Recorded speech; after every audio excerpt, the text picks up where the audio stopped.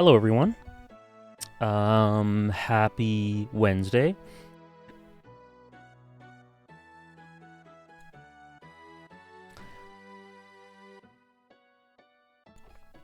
Hello, Sarah, Santi, Blaze Rage, Wolfman, Turtleman, Jerome, Thomas, M-Blood, Sun Gohan, Tommy Strong. Gon's birthday tomorrow, is it? Alright, Turtleman. See ya. Kamikaze Striker, how are you? Renegin, Easy AZ ABC, Trell. How's it going, everyone? And thank you so much. Hey, Joshua. Thank you so much, M-Blood, for the sub. For the resub. If you want that to go towards something, please let me know. Gon's birthday's tomorrow, huh? Well, we're gonna be talking about him a lot today. Okay, hold on.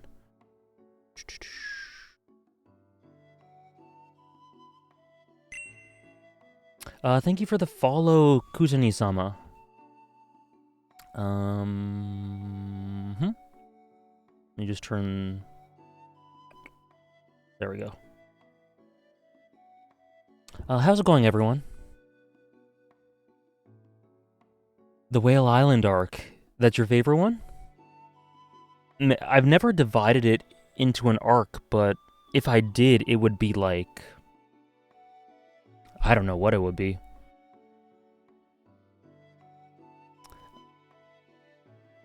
Oh, cool, Large B. I hope you enjoy it. I hope you enjoy it. Ark, how are you?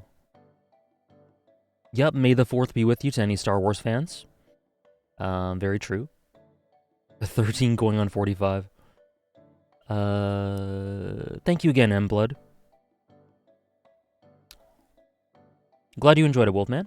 Whale Island, episode 37 is one of my favorite Hunter x Hunter episodes, which makes it one of my favorite episodes of anything. Yeah, I can see it being an arc. I've just never thought about it that way. Yeah, I saw the comment, Santi. I'm really glad you, that's very nice of you to say, and I'm really glad. Thank you for letting me know. Yeah, I saw your comment. I'm very glad. Thank you for letting me know. 'Cause 37 is so beautiful. You got to 45 today. Okay, cool. Okay, so last time, so the plan for today, last time we left off 2 or 3 episodes into Heaven's Arena. So the majority of it we still have to talk about. So today the plan is to do, thank you for the 4-month resub, Davinator. You're so busy giving subs to other people. You did one yourself this time. Thank you so much, Davinator. Thank you so much. Always appreciated. Melody video. Okay, so that's going to go in the bank. Just so you guys know, that isn't a for sure thing yet. So that'll go in the bank. But once it becomes available, if it becomes available, I'll put it in. If it becomes unavailable, I will let you know.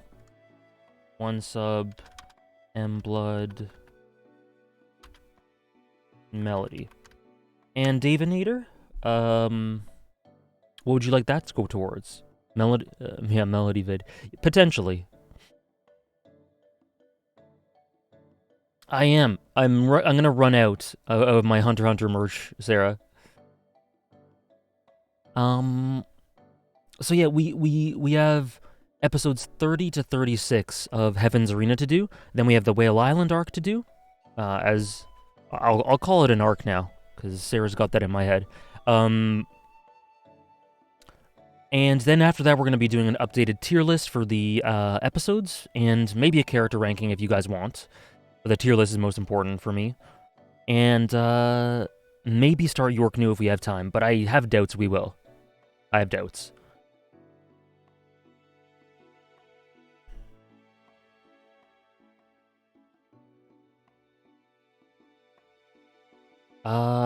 Okay, Shadow. Hopefully. Enjoy Penguin Drum.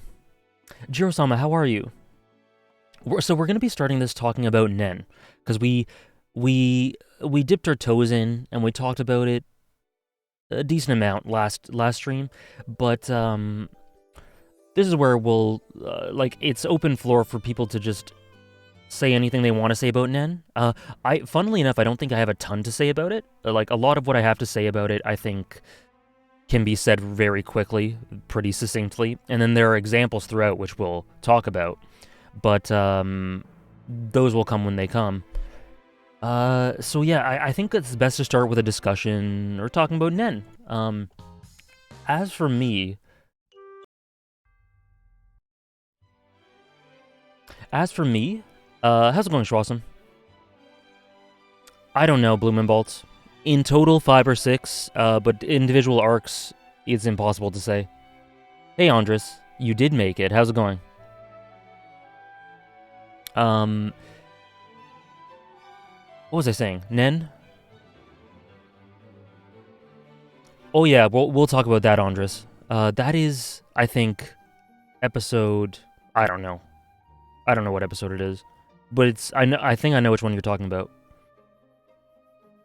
So Nen... So, just to simply sum up my thoughts about Nen, it's perfect. It scratches an itch for everyone. For like, there's a bit of something there for everyone depending on what they like for power systems. Me personally, you guys know me, I am not huge on rules. I don't really... The logistics, the complexities of the rules of Nen, you know, they're cool, but they're not really why I love it as much. I love that Nen is so well thought out by Togashi. I think that it's... he thought about everything. He implemented it so well. It's executed with such diversity and variability. It always keeps you guessing. There are so many dimensions, so many ways that it can be used to tell the story, to contribute to fights, whatever. So I love all the different categories, how they apply to personality, the different ways in which it can manifest, the different powers. The fights, it's great. It's wonderful. For me, why I love Nen the most is because of how abilities and powers and the way people use Nen can characterize them indirectly. That is my thing with regards to Nen. That is just why I love it so much. Basically every power can tell you something about the way it applies to characterization is so insane. That's my favorite thing about it. If I had to sum something up. And then I talked about this last time, but the way it's gradually revealed, gradually explained throughout the series, there is a bit of a dump when we first learn about it, but it's not too much, and then it fills in the gaps as we go, naturally. So let me scroll up really quickly. Nen is one of my favorite power concepts. It's really organized, and the power scale makes it really interesting. It's definitely what hooked me onto the series. We can't have this song playing just yet. Yeah, I totally agree. Everything about it is fantastic. There's just things that are going to apply to one person more than another, I feel. Just naturally. But yeah, really organized, power scaling, really good. That's really good. Like, that's something I care about, like, the least, with power scaling, really. Unless it's super badly done in a series. But... from my reckoning, Hunter x Hunter is really good at it. Okay, Davinator, I gotcha. Ace Attorney continuation. I will put it in there right now. Thank you, Davinator. I just got what you were putting that towards. Thank you for the follow, Mo Max. Oh wow, I just realized. There we go. I had something wrong going on with OBS. Okay, when you first go through the explanation, it can seem like a lot, and there are all these rules and restrictions, but the possibilities are actually endless. It's insane. Togashi somehow created the perfect power system. Yeah, I mean, I probably use the word perfect more than a lot of people, but I think it's pretty perfect. Yeah, characterization. It's super creative, but there are distinct rules that allow that creativity to flourish. And yeah, characterization. Nen is such a perfect mix of the best aspects of hard and soft magic systems. I don't I don't know the terminology for hard and soft magic systems, but if I were to make an inference, I think I know what you're talking about, Shadow, in which case I do agree. It is incredible. Is my favorite, Mandem says, is my favorite power system in any show. No spoilers, but things that happen in the manga beyond the anime further showcase how unique it is too, yeah. Nen is pretty cool. The way it lends to just being able to do anything, really, but there's clear trends and limits. I think something less said about it is Nen, in a sense, kind of has its own mind. Like how people can make a power and learn how it works. Like Nen itself has this ability to understand human emotion and laws, yet still have its own agency, I guess. That's a cool way of putting it. That's a really cool way of putting it. It's like Nen is totally self-consistent with its own rules and whatever, but at the same time, there's a flexibility in that is totally individualized with regards to the character it applies to. I like the way Andres put that. Part 5 stands cranked up to 11.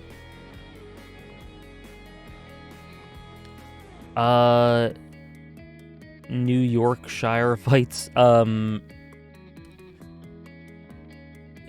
I think if you can avoid talking about future fights at the moment, then do. Just because we're going arc by arc, right? Yeah, we can talk about vows and limitations because I think that's hinted at enough in this arc by Kurapika. Rules, okay. I think we can talk about vows and limitations. I think it's hinted at enough in Heaven's Arena to be able to talk about it.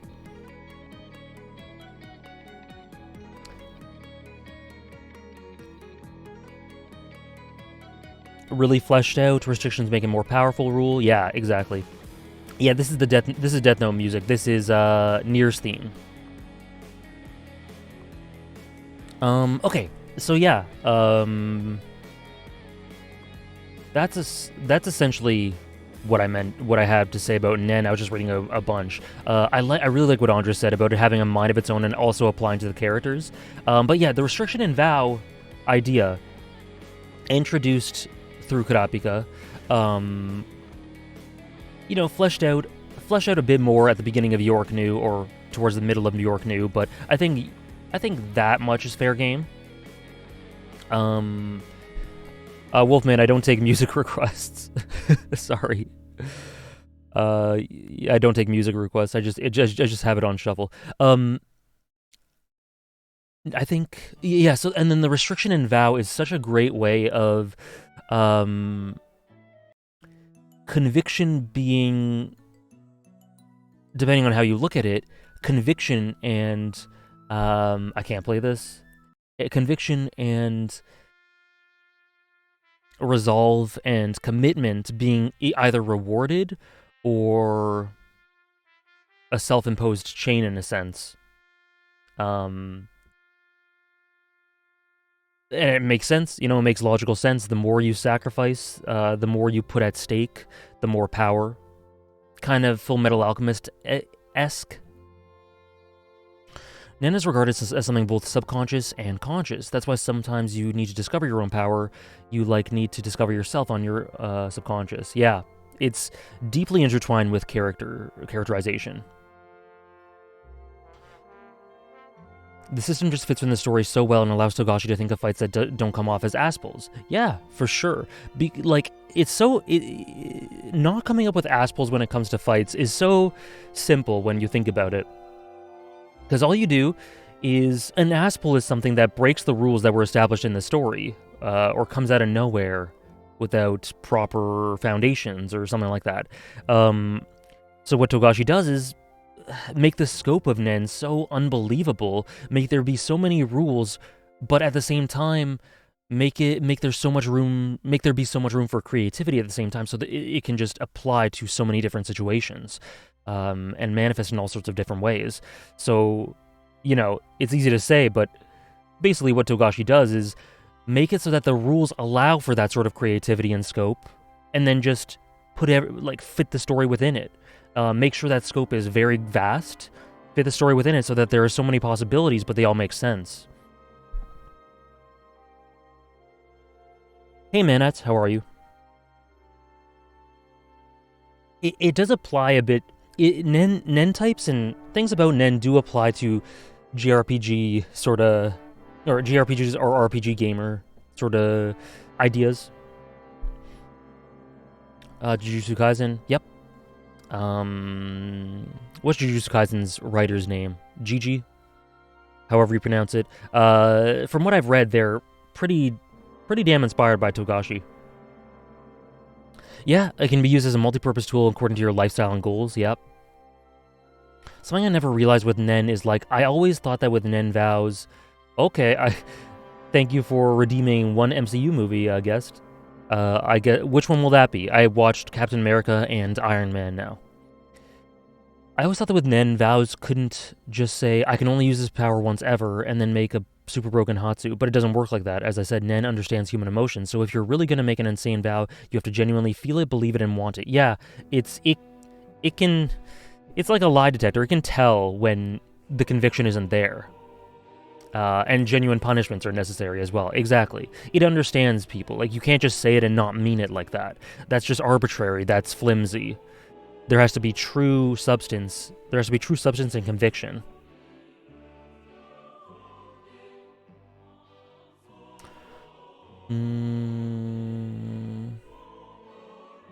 I don't think I agree, Santi.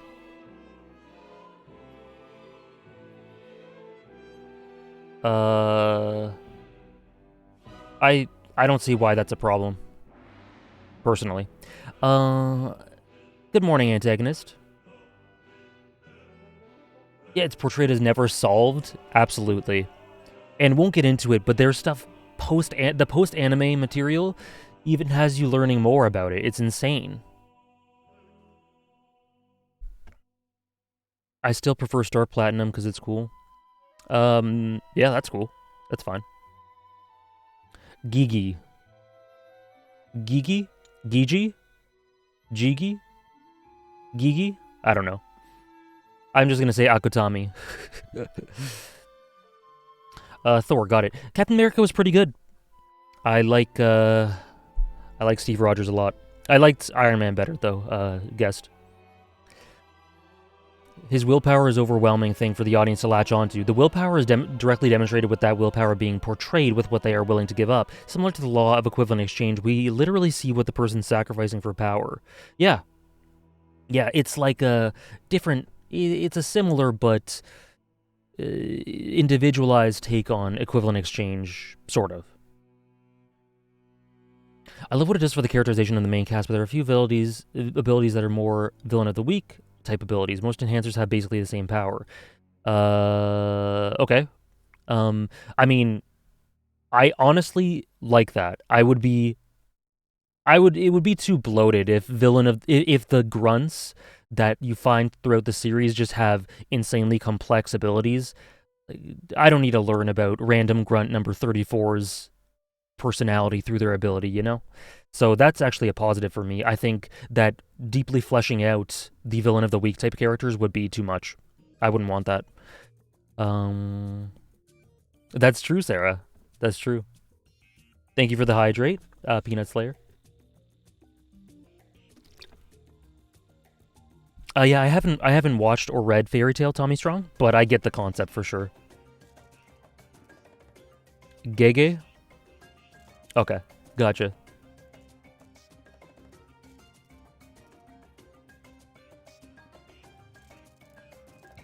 I did read the rest of it, Jotaro. When I just say part of a message, I'm just replying to that part, but I do read the whole thing.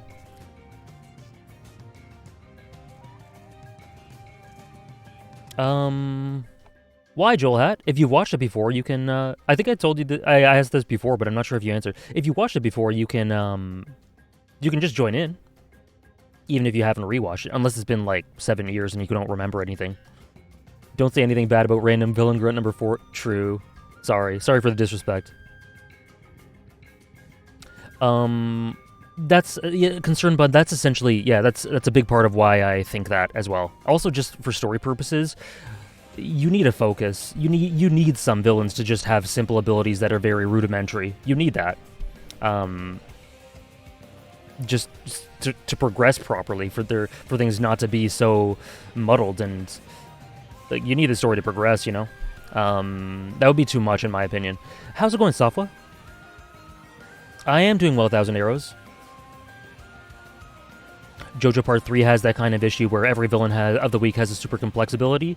I didn't enjoy JoJo's Part 3. I can't remember why. Maybe that was part of it. I can't remember all the specifics as to why.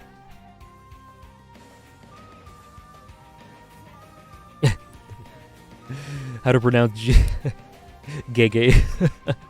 I'm sure that is great.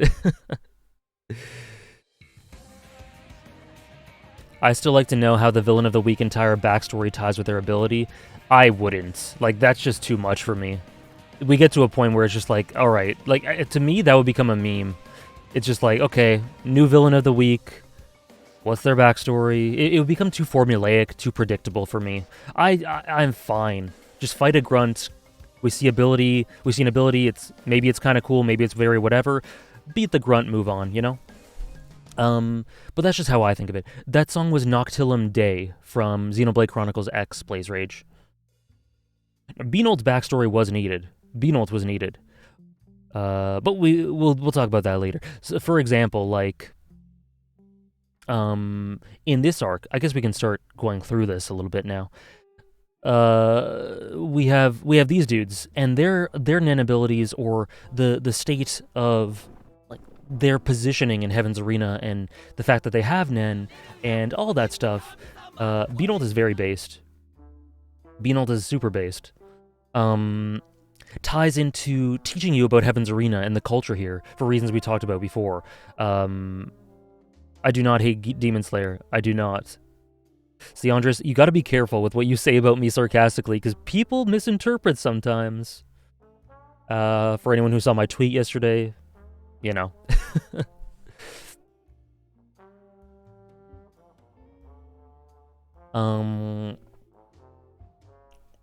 Yeah, but you can hear his fingerprints all over it as well at the same time, Blaze Rage. Cool, 1,000 Arrows, I hope you enjoy it. It's my third favorite story of all time. It is an untouchable live-action show. I'm pretty sure I will never watch a live-action show that I like better. So I hope you enjoy it. Would you say you dislike how Demon Slayer handles the backstories, though? Kind of curious. I don't want to get into it because this is a Hunter x Hunter stream. Like, I don't want to get into it super hard. But just to compare, since I think that is a good question. I do think it gets a bit too indulgent with that concern, bud. I do think it gets too indulgent at times. I don't think it's as bad as some people say. But, yeah. Yeah, so that's what I would say. I think Togashi does the perfect balance between giving us grunts who, you sure do, Andres. No, Diego Lucio, we've just been talking about Nen for 25 minutes. Yes, Wolfman. It's been here forever, Thomas. It's been here forever. It just didn't show up in the shuffle.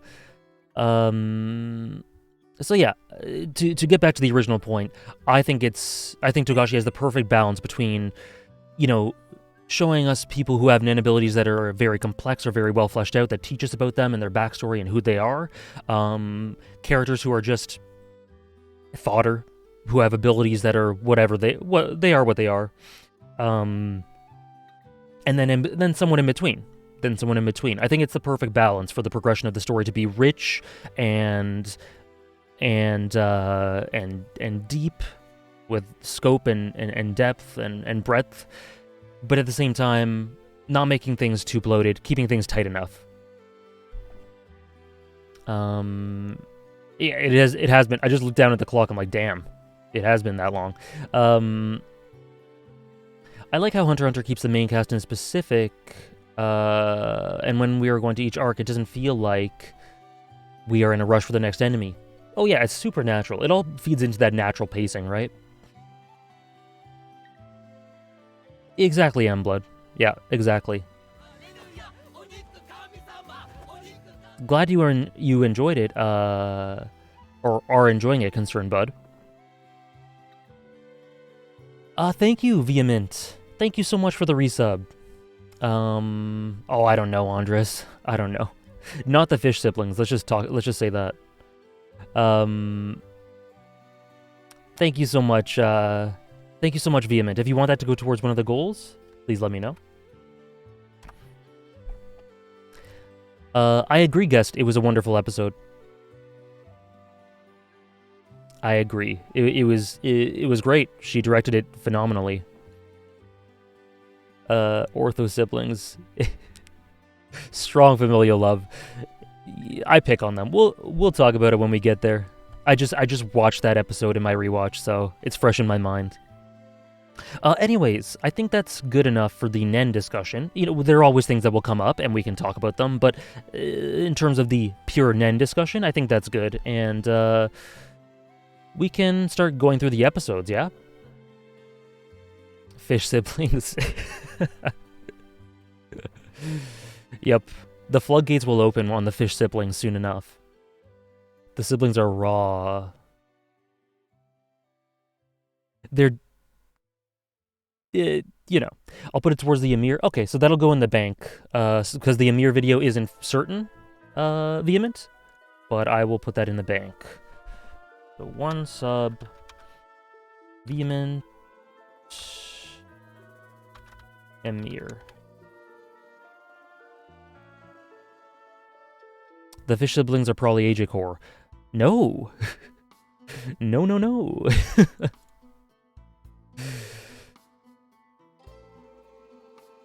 And so yeah, we have, this is basically our first introduction to, right?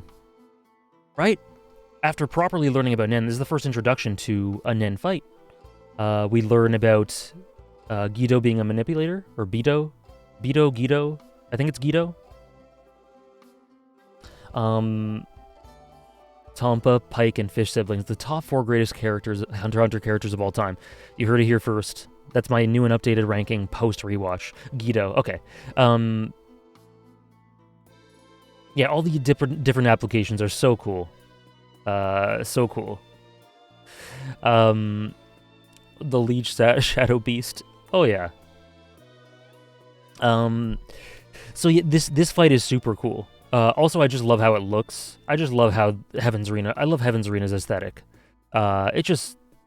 it pops, it's so vibrant, it fits the tone extremely well, and it just looks, it's great, it's smoothly animated, especially in the areas that are prioritized, and yeah, Gon finds himself able to put himself in a state of Zetsu, which allows him to sense the manipulated tops, which are, Togashi makes a point of illustrating that they spin independent from each other, they aren't in total cohesive control, which is important.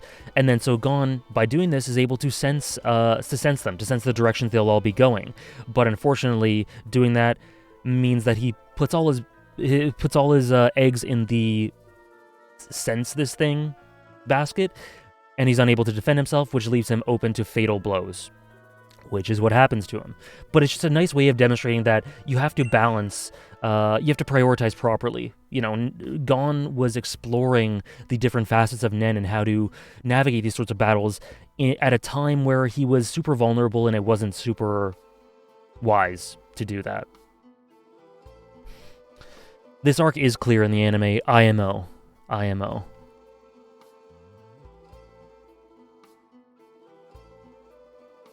And yeah, like Santi says, he puts himself in danger to learn, to train, to find incremental improvements and make his way towards gaining strength, which in turn is in service of his goal of being good enough to find Ging. So yeah, it's just cool. This battle just does a bunch of different things. It naturally exposits some things about Nen in application. Important things about Gon, about manipulators, about also nice smears.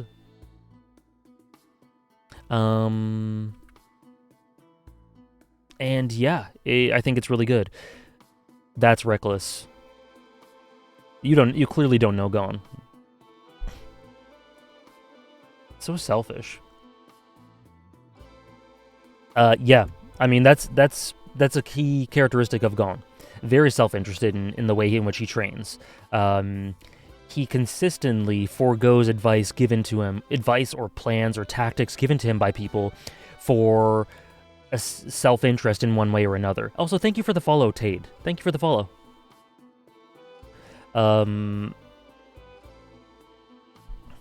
Hisoka gets excited watching it. Yes. Okay, yeah. So I talked about this already. I guess I talked about this stuff. Just look. This arc is presented so cool. It looks so cool. Heaven's Arena, like 2011, just has the perfect Heaven's Arena aesthetic. It's so cool. There's a lot I've realized when it comes to Gon's approach to his goal, but we can mention that later as well. True. If it comes up, we can do that. We can do that too. Also, I love this shot. I love this shot so much.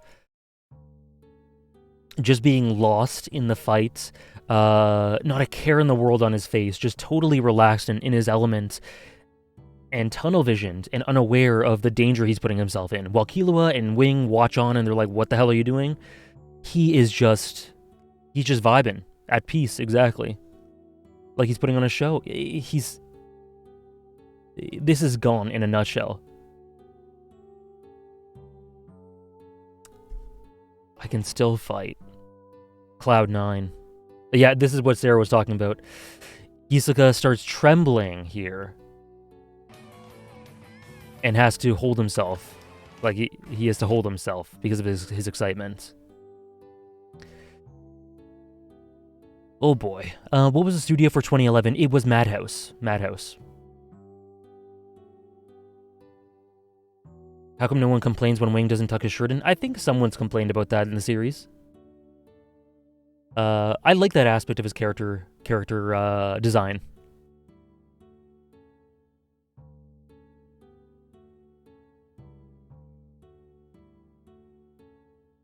My dude's a problem. Shoot reference. Is it? I have to get to that point. Zushi complains plenty. Yeah, I remember it being mentioned quite a bit.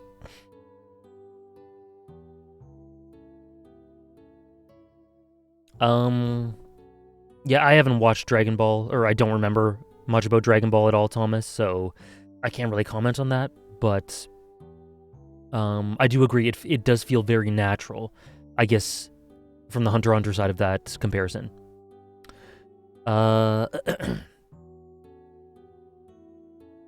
Okay, and then I love just the dramatic skip in time here. The Hisoka expression and the trembling, cold cut, straight to this.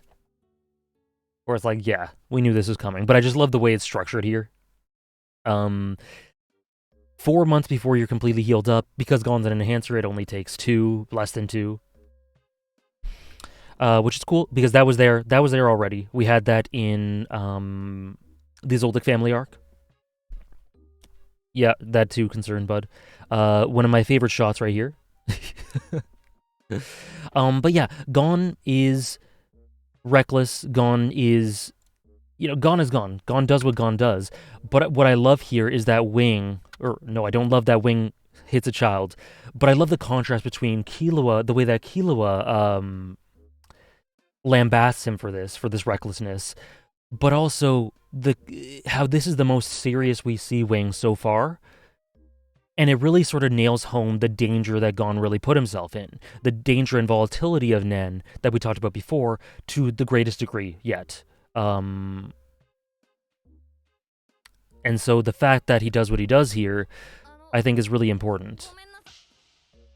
It tells us about him. It tells us about, okay, like, Gon was playing around, they were concerned, but like, this is truly serious. This is a personality trait of Gon's that could lead him into great danger if he continues with it.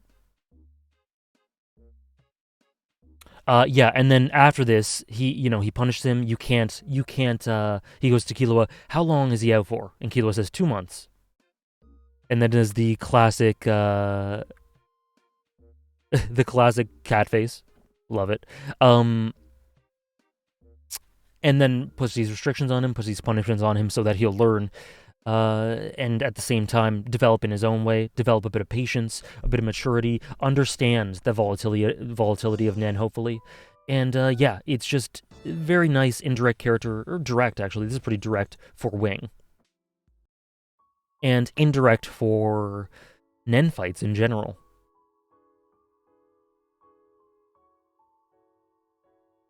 Of course not, Tommy. Of course not.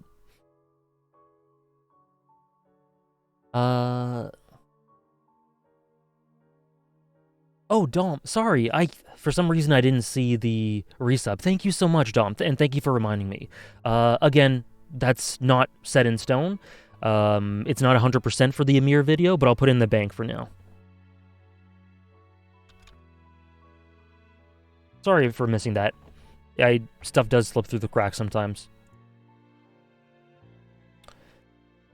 It does have that line, Andres.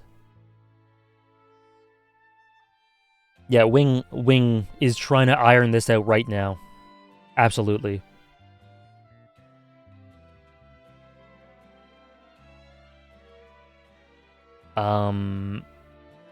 If there's one thing I love about Hunter x Hunter, I like how Gon says his goal, even though specifically stated he's just not in a rush, and to me, other stories fail in that way, in terms of rushing towards those goals. Yeah. How's it going, JTD? By the way, I don't think I said hi. Okay. And then, so yeah, we flash back, sorry, and then Wing makes an inquiry about their motivations. Killua says a lot of what, we already knew, basically. But it's interesting to see the way in which he conceptualizes it, and the way in which he is generally ponderous about it. He's pretty, I don't know, just from the way in which he explains it to Wing,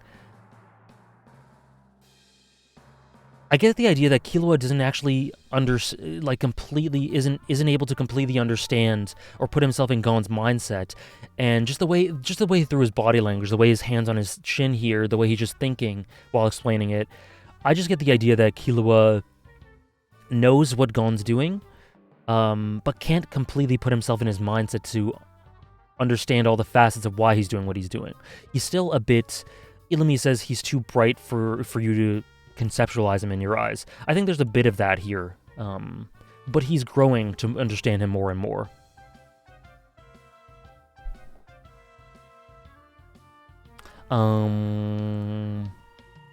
But there's a great deal of pride as well.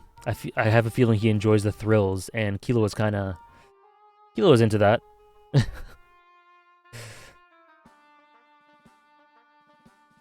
To which they do the flashback that we already talked about. And then Wing says here a great line. I thought he did the monster line, but he's going, oh god, what did I get myself into? And then Killua, being extremely perceptive, can sense that hesitation and go, there's no point abandoning us now or leaving us now. We already know. We're going to find a way to progress. So if you want us to do it to stick as close to the book as possible or put ourselves in danger as little as possible, you might as well be there. Okay, Andres. Thank you for the follow, GG Lemuel.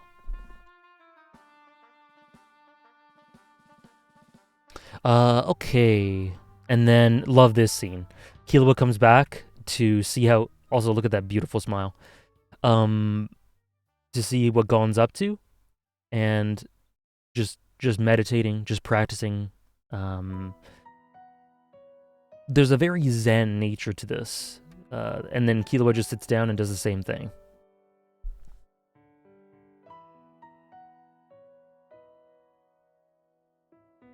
Me too, JTD. I was talking about that earlier. Heaven's Arena has an amazing aesthetic. Killua says he understands Gon's thrills and enjoyment of the situation, but he doesn't understand it fully because he's still cautious.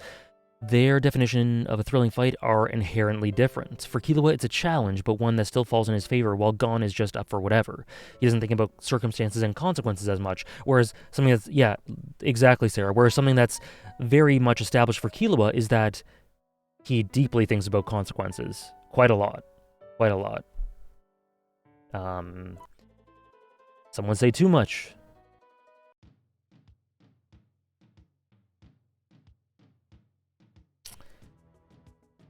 Yeah, classic manipulation from Killua runs in the family. He's learned from the best. This is the scene? Oh, did you send it on Discord or something, Andres? Because you can just send it in chat.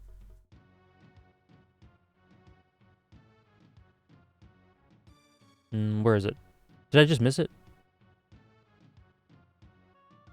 Okay, let me see if I can bring it up.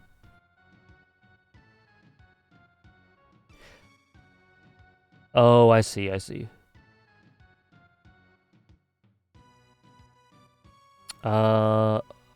Okay. Here, let me just open them all. Let me just open them all to show you guys. Yeah, that's very cool. I'm glad you brought that up. Since you just read the manga, if there are things like this that you can continuously bring up, I'd really appreciate it, Andres. Thanks for that. Let me just, hold on. Hold on. So we have, here we have, them meditating. So this is shown in the anime.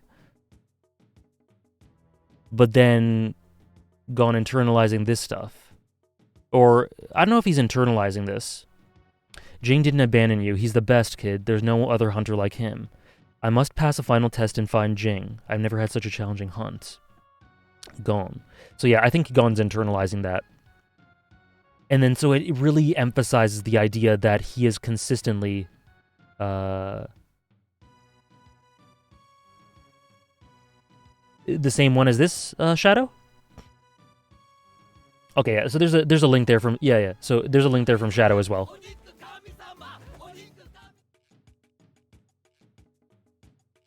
Okay. Ging did say that the monster line. Okay, gotcha. Cool. I thought it was that at that time.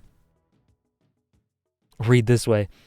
So yeah, this is great. This really nails the idea that, again, it is always in service of this ultimate goal. This ultimate overlying goal of Ging. Too bad they cut that in the anime. And then, yeah, they have this. So they have this bit, and they have the bit before it, but they don't have this, and this is pretty damn vital. Oh, yeah. Any cut stuff in the Hunter exam would not be in the anime, for obvious reasons, because they didn't introduce him yet. So yeah, that's quite a lot. The 2011 anime specifically.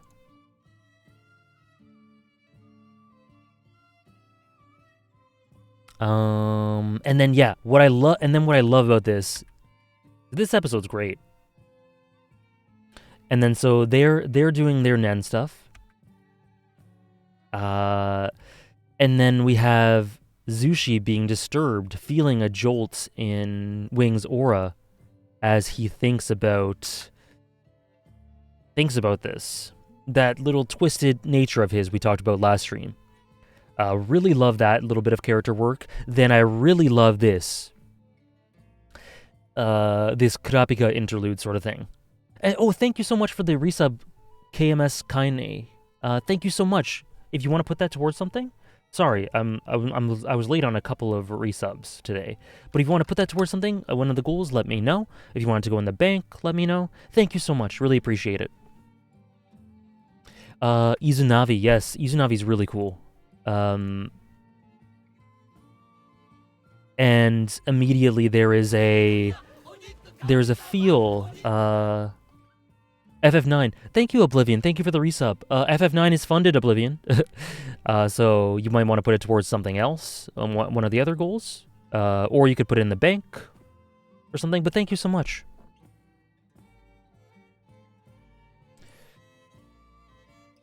For sure, Andres. I wish they kept it. But also, and then so we go to this Kurapika interlude. So good. I love the change in color palette immediately. I love the change in tone. I love that we see what Kurapika is doing. It gives a great sense of breadth to the whole situation, as there are parallel people learning about and exploring Nen. We learn a bit more about the world, about these sort of blackish market dealings. The link is just above you, Oblivion. I just did it, goals. I can do it again. And yeah, notably the anime does change the flow of these sorts of things. From what I remember, this doesn't. Maybe it was this. Maybe it was something later on. It doesn't happen in exactly this sequence, something like that. Maybe Andres can correct me since he just reread. Something about the way that these interludes are formatted, I think, is changed in the anime's flow, to its benefit. Okay, yeah. This whole Kurapika sequence does not happen here in the anime. You see it in the opening scene, but the rest of it happens later. I like the change. I think this is really good for what, like, I talk about Heaven's Arena as this masterpiece of mechanical, like, just pulling off all these mechanical functions seamlessly. I think introducing this earlier is a great part of that. Transition and flow. Yeah, okay, yeah. So it's more of a dump later, I guess. Oh yeah, I get that, Sarah. I like this interlude, not only showing that Kurapika has to go through Nen too, but showing where he diverges from Gon and Killua and the places he'll go and find what he'll needs. The tone is totally different. Totally different. I love that as well, antagonist. FF10 goal? Alright. You got it. Thank you again, Oblivion.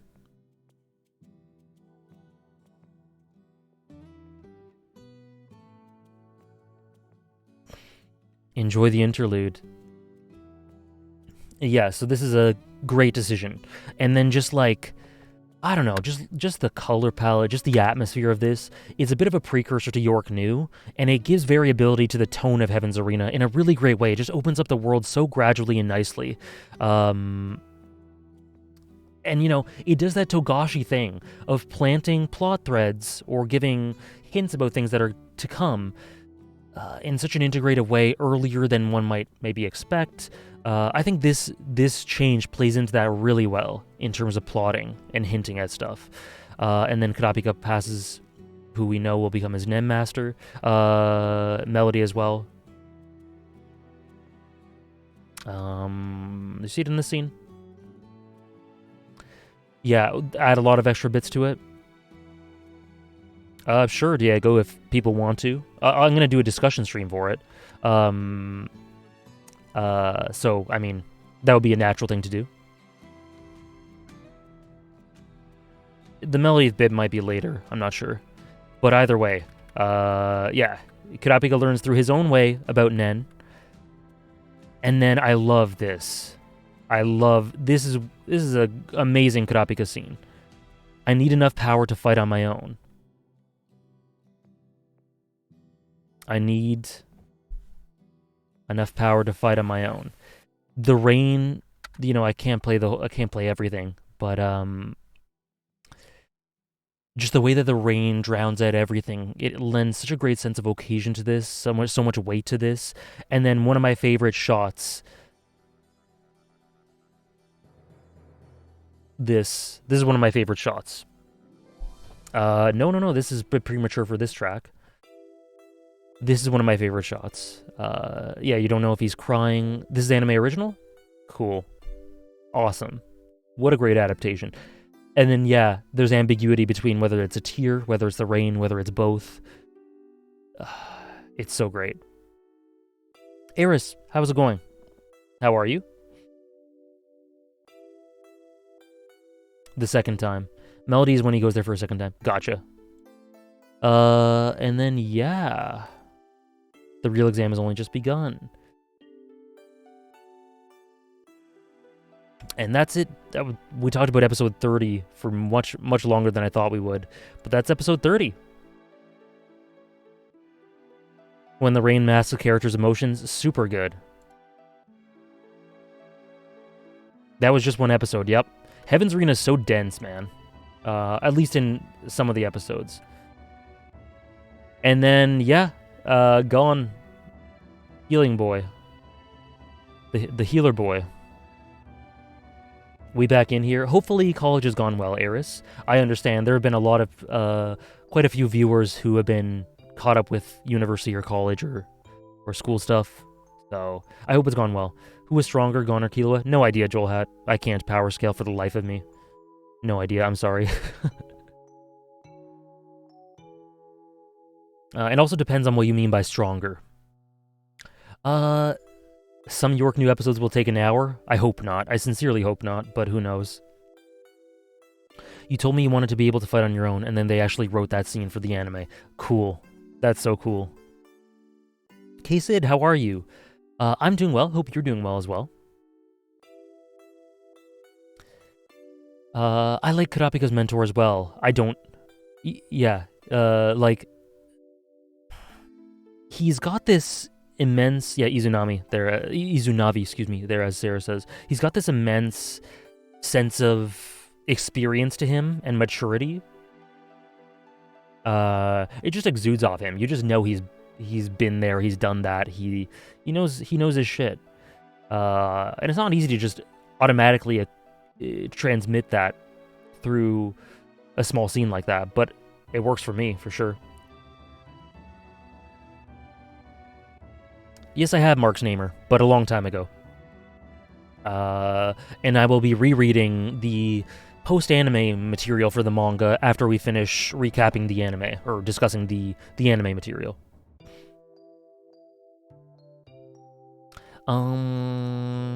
But so yeah, there's a fight now. Hisoka is being... the big talk of the town is Hisoka is going to fight a guy named Castro. And they want to be able to analyze Izunavi, the world's greatest trainer. Could you imagine? Like, I would have to... I don't know. I could probably do it if I really wanted to, but I don't want to. But yeah, Wing forbids gone here. The classic glasses faded over trope. For him to be stern. I love melody as well, Thomas. And guys, remember again, no alluding to explicit things that happen in later arcs, please. Because there are anime onlys, or sorry, there are people that watch this stream that follow along with this stream. So just be aware of that. And then yeah, so Gon has to leave. And then here, bit of a Hisoka parallel, bit of a chilling Hisoka parallel. In the last episode, we had Hisoka stopping himself from trembling. Exact same thing here. He thought Castro was Killua from the future. How's it going, Great God NL? He thought Castro was Killua from the future. Interesting. No, Castro is one of the least interesting notable characters to me. I have nothing to say about Castro, to be honest. He's fine. He does a job. And he is a poor lad after what happens to him, I guess. But he's mainly there to prop up Hisoka. Yeah. Thank you for the resub, Joshua. If you want that to go towards something, please let me know. Thank you. I always appreciate your support. Why would you compare Gon and Hisoka's trembling? I mean, it's there. It's there, is it not? But notably, he keeps the promise at this time. He does not watch the Hisoka game, which is good. Good for him. But yeah, so essentially the Castro versus Hisoka match is... I don't have much to say about this. Just Killua gauging the type of person he is. Yeah, Castro saying he'll wait for him in Battle Olympia. Good joke, buddy. Good joke. I'll wait for you in Battle Olympia. Yikes. But yeah, so Castro is essentially a plot device to because the Castro, thank you for the follow, Thundace. The Castro Hisoka fight here is essentially a way to naturally, organically show Nen, Nen applied in the most creative ways, Nen in application through a Nen master, through someone who's really good at applying Nen in Hisoka. So it serves as like a guide to how it can be implemented in all sorts of ways, which is then explained in episode 32, which is an absolutely wonderful episode. This one's cool too, obviously, but yeah. Castro asking Killua, "You're not with Gon. He really knows everything. He's been observing them diligently." True, he did. He had been keeping an eye on them. He had been keeping an eye on them. Thank you for the hydrate as well, Thundace.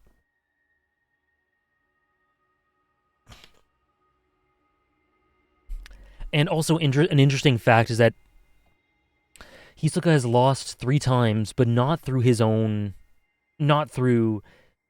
traditional means of losing. You know, gotcha. Away from Kevin. I will watch the first episode. I gotta actually stop. I gotta actually get rid of that goal soon because I'm watching too many episodes and need to actually start them eventually. But will do. I have to watch one Spice and Wolf one and now Great Teacher Onizuka. But yeah, Hisoka's lost 3 matches, which puts him at... Yeah, Killua uses Zetsu here. True. He applies it as well.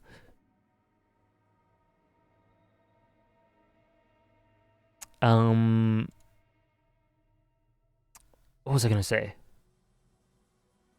Oh yeah, so Hisoka has 3 losses, but interesting that all of them are because none of them are because he's lost in classical terms. Okay, sounds good, Joshua. But again, that will go to the donation bank because that is not able to be donated to just yet.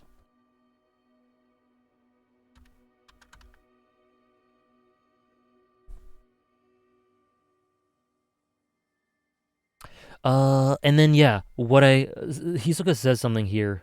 Hibike Euphonium, the production, the direction, it's one of the best directed anime I've ever seen. Blaze Rage. Kumiko is also a great main character. I really like her a lot. Taki is maybe my favorite character. And then what I love about Hisoka here is also is what he says about him dying in a frenzied dance. Something like that. Love that. But yeah, they're essentially doing a very shonen fight-esque thing. Hisoka's doing all these strange Hisoka things that might come off as tropes, things that might come off as just him being eccentric. But as we learn later, there's really cool reasoning and substance behind all of this, because some of it was him stalling while he did some Nen stuff. Some of it was necessary for his plan. First high-level Nen fight here, absolutely. So it's nice reasoning behind why this fight goes the way it does in terms of the moment-to-moment flow. Castro has a clone, yeah. And then you will die in a frenzied dance. Just such a cool thing. Also, the aesthetic again. This arc looks great. It looks so good. Hisoka doing the Hisoka thing. And then also something to note about the direction of Heaven's Arena is here's where it starts doing more postcard memories than before. Something about Hunter x Hunter is that it makes great use of postcard memories, but that sort of increases the more and more the series goes on. Heaven's Arena is where they really started ramping it up quite a bit. And yeah, so this is a nice one too.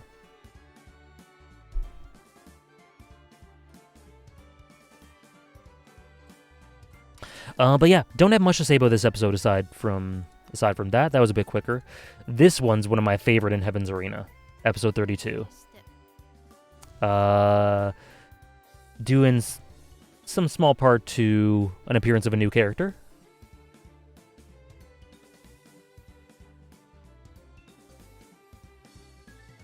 Hisoka is being totally bizarre again. Yeah, that's in this episode. So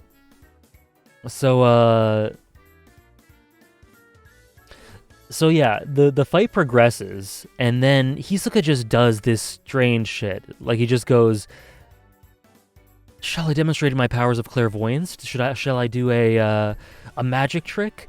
And then I love the reaction to this. The Coco, yeah, like Blaze Rage just said there. Hisoka is being totally bizarre again. It's so great.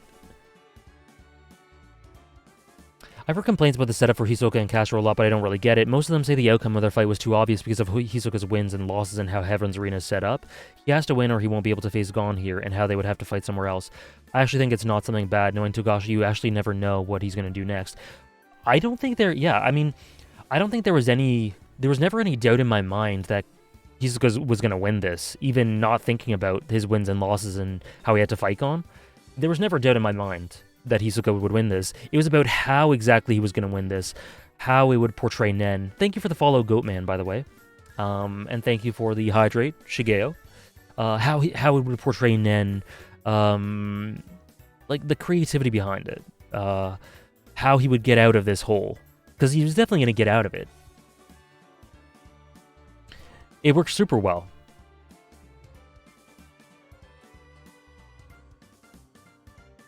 They made me believe it'd be hard for him. It wasn't totally easy. He had to try a bit. I wonder what he did the last time to warrant the again part.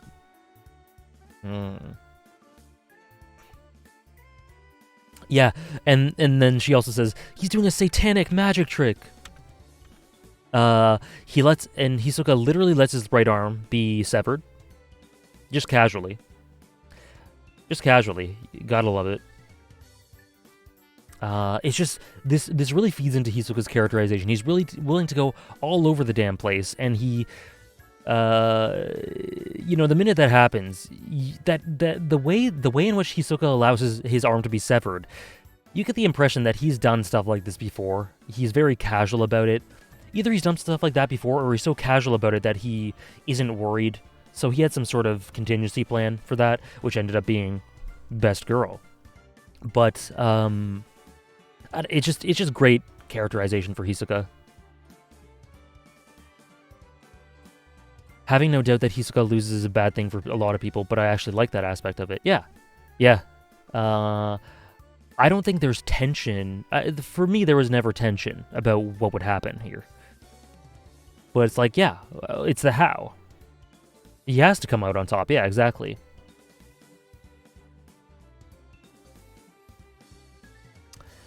Togashi the greatest writer at characterization? Yes. Yes. Everything feeds in.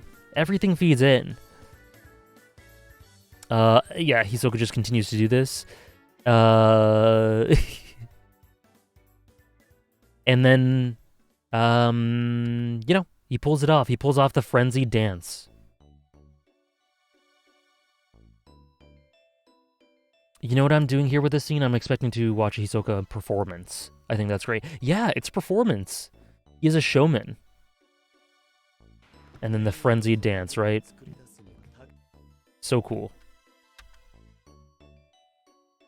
The moment his theme plays, you know he has complete control. Yeah. Yeah.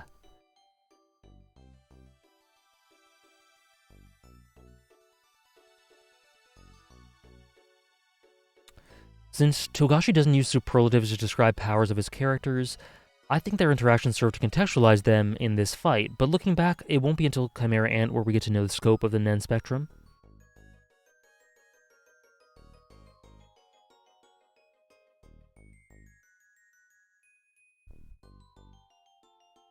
I don't know exactly what you mean by the scope of the Nen spectrum.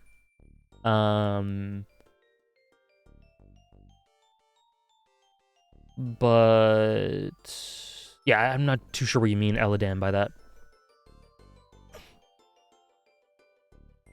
Hisoka's dub voice is really good. Keith Silverstein does a really great job.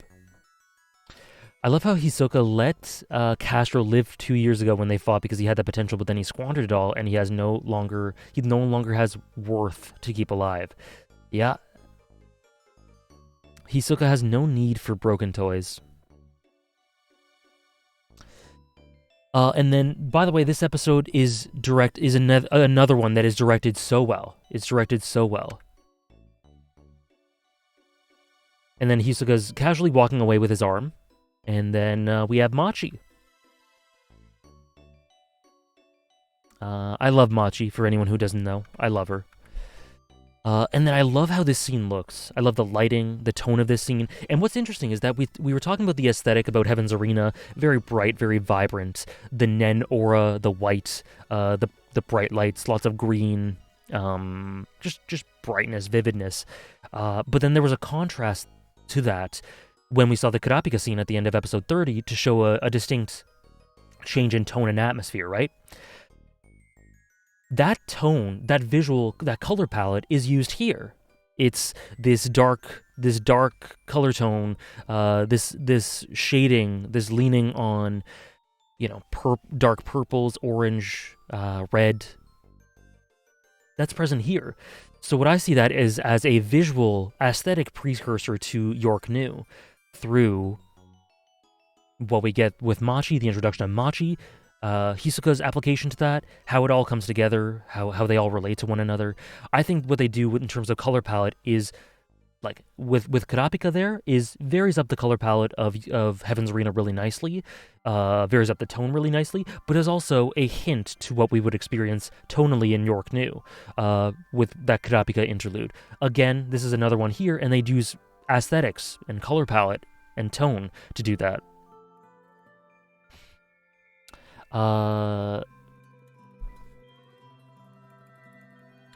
Hisoka also showing low-key how one's psyche contributes to one's ability to manifest their ability and the potency in which they do so. Yeah. And then Machi says hero we were talking about before. Was that meant to be a performance or something? He's a showman. Who knows?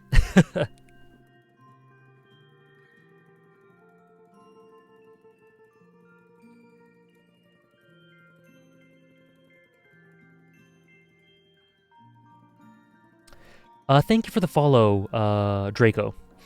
I was dazzled too, Son Gohan. And then I just love how this looks. So this is obviously the contingency plan he had for his arm. And then just the way this looks is so cool. The way that the Nen strings are illuminating in contrast the darker color palette in her character design. Thank you for the follow, Drained Hamphir. Hisoka likes it a lot. The camera shutters down. Love that, as she's analyzing the bits of sinew and muscle and whatever she needs to do, the nerves. Yeah, the weird math thing. A satanic magic trick. Hisoka's being bizarre again. It's so good. This is a great outfit for Hisoka. It's one of his best looks, I think. And then Nen stitches. Where's the shot I'm looking for? I just love this. I think it's just, I don't know. I have a bunch of Machi screenshots from here. I think it looks really cool.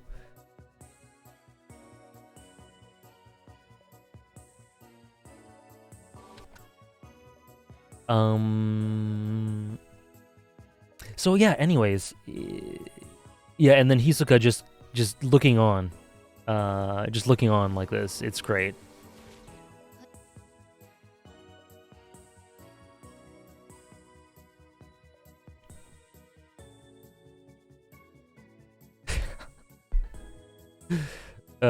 That's funny. That's funny, Tommy Strong. Thank you for the follow, Honestage, and Captain Laser Eyes. Thank you for the follows, guys. Real animation. Nezumi Tenshi. No, I wasn't being a simp there. I was, like, it genuinely looks so cool. It looks so cool to me. Like, it's just cool. It looks nice. It looks nice. It's sharp, it's bold, there's contrast. It just looks nice. But I am a Machi simp. Spirit Noodle, how are you? How's it going? Okay, and then, so yeah, and then in terms of the Machi-Hisoka dynamic, they're just so great together. The way Hisoka constantly is just like, I love the way you do your Nen stitches. Why don't we go out for dinner? No. No, and she just brushes off everything. It's great. So or also an interesting idea here that he uses bungee gum to disguise that. Shizuku greater than Machi, if you say so. Agree to disagree. But Shizuku's pretty. I like her a lot as well.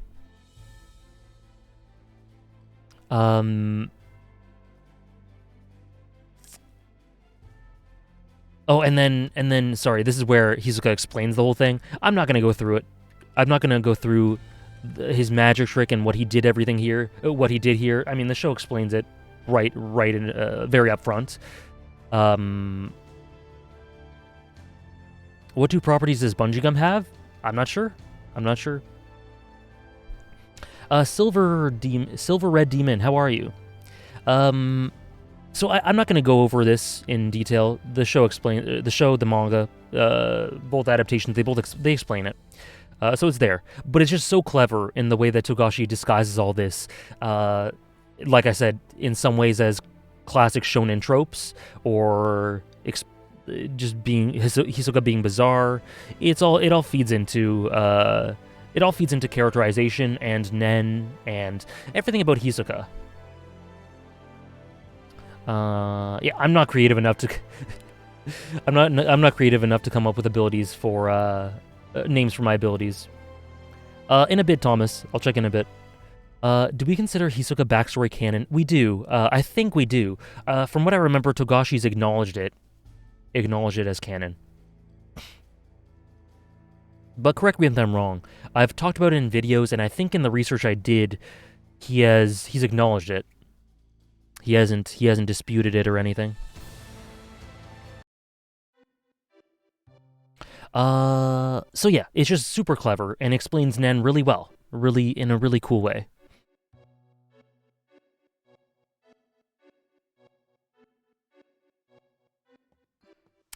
And then Machi leaves, all too short-lived.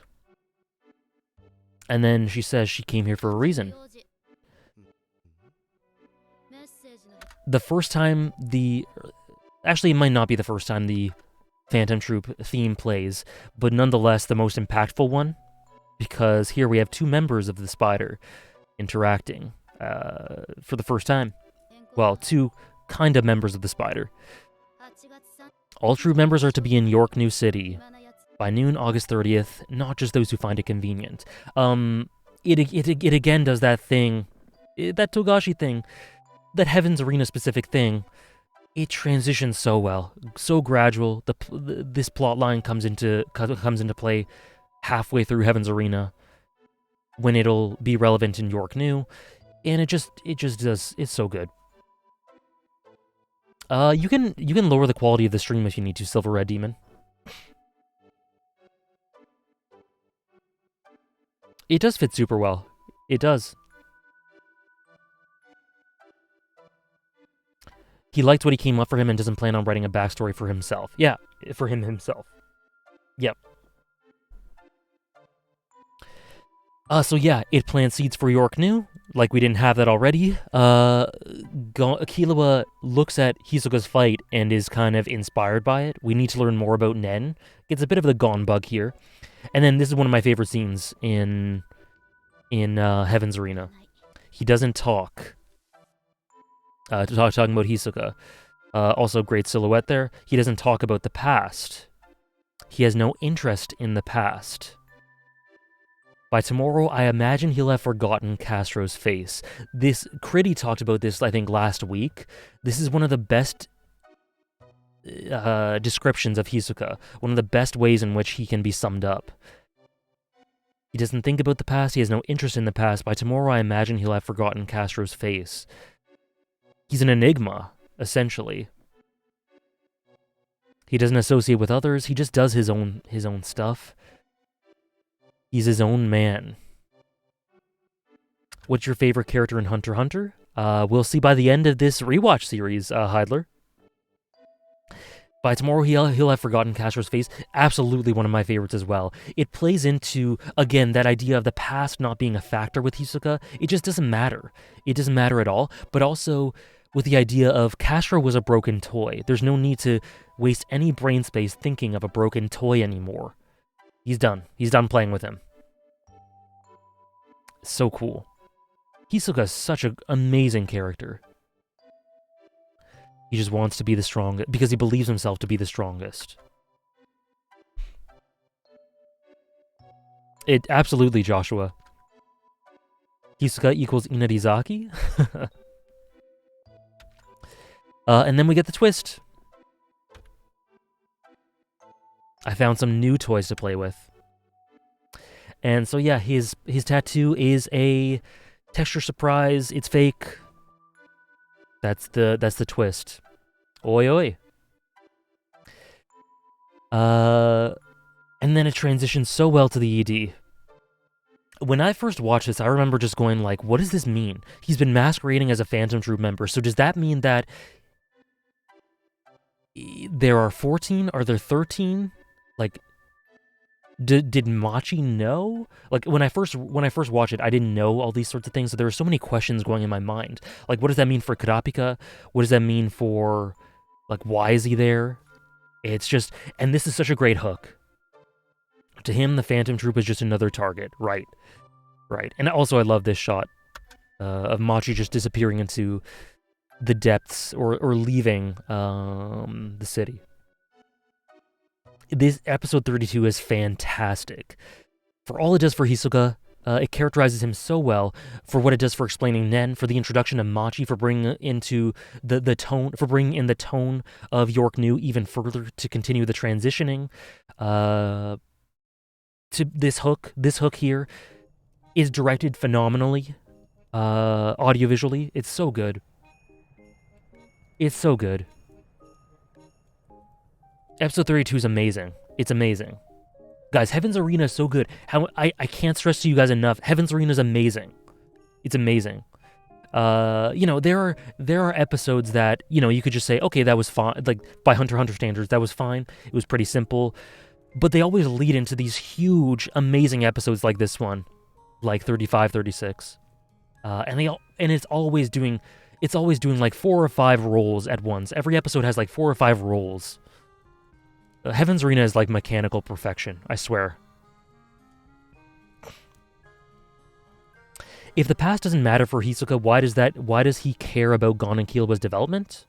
That has nothing to do with the past, Heidler. I don't really understand the question.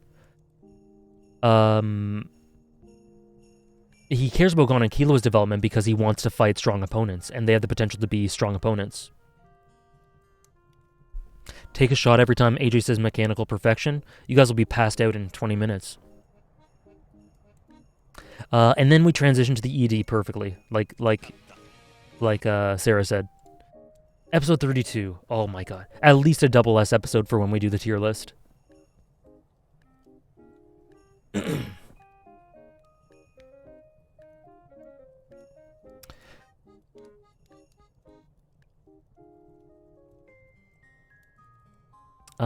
And let me just take a look at what you sent, Thomas.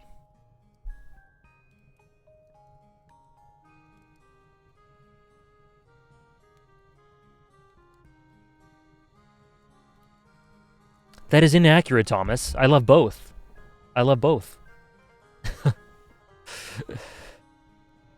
And that isn't true. Melody has plenty of fans. I'm one of them. I actually think Melody's a better character than Machi. The tier list better go to Trip... Andres, that's rude, Andres. You haven't watched this episode. What are you talking about? Different values, my dude. For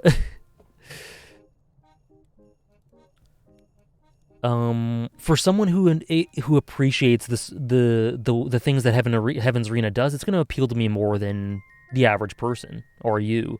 I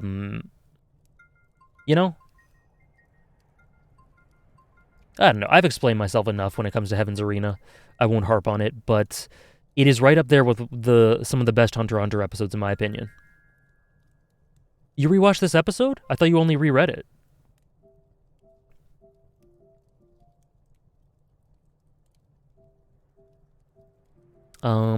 Okay, and then more Nen training stuff. The promised threat remained intact.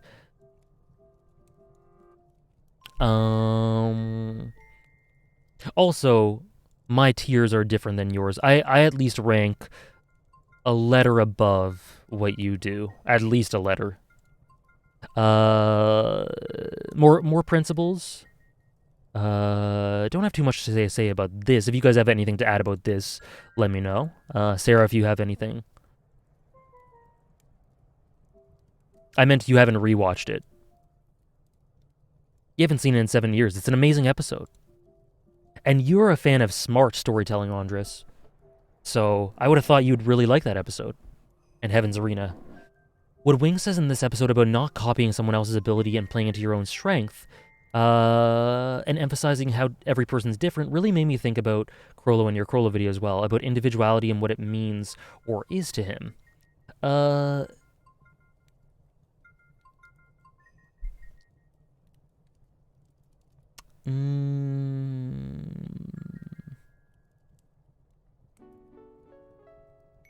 Yeah. I can't really comment much on that, Sarah, but I totally agree. I mean, it can be applied to... It can be applied to so many things, but yeah, I'm gonna hold off on talking about that until York knew. But yeah, I totally agree. I hate Turkish Kami. I really appreciate that. I really appreciate it just for my streams. That's really an honor. Thank you. I love Heaven's Arena. I love tournament arcs in general, but it does so much that I didn't expect, and I would have been happy with a straight tournament system. Yeah, it does that subversion thing, right? I think Heaven's Arena is significantly less impressive in the manga, if we're being for real. Yeah. From what so again, it's been years since I read the manga, so take this with a grain of salt. But from what I remember, the anime, directorially, in terms of the changes it makes, does a lot of things that enhance it, in my opinion. And it really enhances its role really well. So yeah, I don't know that I have much to say about this episode. We have these floor masters. Us.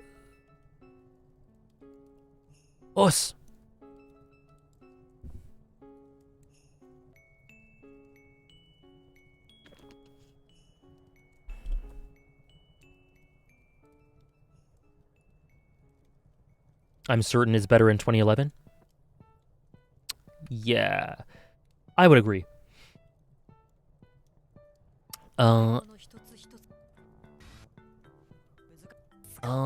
And then yeah, so what's interesting here is we talked about this concept before. This is just kind of treading similar ground to what we talked about before, but again, an emphasizing of the fact that Gon and Killua are super special. They're super special. They catch on to these things like snap of a finger. They have immense potential. They sometimes refer to it as talent, and Zushi does get bodied a little bit here, like Thomas says, unfortunately. A little tricky. So something that takes him ages to do, or is very difficult for him, they're able to just do at the drop of a hat. This poor guy.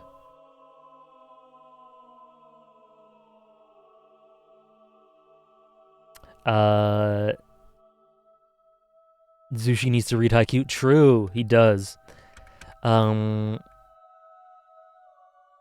If they pass me in half a day, I'll lose all my motivation. Poor boy.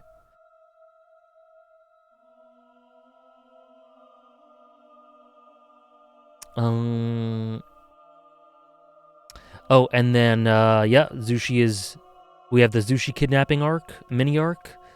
And then what I love here is that, you know, Killua in the Hunter exam, a big part of his development, his development, I don't know, about his journey, whatever, is that he didn't conceptualize what he had with Gon as friendship. he conceptualized it as I don't know if he could even conceptualize it as anything, but he viewed the relationship he had with Gon as not being that of friends. But I get the inkling that immediately after realizing that Gon did think of him as a friend, he reframed what a friend meant in his mind. And I think because of that, I think he not immediately, but pretty quickly begins thinking of Zushi as a friend. A lot of that is why I think he defends him in the way he does here, with the attitude he does here. So I think in comparing the way it's not outright stated, he's my friend, I don't think. But I think in comparing the way that Killua viewed friendship before with the way he acted here is interesting, because also he was not exceptionally warm to Kurapika and Leorio throughout the Hunter exam either. But what he does here is a bit of a contrast to that, and I think shows his growth. Wonder why Togashi decided to make make all the 3 antagonists in this arc physically disabled in some way. That's to show off the Nen trial to make it to the 200th floor. A Turkish commie. To show what it costs by not doing it properly. The initiation, exactly. The initiation.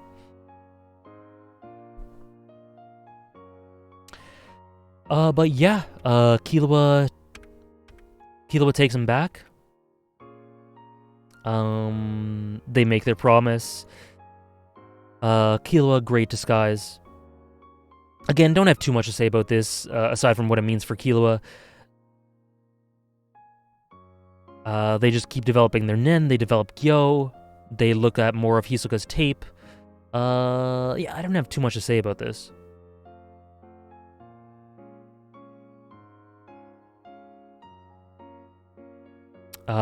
Using Gyo, again, outstripping Zushi.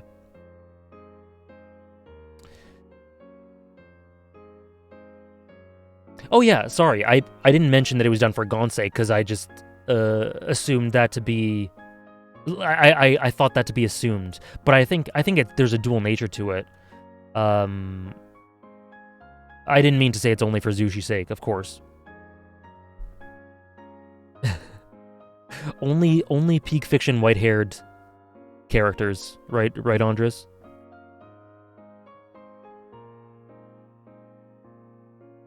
What Wing says, where is that?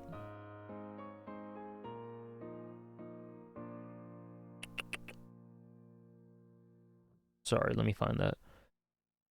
Oh, yeah. Oh, that's way far back. Okay, gotcha.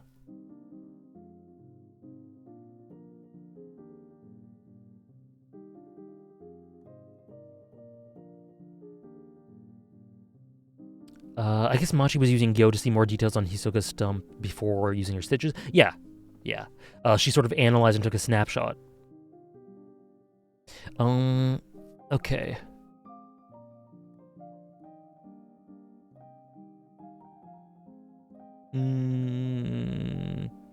Yeah, and then Killua flicks his switch, so to speak. Do you know what happens to you if you break your word? Oh boy, yeah.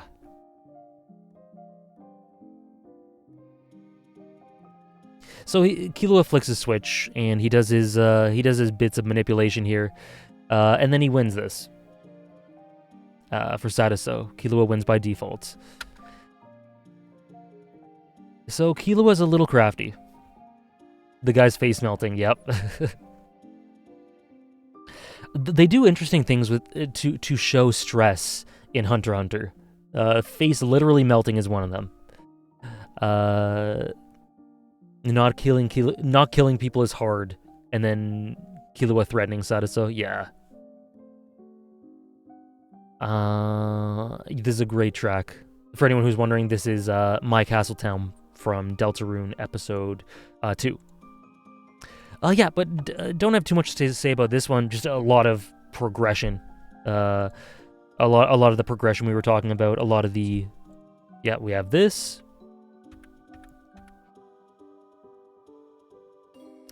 Is in that famous Hisoka wallpaper scene in the Hunter exam with fingers on the eye, was he using Gyo? I don't believe so. I don't believe so. I don't think there was a reason for him to use Gyo there.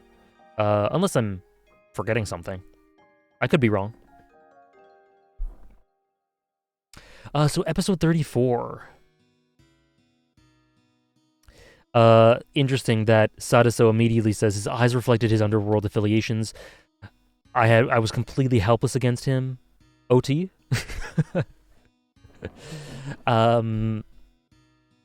And yeah, let's not underestimate him. I'm out of here.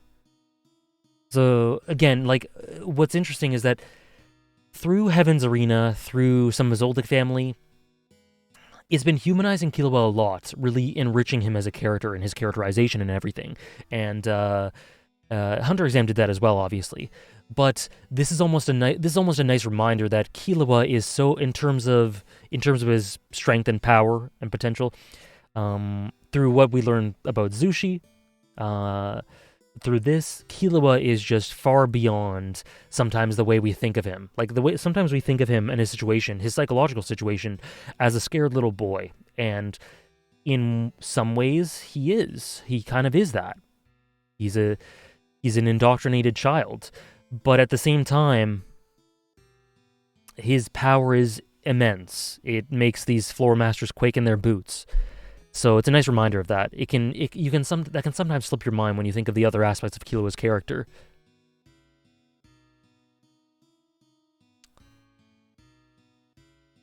Killua's great throughout a lot of Heaven's Arena. He really said adios.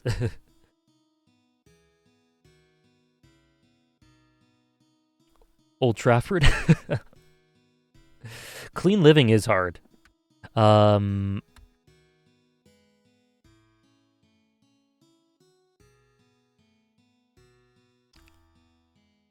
And then this.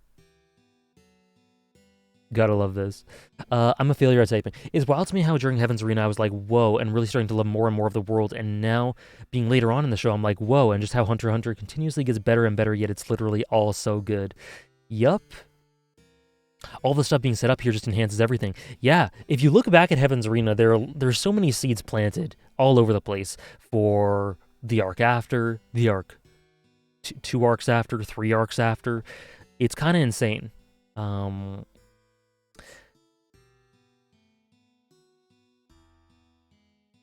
Yeah, I like the cool fisheye lens in this shot. Not sure if that's the correct way to describe it, but you guys know what I mean. The warped nature to it that Thomas is talking about.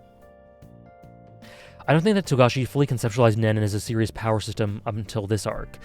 Yeah, I tend to agree with what Andra says there. He didn't have the full picture in in Hunter Exam probably, but he knew he wanted it to exist, and great amounts of it were forethought, like Gon using Zetsu.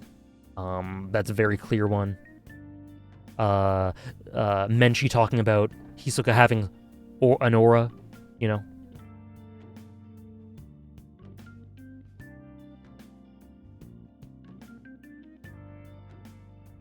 Hisoka's bloodlust being clear dark aura, yep. My favorite implication about the underworld affliction bits is that it implies what would happen if Killua died to him. The whole Zoldyck family would have hunted that melty man to the ends of the world. Yeah, the phased melty man to the ends of the earth. Yeah, knowing those affiliations, that is another reason. Not purely Killua's threats. Hisoka using cards, yep. Hisoka's cards cutting people, exactly, yeah. Yeah, the super sharp cards. There are tons of things that show that there was clear forethought about Nen, even if it was properly introduced, fully fleshed out, in Togashi's mind here.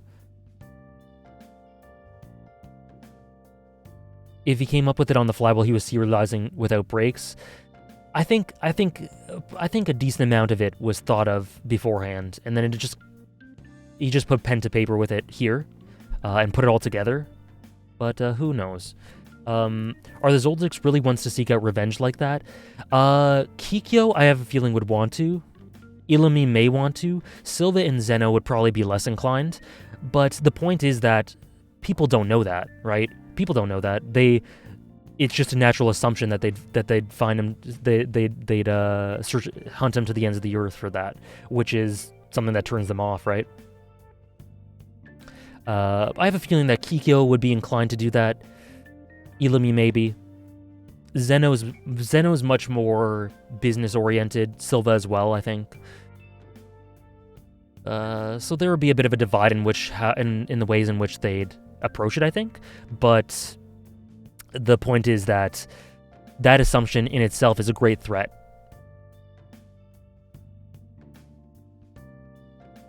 Yeah, I get a feeling the black-haired ones probably would, aside from Miluki. This is just when it gets set in stone? Yeah, yeah. Do you think the Zoldycks, would they come for God in the squad or whoever killed Killua, or neither, thinking he was unworthy of the fate they put in him? I guess I kind of answered that a little bit already. I think that, yeah, basically what I just said. About the idea of being unworthy of the faith they put in him. Silva may have been inclined to think that way. It's hard to say for sure. But I think if there's one character who's the most likely to think that way, it would probably be Silva. I read most YouTube comments. I miss some, but I read most of them. How do you deal with some of the more questionable comments? If they're spam or deeply insulting to me, or homophobic, transphobic, things like that, racist, stuff like that, I just delete them. If they cross that sort of line, I just delete them and ban the user, because I don't want that sort of nonsense on my page. But that has to be really, really bad. If it's just like your videos are shit, you're wrong, I just ignore them. It's water off my back. I don't care. Yeah.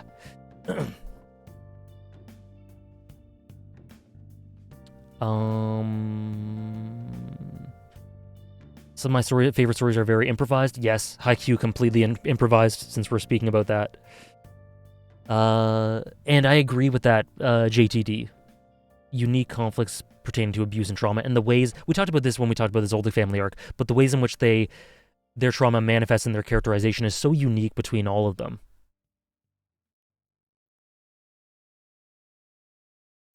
It'd put a shame on them, a blemish. They'd have to show how terrifying they are. That's an interesting thought as well, Thomas. Like, the way in which it looks like that would put a bit of a blemish on the business if it was embarrassing in that way. What's your favorite arc? Chimera Ant. Okay. And then, yeah, we have more of Killua being scary. Time runs out for Sadaso. Killua will be facing Real Velt. Do you like Kingdom? I have not read Kingdom. I don't know anything about Kingdom. Gon faces Guido.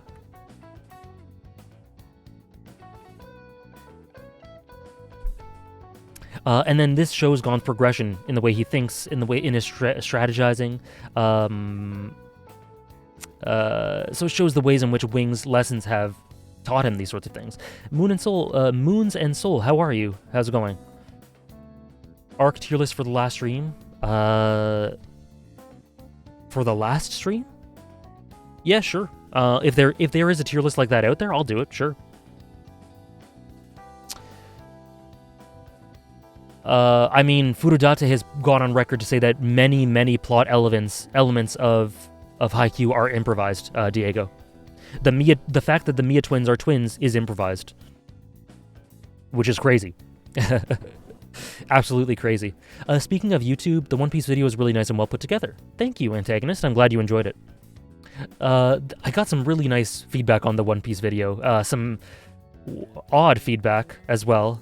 But those were by far in the minority. Most people are very excited and hyped, and the comments were really lovely, so I appreciate that. I got a random idea, because it's pretty relevant in this arc as well. Prevalent in this arc as well. I should take note of it every time Togashi decides to hurt someone's hand or arms, and do something similar like I did with the antagonist and give some subs. Because in this arc, Gon's broken arm, Hisoka's arm, Gon breaking Real Velt's wrists, Togashi is the biggest hater of hands and arms. Yeah, that's true. That would be a cool little counter to do. You don't need to gift subs for it. Would be appreciated, but you don't need to do that. But it would be cool to keep a track of that.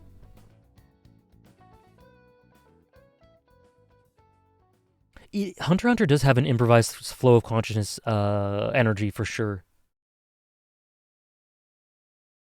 Breaking Bad's a great example too. Yep. Heaven's Arena does feel totally natural, which is crazy considering all that it pulls off. JTD.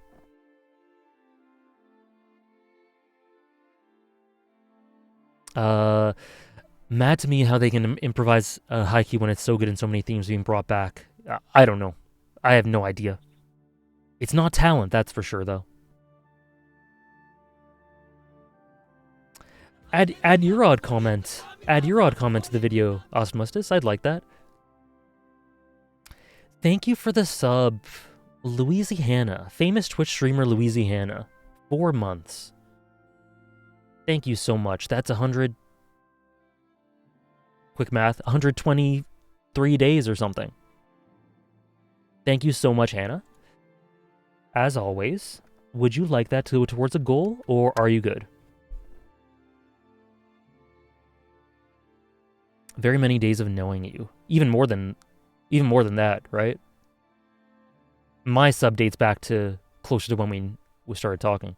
I love the pacing of this episode. 3 fights that don't drag out at all, which is perfect for the relevance of the antagonist and characters. Yeah, it does. It just does the job. It doesn't overstay its welcome. It does the job. It shows the progression of Gon, how he's learned Nen, some personality bits, which I'll get into in just a second.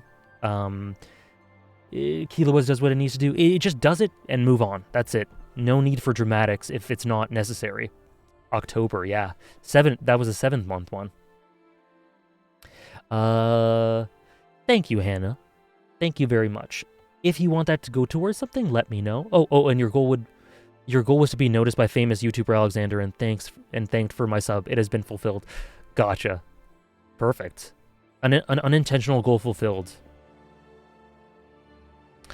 Yes, and Gon also hurts his hand when he breaks Guido's prosthetic. Yes. So sorry. So with regards to this little fight, so we see a bit of Gon's scary, reckless side. Like, goddamn, right? Goddamn. Let's not overlook the fact that Gon destroyed a disabled man's only tool that helps him move around. That is a fact, but it's also a fact that Guido was a horrible asshole. But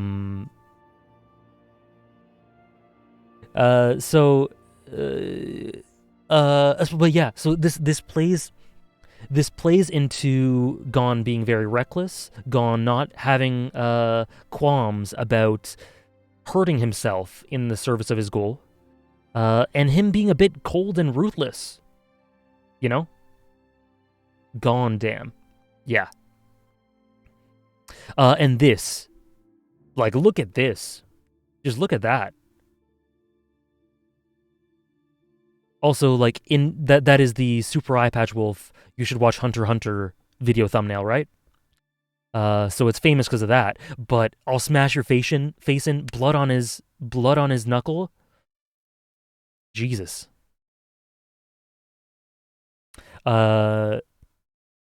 So yeah, great characterization for Gon, being a bit of a sav. And then Killua. Is the Killua... Our winner is gone. And yeah, hell yeah. Get him. And then his toy is coming along nicely.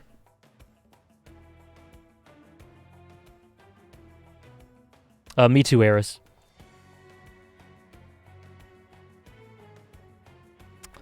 And then Killua fights Real Velt or whatever, right? He overpowers him. Bit of an affinity to electricity here. You know? Bit of an affinity to electricity. And also deeply sad. The reason why he has an affinity to electricity. I'm accustomed to electrical currents from the torture training I've endured. It has no effect on me. That just means I can bear the pain. So it still hurts him. He can just bear it because of pure exposure to it and being used to it. The tone of this scene is not sad, but this offers a very sad element, a sad underlying element to it as well. That just makes you go, oh damn. Like, a consistent fixture of Killua's character is the treatment he's endured. It's definitely depressing in retrospect. Torture training, Jesus, yeah.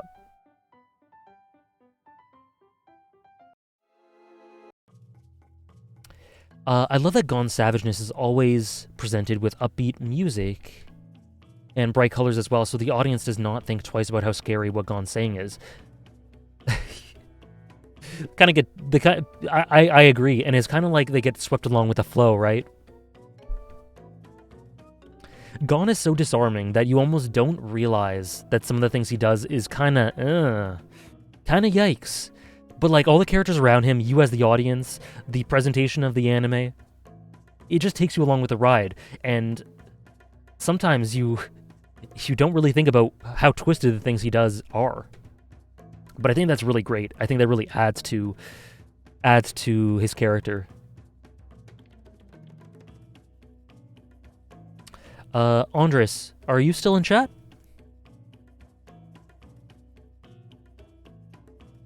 I'm just wondering if these fights are, if these fights are very, are approached in a similar way in the manga in terms of just like, here it is, this is it, some Gon character work, some Killua character work, and that's it, or if there's differences, if you're in chat, Andres. If not, then I'm talking to no one.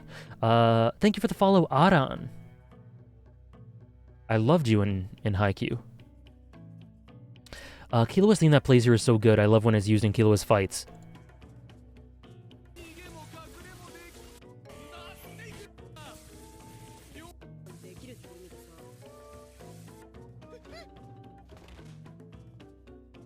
I didn't know it was played here, so but that is a great, so that's another great indicator of the tone of Killua's comments there, because Killua's theme is very melancholic. It alludes to and hints at his mistreatment, so I think using his song here is really important. I agree, Shadow. Kinda yikes is the perfect description. Yeah.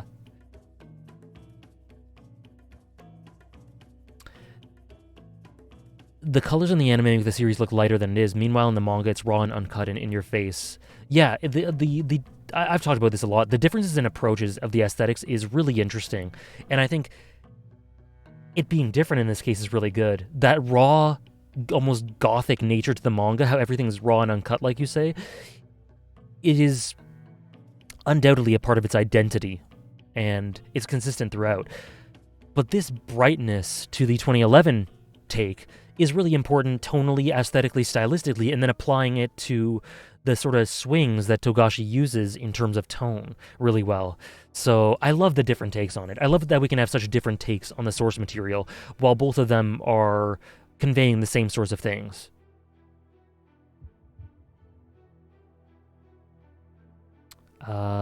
It's just that infectious? Exactly, Tommy Strong. Exactly.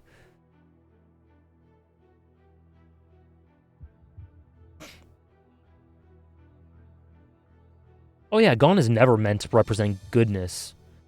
You can argue that no characters are meant... I would say that maybe one or two characters in this series are the closest thing to representing goodness. But even then, them, I don't know if I'd say that. Because there are also elements of their characters that you could argue they're just people. They're just good people, you know? Glad you enjoy, Joel Hat.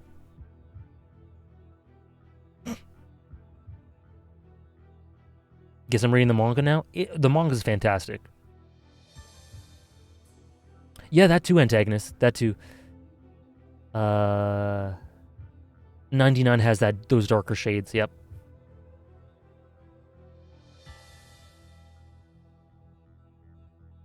Moral relativism. Leorio is one. Oh, okay. See you later, Josh. Thanks for stopping by. Thank you. Is Hisoka one of them? Oh yeah, absolutely. Of course, Hisoka. Leori is one of them. Another one is a character we meet later on. And then you could argue for one more. But I didn't think of Melody. That's one too. Melody's one as well. Okay.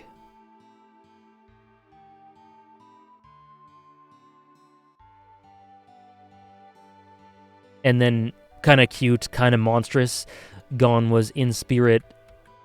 I prefer you being in actual combat than a spectator, because he was in spirit watching and fighting, put himself in Killua's shoes sort of thing. Interesting. And then Hisoka watching on. Love it.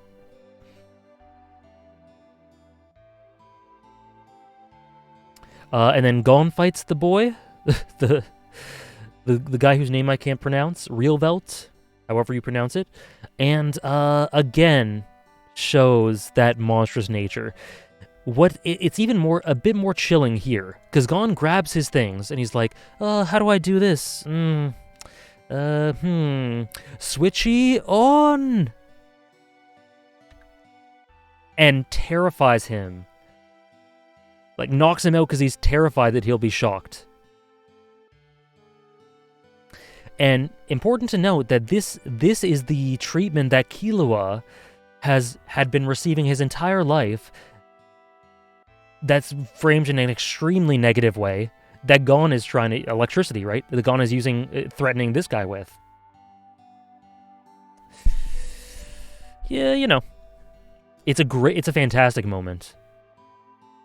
It's a fantastic moment. How's it going, Panda Wema? How are you?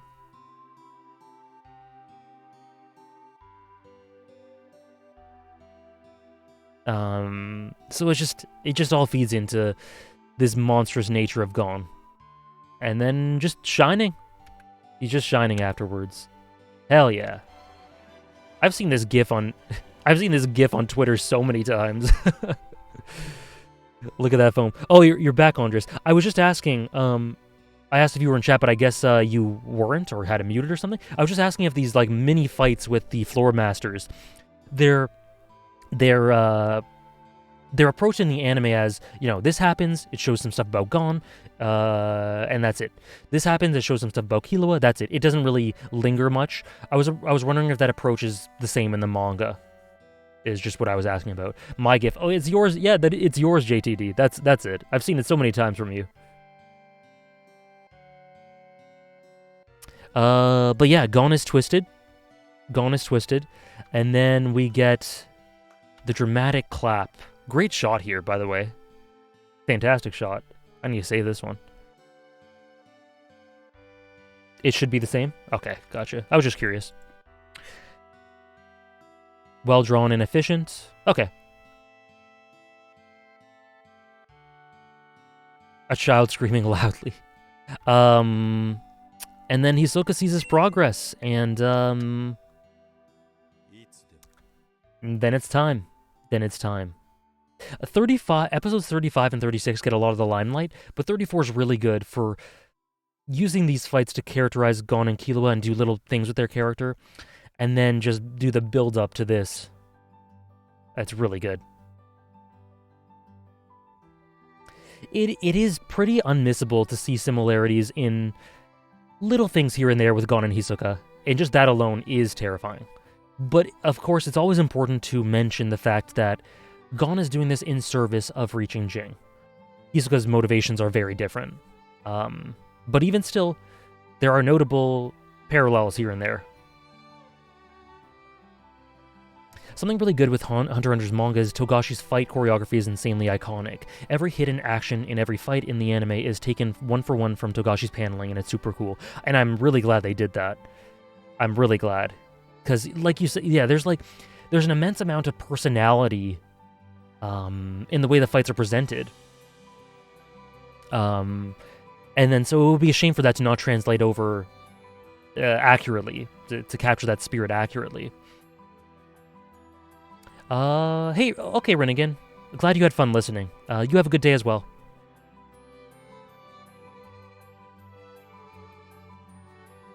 Do you want a tier list of the arcs in Hunter x Hunter, or the episodes in this arc, or both? Episodes, which I already have, Thomas. But at the end of this stream series, I could do an arc tier list. If there is one. I don't know if there is one.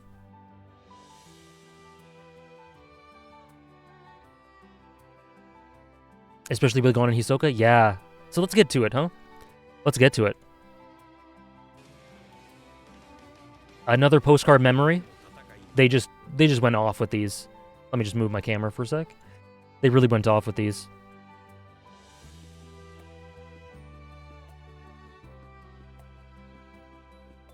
Yep. That one as well, Andres. Episodes 32, 34, and 35, 36 are my favorites in Heaven's Arena. 29 and 28 are good as well. Heaven's Arena is really good. I think my favorite would be 32. If I had to do a top 3, it would be 32, 35, and 36. But I like 30 a lot. I like every episode, but 30 a lot, 34 a lot. 28, 29, yeah. Okay, yeah, episode 35. One of the iconic Hunter x Hunter episodes. By the way, just always love how we get establishing shots of York New. It presents the city's atmosphere really nicely. The night atmosphere, the nightlife. I don't know if it's worth putting the arcs in a tier list. I mean, if there's a tier list out there, I don't mind taking 2 minutes to do it. It only has the ones from the anime? Maybe not then.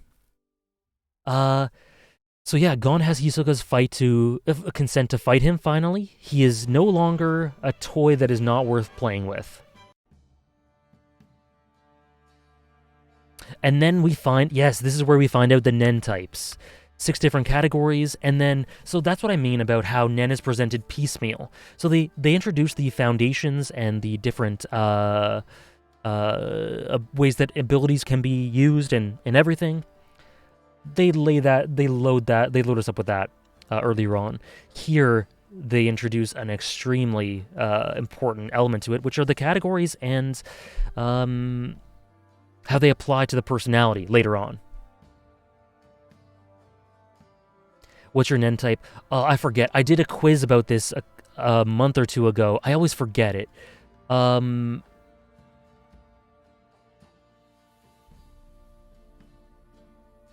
I a transmuter? Either I would think I was really close to a specialist and maybe a transmuter? I don't remember. I think it was between specialist and something else that I had the highest affinities for. I think it might have, I want to say transmuter and specialist, but don't quote me on that.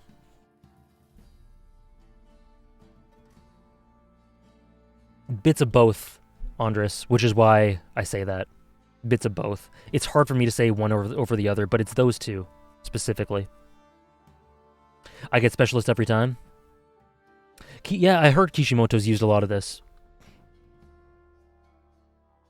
Okay, and then do we have a diagram? So enhancer, emitter, transmuter, conjurer, manipulator, specialist. The explanation by Hisoka, yeah. That is the name in English, Sandy. Yep. So yeah, just explaining the nature of all the different types, and then talking about affinities. So we have this here. This is the perfect diagram. Enhancer, transmuter, conjurer, specialist, manipulator, emitter. If you have an affinity for transmuter, you have a bit of a high affinity to emitter and transmuter, but the least amount of affinity to specialist. So it's the most difficult to build abilities on the other side of the spectrum, you know? Just very simple, very natural, it makes sense, and it's so interesting and opens up such a world of possibilities. I love this so much. Yeah, I see why this makes people relate this to MMOs or RPGs or JRPGs and stuff like that. I think I'd be an emitter? Okay, cool.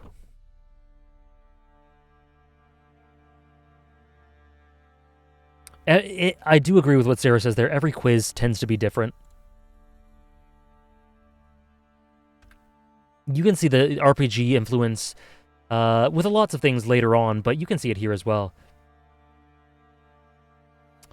I remember thinking, oh my god, this is important. Lots of things here are important. I don't know. So this is just explaining the affinities. I don't know. I probably don't know which one you're talking about, Andres. I love how Togashi constantly keeps leeway in his story, which allows him to unleash his creative freedom.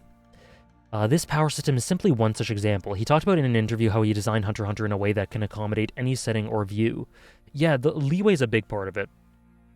The rules are very defined, but they allow for that leeway and creativity. It's really good.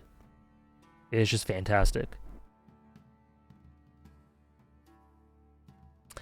Yeah, it takes a great deal of work and natural talent. Furudate cringes at that word. To learn an incompatible ability. That was tongue-in-cheek, by the way. Because it's more complicated than that when it comes to Furudate and Haikyuu. Anyways, I'm getting sidetracked. The water divination is also similar to Kishimoto's finding out your chakra type thing. Oh, I didn't know that happened in Naruto. That's too bad. But yeah, I mean, I've heard tons of character inspiration in Naruto. Kurapika, I think, inspiring Sasuke, maybe? Something like that. And then through that system as well.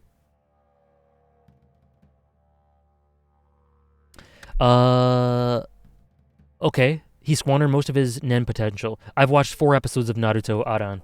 You can also check my mal for questions like this. That's a great resource for things I've watched. Just linked right there. But yeah, I've watched 4 episodes of Naruto. That's true, Tommy Strong. So it requires a great deal of work and natural talent to be able to do the ability. He squandered most of his Nen potential. Aha. Okay, yes. So Castro spread himself too thin in trying to do too many types that he was incompatible with, which spread himself thin, like I said, and squandered his Nen potential, like Wing says here, which is really important. Really important. Yeah. So is that not what you were talking about, Andres? Regardless, it's pretty damn important. Okay, I guess it's not what you're talking about. Regardless, it's important because the ways in which we see after this, how people, or the ways that this sticks in their mind that I have to be compatible with things. Like my powers, if I develop them, they need to be compatible with what I'm good at. If you spread yourself thin for a specific ability, it's just not going to be as powerful as it could be if you stick to what you're good at. Thank you for the follow, Kaku. And Super Migu, I don't think I said thank you. Thank you.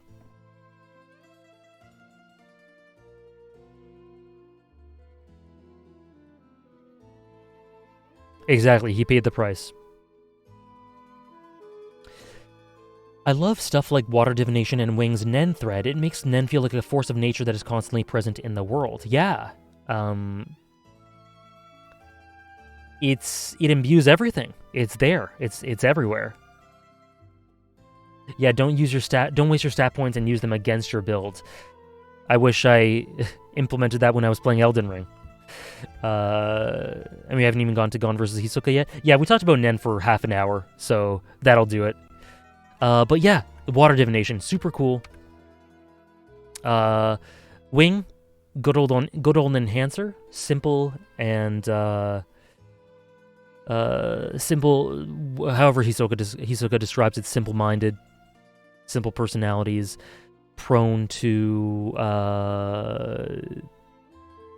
exaggeration. Maybe not exaggeration, but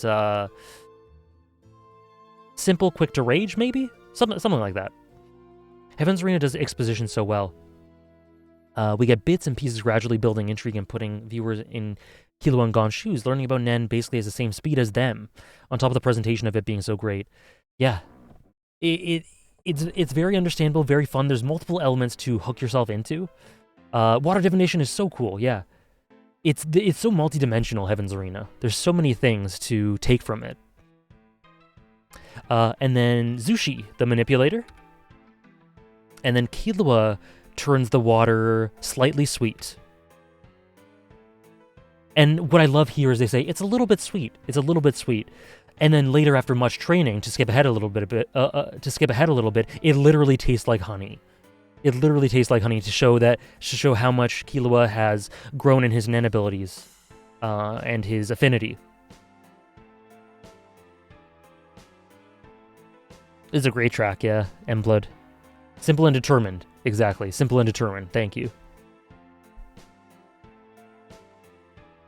And with Gon, the progress is even more telling. Exactly. Yep. The taste changed. And Killua is a transmuter. And then the origin of my emote. The origin of my emote. Thank you for the follow, QFV. Who does this and makes the water bitter? Bitter water. I don't remember. I recently saw it, though.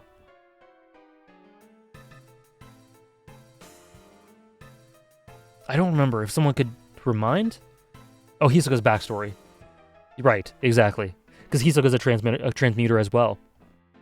And we're going to get to this, but I love how Hisoka says the idea of, for transmuters, we're very fickle. Something that's treasure could easily turn to trash very quickly. That is very indicative of the type of person he is, right? Broken toys, etc. But you think about Killua, and the idea that something that's treasure could easily turn to trash for someone who's a transmuter, if you buy into this personality thing. And then it just plants a bit of a seed of uneasiness in your mind for Killua and what he currently values as treasure. Could it turn to trash somewhere down the line? Who knows? Or trash can turn to treasure. Exactly. Yep. So it plants that in your mind for Killua, but also the idea of trash turning to treasure. It works the same way, right? Yes, this is FF9's OST. The track is called Court Jesters, for anyone who's wondering. Yes, Sui Ishida wrote a spin-off Hisoka backstory. Yeah. That's what that's where he does the divination there. I can't recall a ton of transmuters, Andres. Sweet, because Killua was a sweet boy, Kevin. That's why, right? Could have been a cool alternate path for Gon to be a manipulator with his fishing rod. True. The personality is deceptive, and the result almost doesn't change the water, apparently, until you taste it. That is cool. I like how that is cohesive.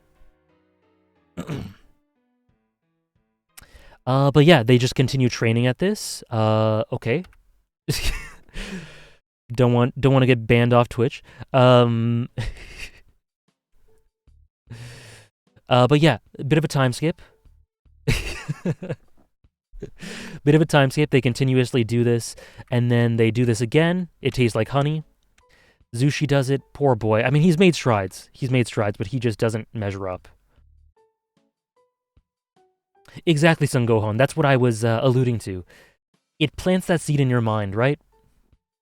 It plants that seed in your mind. But it won't be enough to pass. You'll get there. And then Gon does it. So the water completely overflows.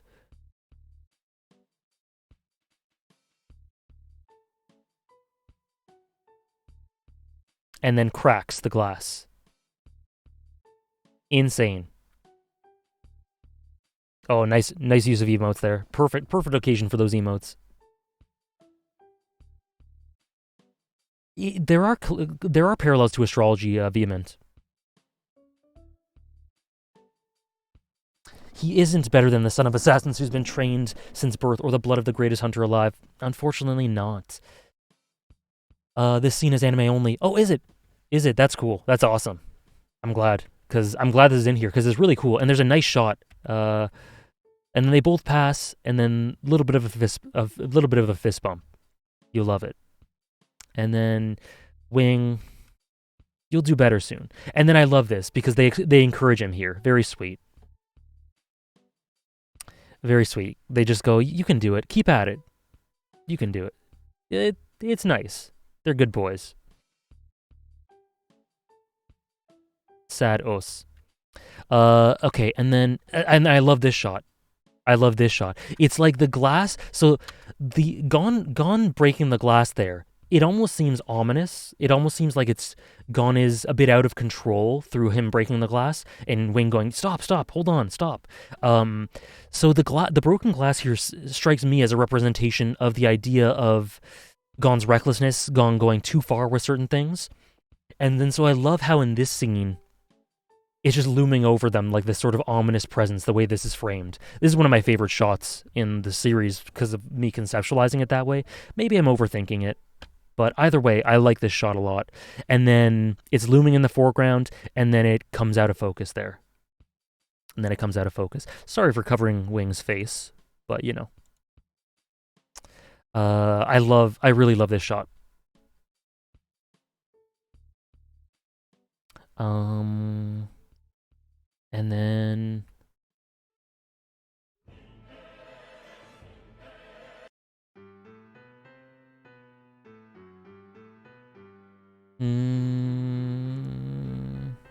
okay, and then so then he can love the Netedo illusion here. Considering how much people worry about Gon, yeah, I think it definitely fits. Wing and AJ the same dude? Nah, I'm not as good a teacher as Wing. And then he says, Gon, you've passed, officially passed. So that's nice. That's a nice little yardstick to carry on what Satot said. Gon puts too much energy into things and they break. And then I like what he says here to Killua. Take the exam again, and you'll pass. You'll definitely pass. And then we get a little blush. Little blush. Yeah, we do get the little updates. And we get a beautiful Leorio shot. So yeah, and then they do like, I like that you mentioned that because we're just about to get into that. They do a summary. So we see that Kurapika, let me just move the camera. Kurapika has learned Nen from a new master. So he succeeded. He was struggling before. We see him succeeding. Hanzo has learned Nen. Pakal struggling, which is appropriate given what we've seen about him.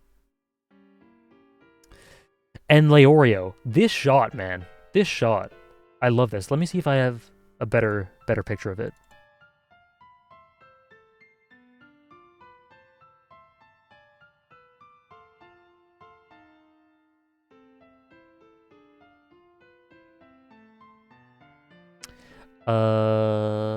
Yeah, so I just love this.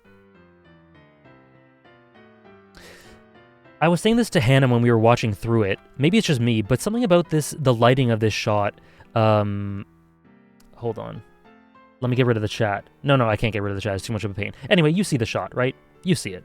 Something about the lighting of this shot reminds me of Full Metal Alchemist Brotherhood's lighting in certain ways.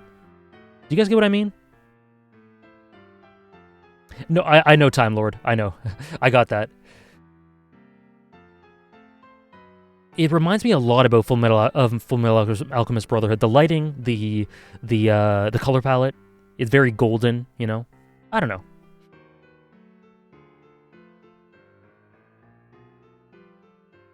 It's the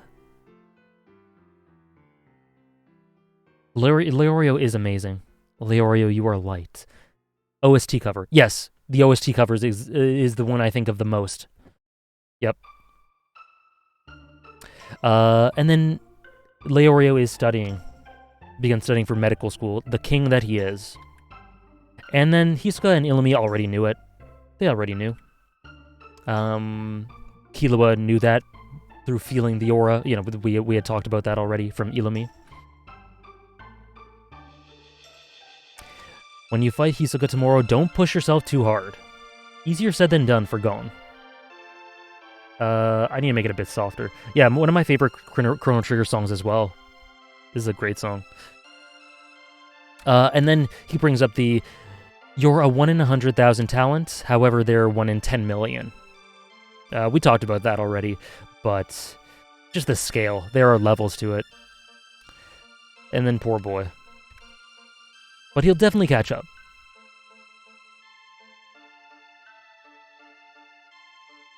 First use of the jazzy version of Departure. I think it was used in episode 21 or 20. I thought it was used earlier. I could be wrong, though. Okay, JTD, have a good one. Thanks for stopping by. And then this is the event we've all been waiting for. Okay, so like, oh my god, the presentation of Hisoka versus Gon. Oh, maybe I got them confused, Blaze Rage. So the presentation of Hisoka versus Gon. This shot is iconic to me. This is just iconic to me. Love this shot. Everything about this is just cinematic. Oh, it's perfection. It's so good. And then you can just see the bottom of Gon's hair, just off angle. Love this too. I love how the atmosphere changes here from quite casual and relaxed to a more serious tone. Yeah, it's go time, right? It relates to the morning of an exam. Though I might be saying that because exam season starts in a bit. Yeah. No, I get that for sure. This is one of the peaks of Hunter x Hunter for me.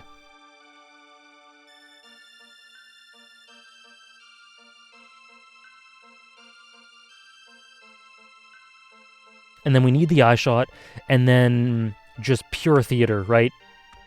Pure showmanship, or not showmanship from Hisoka, but, you know, very Heaven's Arena-esque. Love the light show. Just you could just stop at so many frames of this.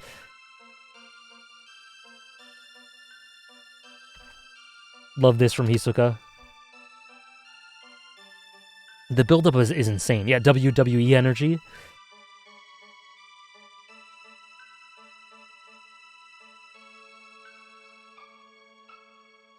And then they meet. And then we get the infamous... Let me just... There you go. There you go. Nothing to add to this.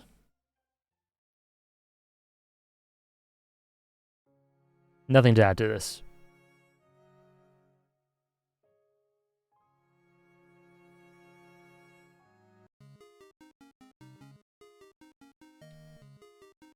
What a sinister aura. That's one way to put it. Okay, and then this is insanity. Insanity. Oh, Togashi has so much fun with these. This whole... I can't play it, obviously. I can't play the whole thing. I can play bits and pieces. But just the fluidity of movement here is insane. Look at that. Look at that shit. You can't see the difference between one frame to another. And it goes so fast. What the hell is this? And one of the best things about it is the sound direction. It's completely quiet. It's completely quiet at first. Thank you for the follow, Only Fyro. It's absolutely one of my favorite things. It might just be my favorite fight. I just adore it. It's so incredible. I can't. It's absolutely right up there as one of my favorite fights in the whole series. One of my favorite moments in the whole series. And the thing about this is the sound design. It starts off totally quiet, and then this just happens in dead silence, and then there's just a gradual heightening of the sound, a building of tension, just an ambient sound of tension that just builds up and builds up and builds up until it just completely almost suffocates you near the end. Let me just pause the music to see if I can show you guys what I'm talking about. So here... Oh yeah, most of the effort went into this. The arc has some great highlights, which we've illustrated and talked about, and more after this, which I'll illustrate and talk about. But this fight is where they put everything into. So let me just quickly illustrate this. So it starts.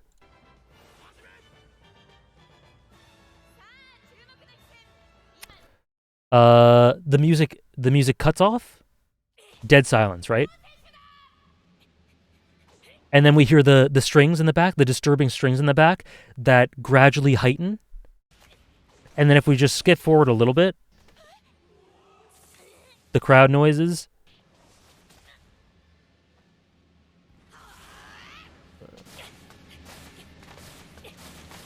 And it just keeps heightening. It just keeps heightening.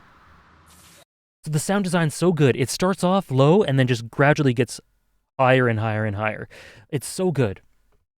Reminds me about the way that odd comparison, but reminds me of the way that some of the music is approached in Soulsborne games. Some of the things they do with disturbing strings in there. The manga was 7 straight pages of moving around until that first hit. Yeah, this is adaptation perfection. This is insanity. It's so wonderful. And then it's like, then it finishes, and then he does this. What the hell? What the hell, man? It's so hype. It's so sick. Is the answer Misato's voice actress? I'm not sure. Maybe. It sounds a bit like her. And then he just does that.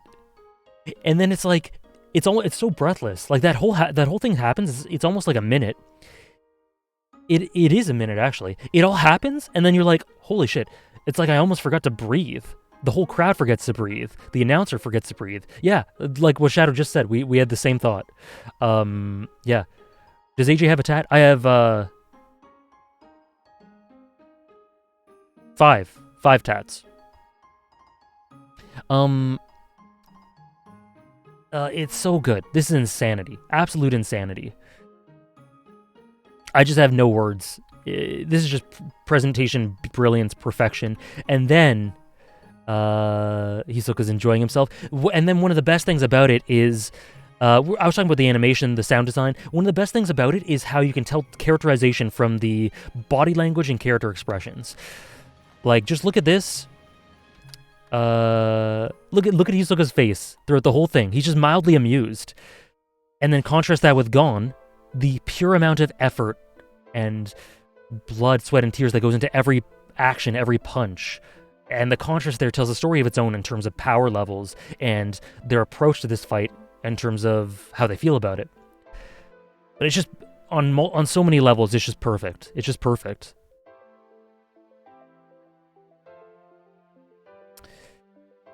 And then Gon does this thing, the stone flip. Hisoka punches through it. Gon sneaks behind. This is a bit of an echo that happens multiple times throughout the series. This sort of tactic. And yeah, this OST, it's a good thing I'm talking about something different in context. If I was paying pure attention just to this OST, I would start crying. Use this tactic in episode 5 too. Yes, diversions, yep. No, Time Lord. I'm not really too interested in doing that, personally. Alright, Son Gohan. Hopefully you'll be able to as well. There's always Ace Attorney or reactions as well.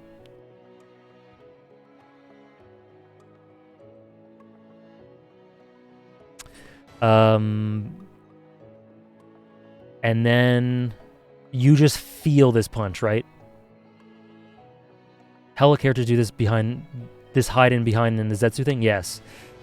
And then you feel this. How satisfying. How satisfying is that? The punch that's been built up for 35 episodes.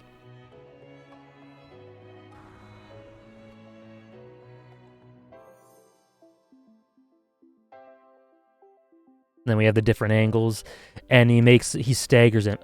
Love this. Love the shot here. Love the shot here. And then it's like he awakens or something. Hisoka doesn't look at this as a setback or a drawback. And the sound fading right as he punches him, yeah.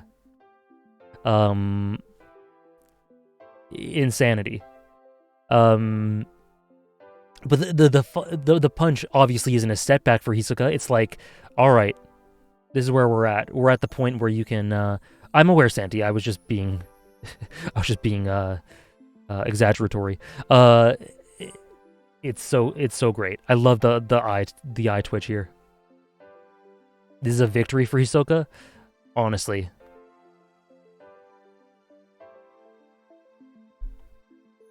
First with the glass, then with the punch. Absolute perfection. And he finally lands a solid hit.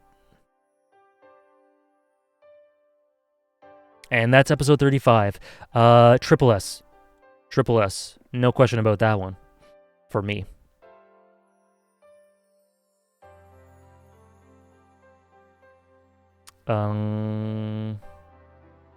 This is one of the peaks of Hunter x Hunter. In my humble opinion. And then, okay, so we get that. We have this this reference that a lot of people wouldn't understand. The silence of the crowd screaming after the punch. Just dead silence. It's so cool. So this is a character. Oh, I forget his name, but and I actually the name of this series. Yeah, it's from his first manga. Let me just. Togashi. I forgot the name of that first series. Forgive me.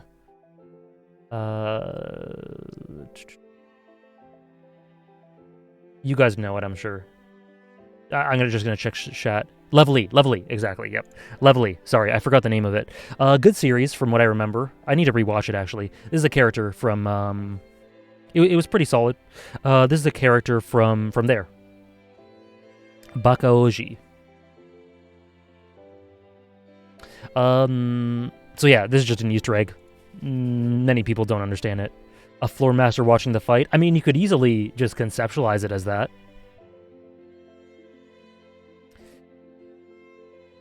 For the first time in the fight, Hisoka has moved.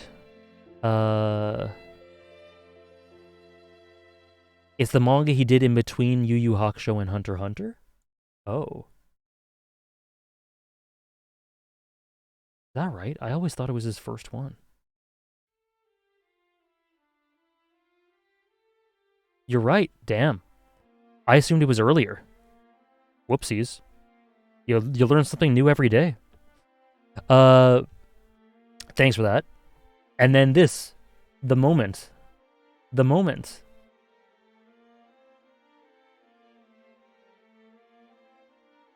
So sick.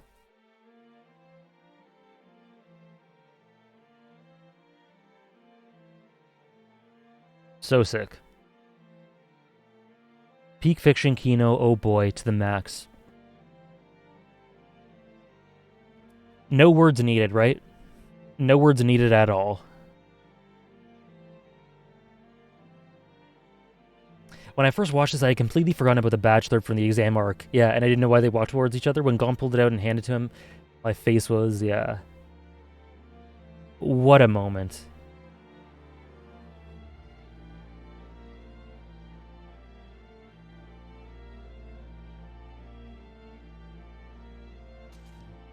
Okay, and then Hisoka calls him adorable. He talks about his personality test. And what I love about this is enhancers simple, earnest, determined, whatever. He nailed it. He's right. I love the cuts there. And then transmuters. Fickle and dishonest. Emitters have short tempers. You know, he just goes through all of them. High strung. The two of us are quite compatible, so that's interesting. Transmuters and enhancers, quite compatible. Opposing personalities attract. Which, you know, that's the thing with Hisoka and Gon. The more important thing that stuck out to me when I first saw this was Gon and Killua. They have great affinity. They have quite compatible. Great affinity. We might not even get to Whale Island arc. No, we will. We have to. We're gonna finish Whale Island arc for sure. It's just we basically got this episode, then 2 more after that.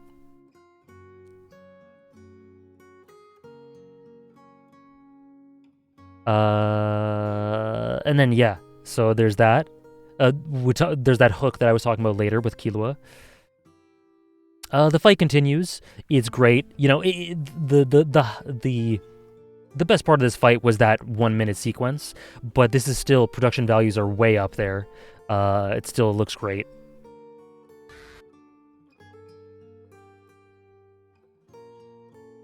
Killua admit to being dishonest and fickle? Yeah. There you go. Just so you're aware, I'm not going to be able to show you every scene. I'm going to have to skip over lots. You know. Can't show the whole episode. Hisoka keeping up the tradition of why there shouldn't be an audience for Togashi fights by kicking a tile into the crowd. Yeah. And then it's interesting because Hisoka's almost like, oh, I'm in the way for this. Hisoka's almost like training him about certain nen principles and things, like use your gyo, basically. I've stuck something onto you. And he's training him almost through this fight.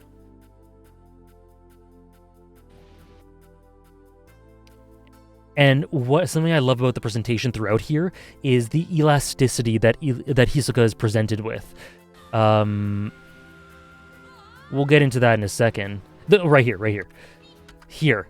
So Hisoka has bungee gum. You know, Hisoka is shown to be a very flexible character in terms of role in the story, function in the story, function in the different arcs, how that is so dynamic and adaptable. And then he's just a flexible, like he's just I don't know how to describe it, just a generally flexible character, very open to lots of different possibilities and shifting situations to his own ends.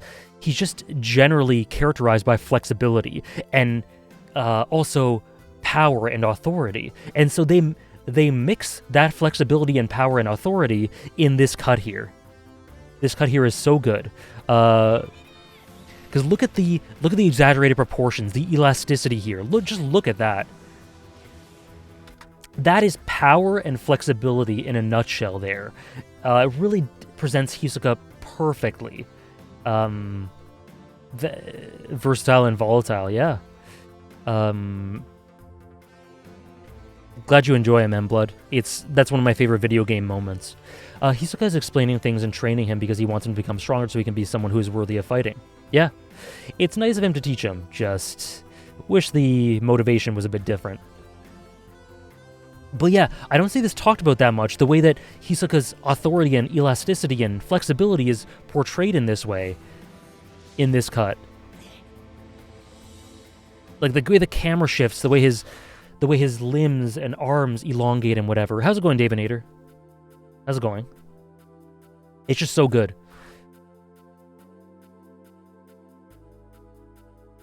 And it's his elastic love. I attach and detach as I desire.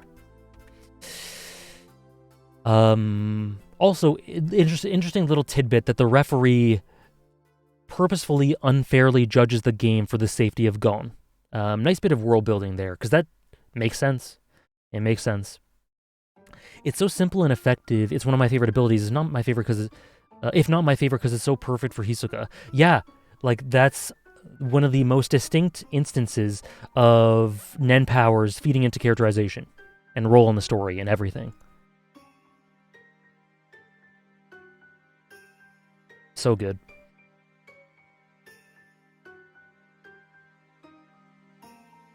And then he gives Gon a little quiz. He plays around. And he gives it's a trick question, so I love the little chibi models here. Very funny. The materialization of Hisoka's affinity towards Gon and the teacher role he assumes at times might be drawing from ancient Greek pederasty dynamics. I know nothing about that, so you would know better than I would. But if so, very cool.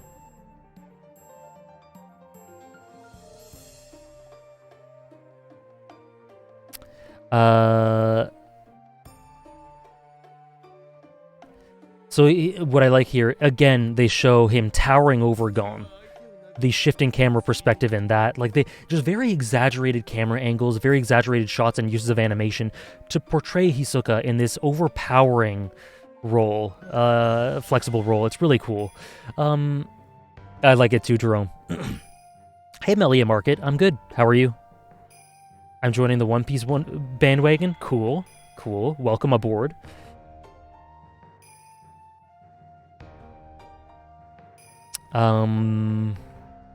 Okay.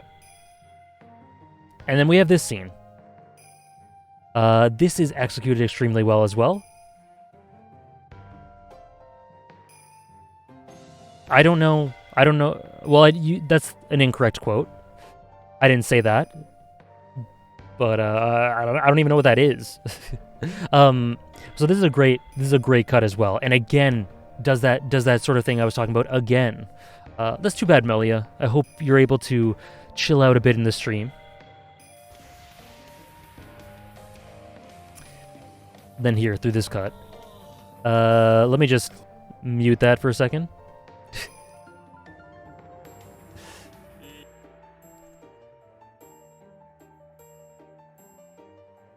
Ah, I see. I see. Thank you, Thomas.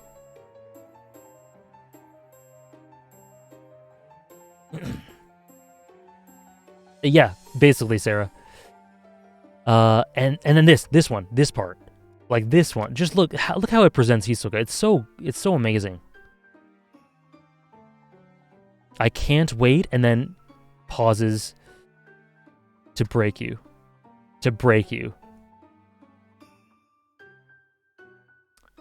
Hisoka is one of the greatest achievements. The way that the 2011 anime presents Hisoka is one of the greatest achievements in it, in my opinion.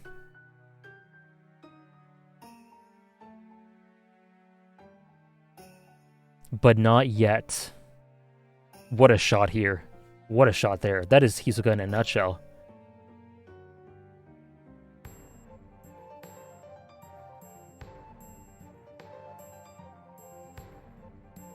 Let me quickly screen grab that. And then he gets him. Yeah, the fight continues. Also love this shot. Like this just the way this is executed, really cool. We already have a really similar one, Thomas. We have this one. Where is it? We have this one. That's pretty close. And then the fight's over, right? Oh no, sorry, not yet. But it's a very big end. Oh no, is it? I don't know.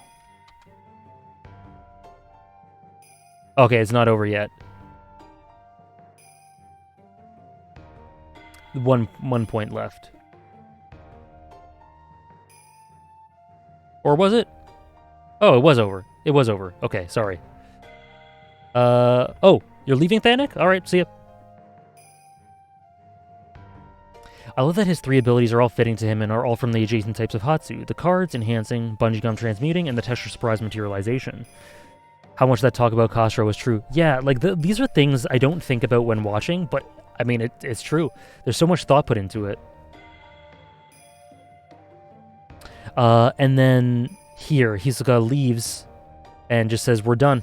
And then I love this. I will not fight you again. Next time we'll fight in the real world without any rules to restrain us. Because Hisoka sees that for him. He believes that for him. He believes he can achieve that. And again, beautiful postcard memories with our lives on the line. And then what Gon says here is awesome. He's so far away, I think he says.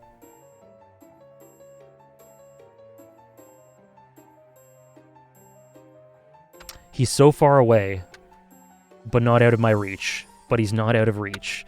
So incremental things again. Gon sees the bigger picture in these sorts of things. If you can't steal Netero's ball, make him use his right hand. If you can't... there was another instance of that before. Maybe in Zoldyck family. I don't remember. Either way, it's totally consistent with who Gon is.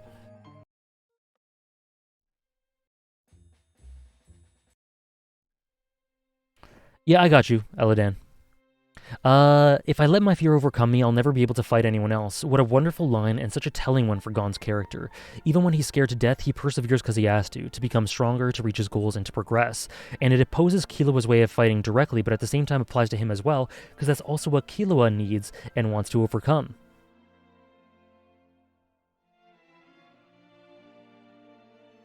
Yeah, the way that they fight is such a stark contrast from one person to another. And that's not just because of it's not just because of chance. Like the reason for that, like the roles they have, the way they look at life, Gon completely purposeful, Killua purposeless. What Killua's indoctrination teaching him to have to run away from the things that will, in the end, progress him in life. Gon tackling those head on. They're a handful of reasons in which they contrast one another. So their fighting style, contrasting one another in such a distinct way. There's multiple dimensions to that.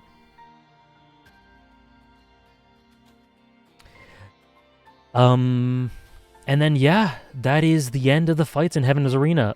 The referee thing we were talking about before. And then we get to a beautiful scene aesthetically. Love the purple glow here at the fountain. And Wing, as a good teacher, I don't have anything to tell you about how you were fighting Hisoka. You were fighting him, so you understand the best of all how to improve, what to take from it. And then Gon knows what he learned from that fight. What did you learn? It's a secret. And so, sure, Leftwell, just so you know, that Amir video goal isn't set in stone, but I'll put you in the bank, and if it turns out that I can't do the video for some reason, I'll just let you know and you can change that to something else. But I hope I'll be able to do it. Thank you.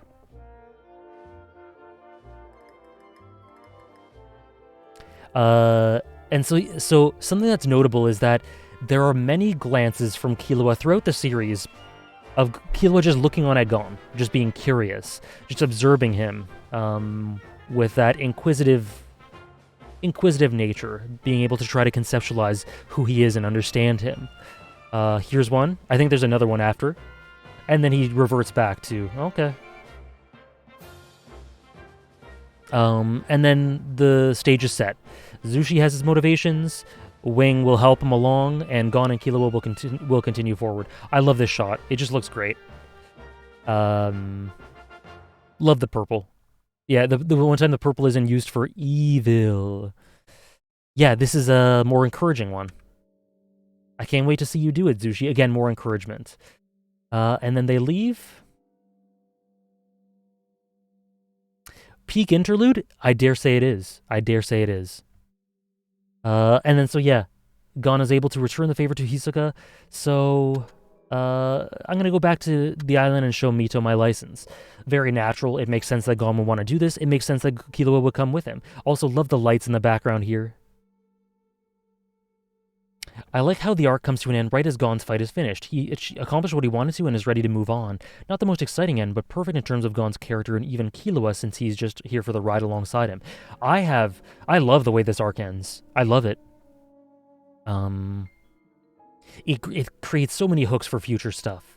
And Leftwell, I think I said thank you already, but in case I didn't and just talked about the what do you want me to put it towards, thank you so much for the resub. Apologies if I didn't say it. Episode 37 always makes me incredibly emotional, but for some time during this rewatch, it actually made me cry while it hasn't done in a while. Actual tears. It really gets to you. It really gets to you. Yeah, we'll get to it in a second. And then Killua says, "I'd like to meet Mito-san, so I'll just tag along." As they look back at Heaven's Arena, the phenomenal Heaven's Arena, such a fantastic arc. Love to be able to talk about it these past two streams. It's a great arc. It's so good. I love this arc. Glad to hear it. It's full of quality. It's full of quality. It does so much. Bye-bye, Heaven's Arena. And that's it. My favorite mom and aunt. True. Mito's back. So that's... We really got hit with the episode 35, 36, 37, 1, 2, 3, huh?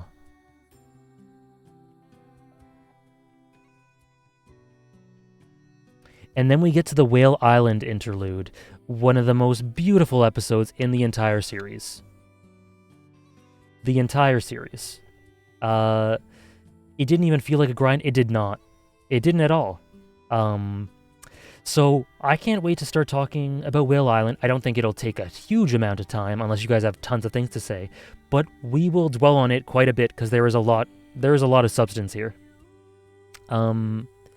Great arc altogether. Absolutely agree.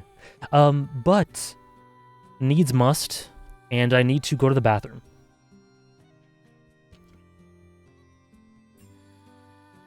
I think it came out all at once, Leftwell, as far as I know, but someone in chat might know better than I do.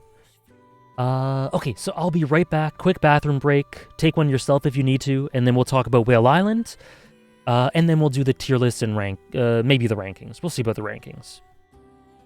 You did, Abastia. I'm about to take a quick bathroom break, and then we're getting into Whale Island.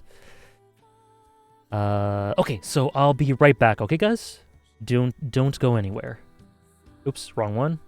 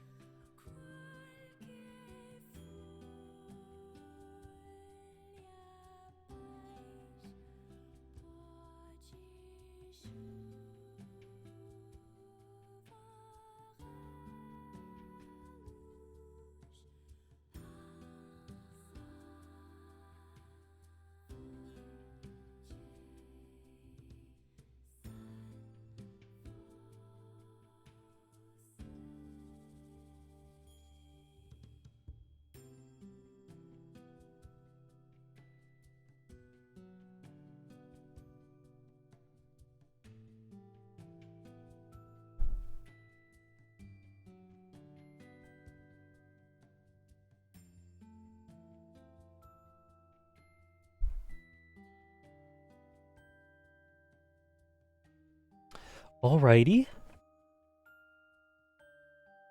We are back. Of course we're continuing. It's a be right back, not a goodbye. Yep, we're still continuing. We're doing the Whale Island interlude, and then we're doing a tier list.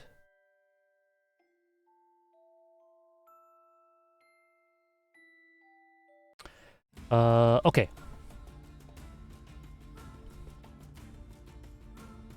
S tier Whale Island fan art. How many pull-ups can I do? I don't know. I haven't done pull-ups in a long time. Probably, like, properly, like, 8? I don't know. Oh, this is cool.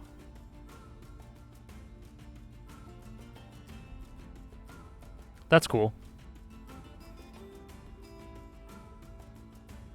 Very cool. Thanks for that, Thomas.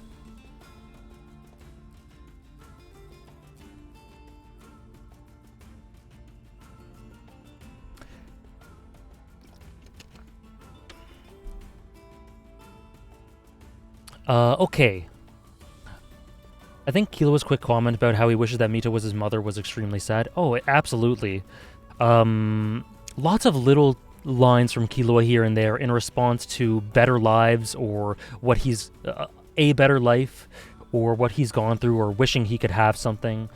Extremely sad. Extremely sad consistently.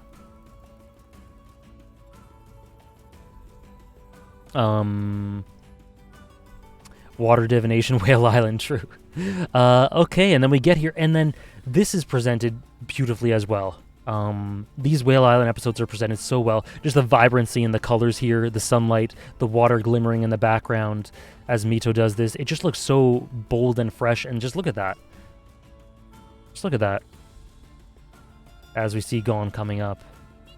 Gon running up the hill, yeah. It's great. It's so... I mentioned this in episode 1, I think. I love how the verticality of Whale Island is presented. It makes it clear that it's not just a flat island. There is lots of verticality and rolling hills and things like that. They continue that here. First time Killua gets to experience a mother. A proper mother. And then, yeah... Oh my goodness. I love it. I love it. Welcome home. And then we have this. Oh wait. And then I love how she looks up and Killua's acting very sheepish. Oh really? That's interesting, Sarah. And Killua's looking very sheepish and like a bit standoffish and maybe uncomfortable here. And what does Mito do? As you would expect, completely opens him... welcomes him in with open arms. So beautiful. The whole Whale Island section is a perfect transitional section right after the transition arc. Nice way to ground the story before we start your arc new, letting the viewer and characters reflect on how far they've come and what's in the future. Yeah, it really lets you stop and then contemplate and think, this is where Killua is, this is where Gon is, this is their motivations. Let's just take a second and examine that, while doing some really nice plotting for Greed Island as well. Because this, like I said, Togashi does that thing where he introduces things 2 or 3 arcs in advance and plants seeds so that it naturally comes to the fore. Like, in storytelling, there doesn't have to just be everything to do with an arc, then everything to do with an arc, then everything to do with an arc. There can be, but Togashi constantly has hints to future arcs embedded in previous arcs. Greed Island is introduced right here. 2 arcs, and that's not even the next arc. We have another arc, and then we have Greed Island. York New was hinted at so long ago. Anyway, and they do it again.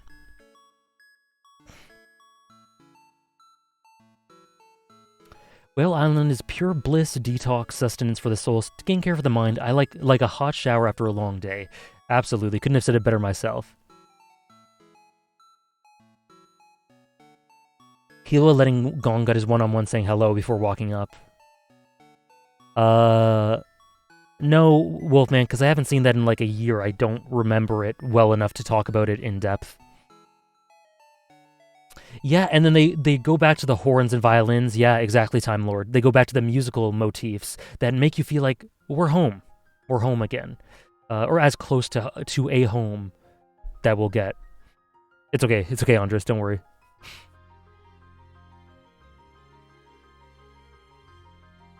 Do friends like Killua exist in the real worlds? Not exactly like Killua, but similar to him, for sure. Oda is the god of that? I've heard that. The only exception to that, yeah. I was thinking about that as I was saying that, Shadow. Yeah, I agree.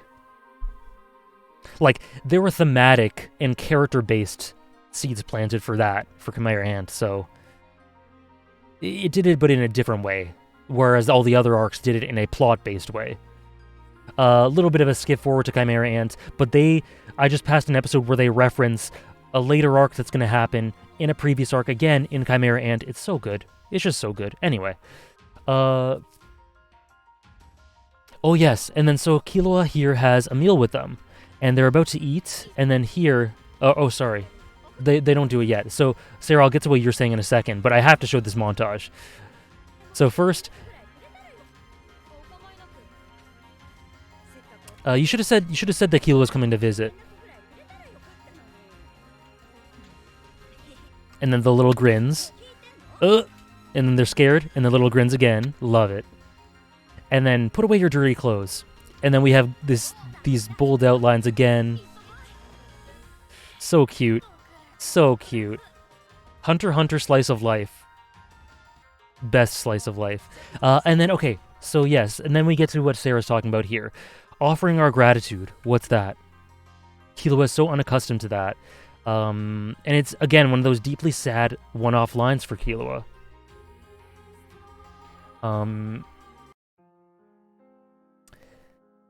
I'd be reading way too much into it and thinking again about how sad Killua's home life was and upbringing was. No meals together. Yeah, no meals together, nothing to be grateful for.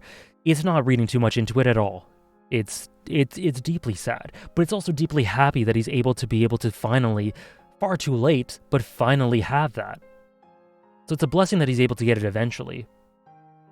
But very, very sad when he says lines like this. It just reminds you of what he's gone through. Yeah. Lomucat, there you go. There's the gloves command. Thank you for the follow, Lupo. Yeah, exactly, Andres. A well-balanced meal. And then he takes part, and then we have a lot of beautiful stills. Just beautiful stills throughout. So cute. Love this one. And then Mito just watching on. A lot of this slice of life stuff is just super wholesome. I have nothing really much to say about it, aside from it's wonderful to see their bonds growing, wonderful to see Killua being able to have a friend like this, and for Gon as well. Obviously, it's great for him to be able to have someone to share this sort of thing with, but it's just beautiful. You look at where Killua's been, and how lucky he is to be able to not lucky in the sense that he shouldn't hope for this sort of thing, but it's just wonderful to be able to see him to have these carefree, lovely times with Gon, and how wonderful a person Mito is for welcoming him in like this and allowing for this to happen. Mito is all of us, absolutely.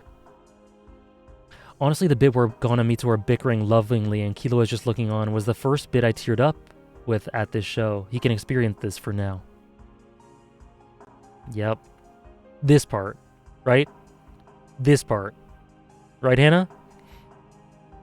And he's just observing, taking it in, and he's just like, this is what life should be. This is what I should have had. And again, deeply sad, but also happy at the same time. It's conflicting.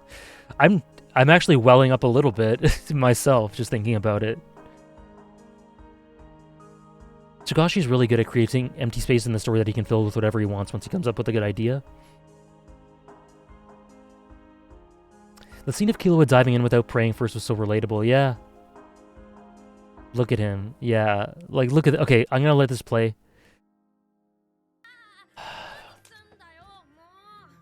And then he slowly comes into focus here. This is a family. This is what a family should be. And he's experiencing it for the first time at age 12. 12 years of nothing, none of this. Neglect, toxicity, brainwashing, being used as a tool. You're gonna make me cry into your dinner? That's my job. Packing and crying right now? That's my job. And he just looks side to side. Like, this is it. It's a beautiful thing. And I'm sure that Killua doesn't articulate this in his mind, but it's just the feelings that are flooding in at this moment, I imagine. Oh yeah, Shadow? That is interesting.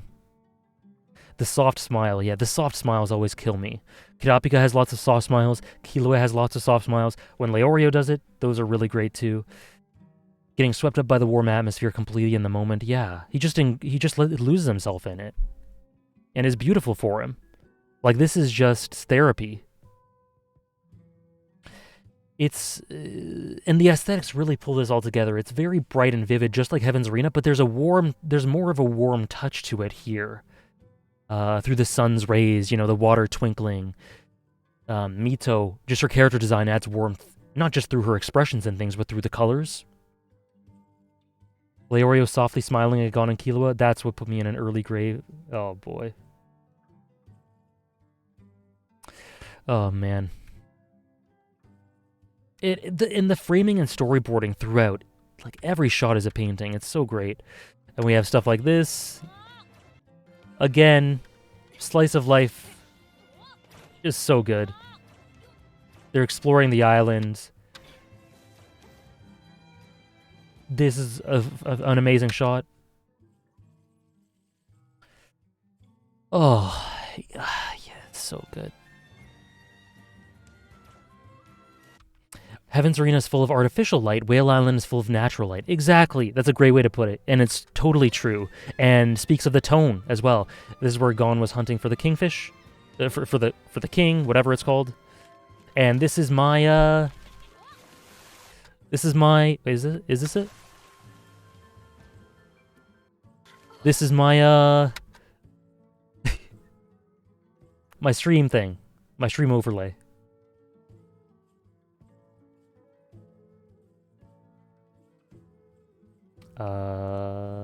Yeah.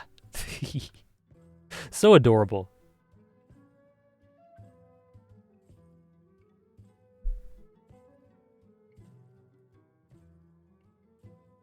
I also love that Gon has someone to show this all to. He has a buddy. Yes. Somewhere in the series, I might be skipping ahead a little bit, Gon talks about how there weren't many people his age, many kids his age. So this is so important for Gon too. It's beautiful for Gon too. You know, there's more emphasis on it, the impact it has of Killua. Oh, it's this episode. Okay, perfect. There's more emphasis on the impact it has on Killua because of his upbringing, obvious reasons. But it's really great for Gon too, for that reason. He didn't have many people. Yeah, it is this episode, right, when at nighttime, right. And then, love this shot. Animals gather around, great hunters. Animals flock to great hunters, right? And then we have... again, it's just beautiful. Everything about this is beautiful. Just the warm, comforting light here as she's knitting, as Mito comes in. And he's brought his friend along.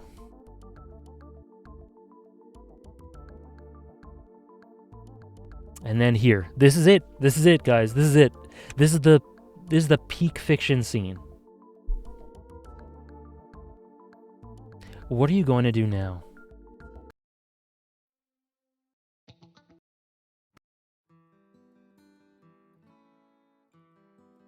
Suddenly have to go. I don't want to feel things. Bye, Hannah.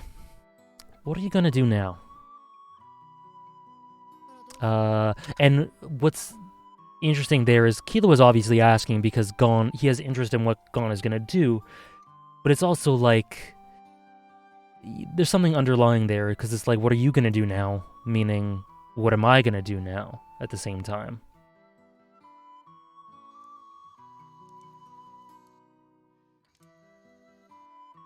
It's all been peak fiction, but this is peak fiction. I'll rest up here, go to York New, look for my dad. Amazing shot. Painting number 1. My favorite episode, I can't deny it. It's right up there for me. I don't think it's my favorite, but it's so damn close. And then Killua asks, what should I do?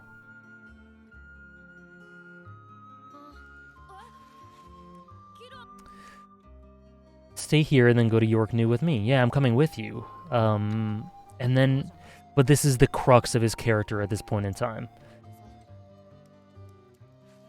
You're sort of admirable.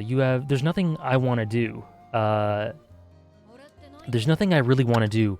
Killua at this moment is purposeless. He doesn't know what to do with his life. He knew what, like, going back to the earlier Zoldyck family stuff when he would talk about them, he knew what he didn't want to do.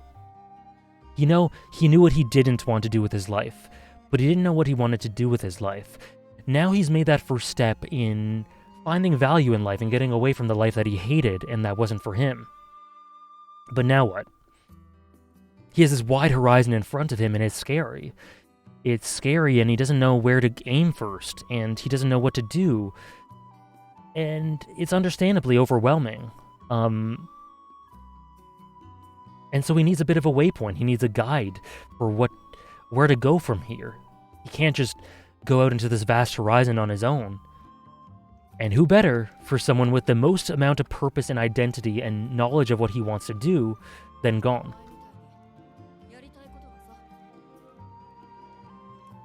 Because Gon knows exactly what he wants to do. Also, the lighting here, the campfire, the shadowing, and the way that the campfire flashes the light onto their faces. It's so good. The Xenoblade music, yeah. The water looks amazing. There are plenty of things I don't want to do. Hey, Introverted. How are you? Good to have you here, as always. Hope you're doing well today. There are plenty of things I don't want to do. Hold on, let me just... I wish I could play this scene in entirety, but I can't. I really can't. But let's just hear the music for a second.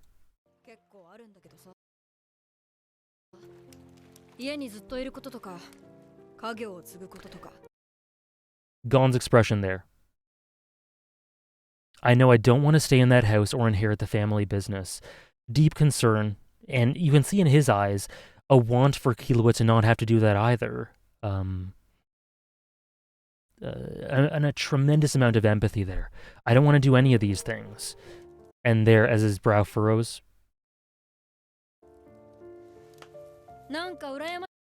I guess I'm a little jealous. And, you know, Killua has this habit of saying such raw truths that have to do with his character in a way that's so casual and aloof that he puts on a bit of a show for to make it seem like they're not as meaningful as they are, because he's not used to projecting his feelings in this way, to expressing himself as honestly as Gon expresses himself. The track's so good. This is the song in the scene if you want to use it. Thank you, Blaze Rage. Oh, it's 33. Okay. I think I might have that, actually. Do I have it? Oh, it's only a minute 12. Damn, that's so short. So Killua has a knack for doing that in a way that sort of disregards his own feelings in some sorts of ways, going back to his lack of self-worth in some ways. But these are very clear truths. He is a little bit jealous of his purpose, and it strikes deep into the type of person he is, because he deeply wants what Gon has. So here, this is the track.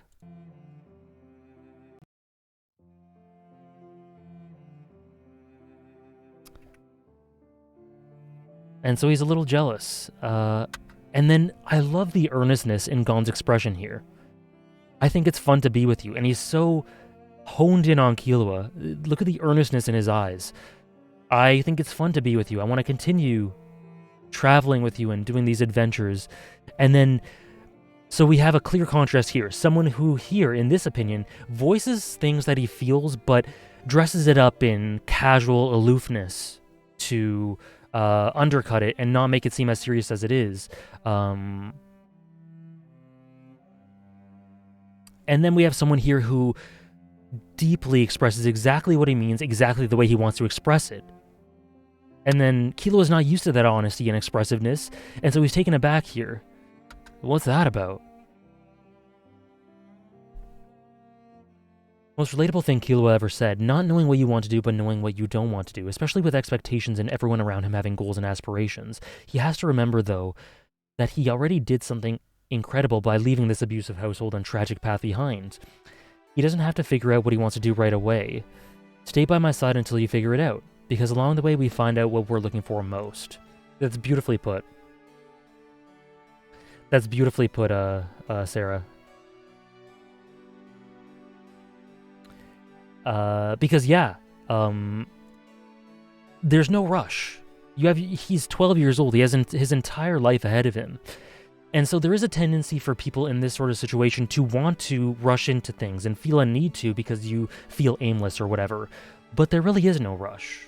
I think back to a theme from Fate Zero. I won't dwell on it, but something Ryder says in that, it's like, no one says that this moment has to be the most, like, there's no need to rush into life. It's a theme I really love, because we sometimes forget that. We sometimes forget that we can take things at their own pace and gradually find out what we want to do with ourselves. Life is a marathon, it's not a sprint. And then so Gon, immense wisdom for his age, expresses this to Killua here. And then, this is when Gon says here, I don't have many people my age, so I enjoy being with you. I enjoy being with you. And the expressions here.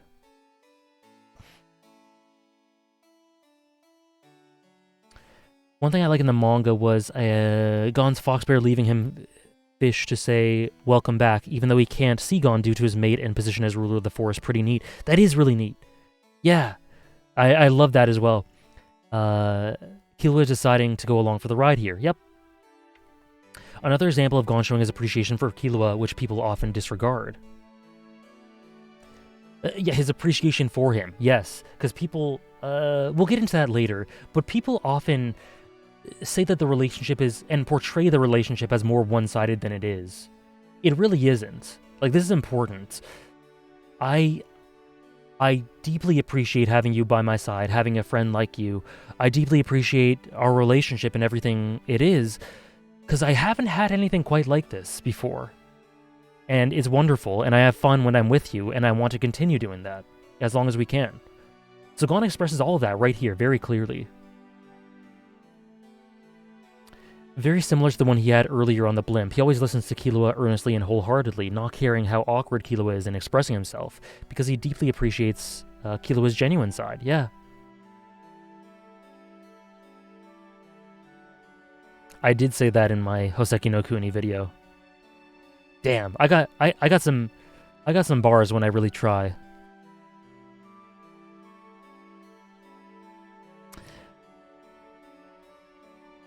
Then let's stick together.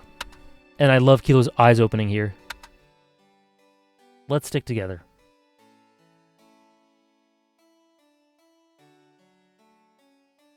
Yeah, it's just so... I agree, Sarah. It's so off base. It's so off base. There are moments where...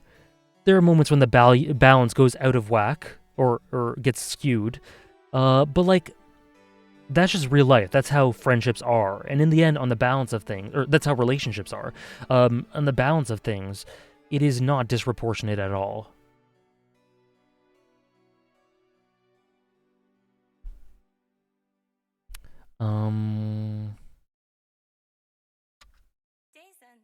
Oh, wow. Why do I have that song? Remember how I told you guys before that I have old songs from so long ago that find their way onto my iTunes somehow? Talk Dirty by Jason Derulo.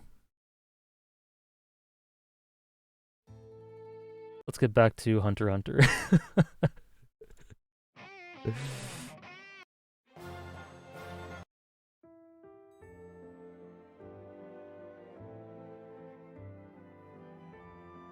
Yeah, no, it does slap. It does slap, but for a stream, for a Hunter x Hunter stream, not really.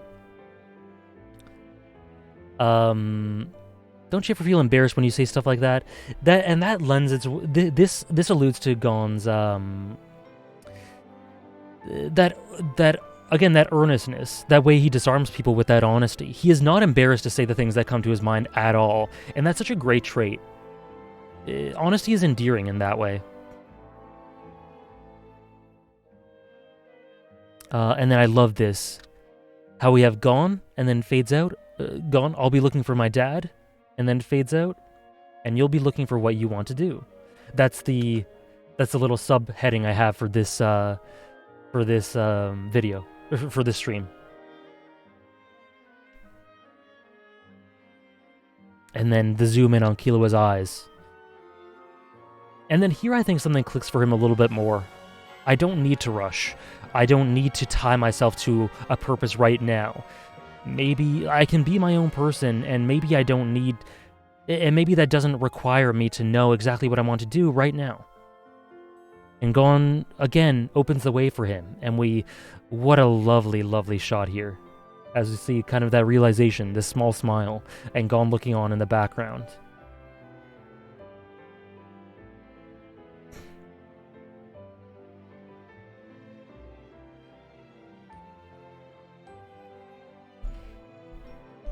I can't with this episode sometimes. Yeah. Doesn't sound too bad. And again, that the soft look, the soft expressiveness in his eyes, the soft smile. One thing that Hunter x Hunter...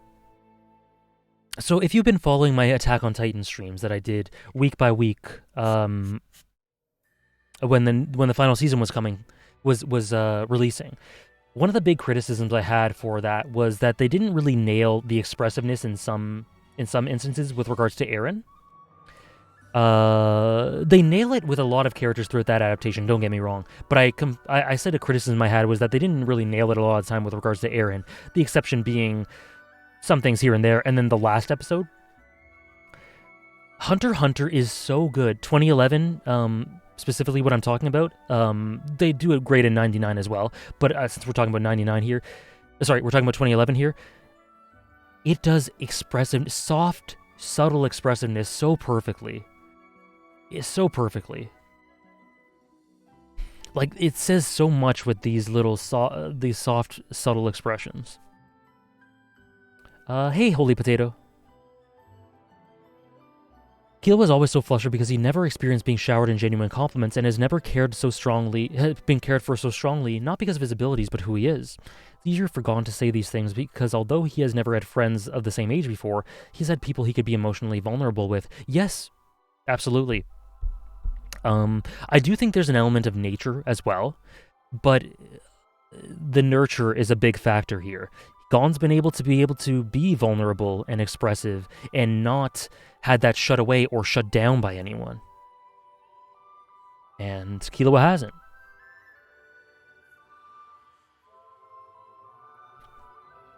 I'll help you look for your dad until I discover what to do.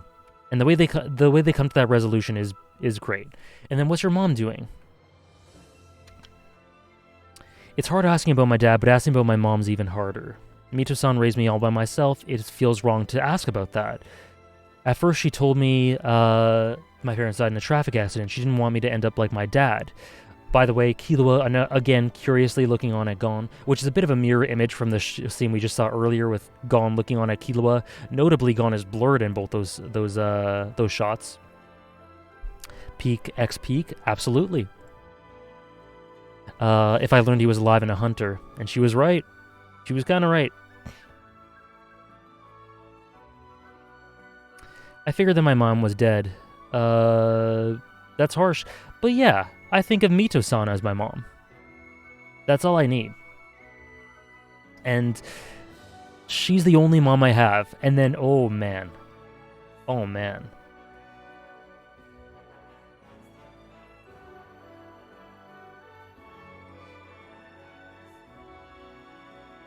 So there's nothing for me to ask her. I don't need to.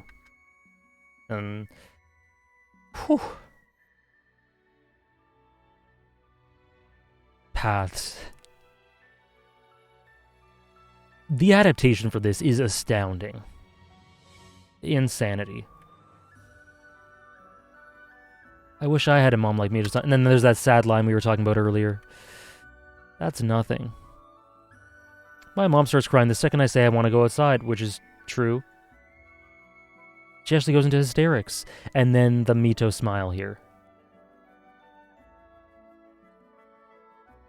How beautiful. How beautiful.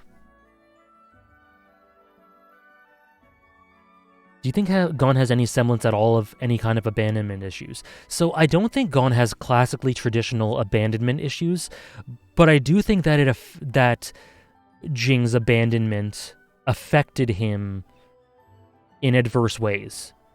But I don't think that manifests in traditional abandonment issues as much as an over-reliance or overemphasis in his mind on needing to reach the standard that that is good enough to meet Ging.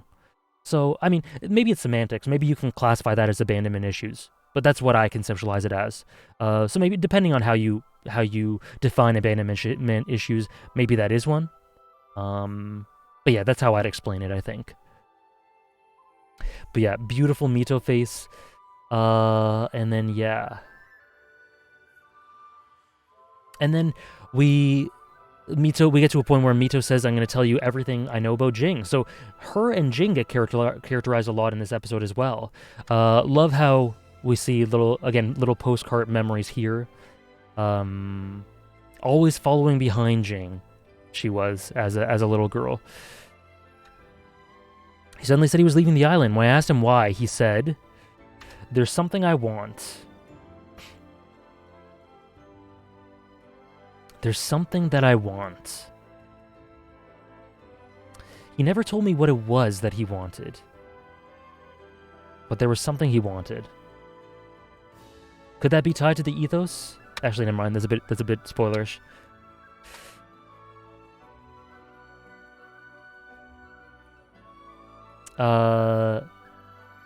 Yeah, and then we get to both of my son. Jing's father went missing on a fishing trip, and we had Gon's mother doesn't actually matter, but not because Gon is heartless or anything. He just doesn't want to change his relationship with Mito. And while Gon feels a void in his life without Ging, there's no void to fill in terms of his mom. Yeah, totally. It's not necessary. He doesn't need it. And the ambiguity of that says a lot of Hunter x Hunter as a whole. The ambiguity of what it was he was looking for, right? Yeah. I do agree.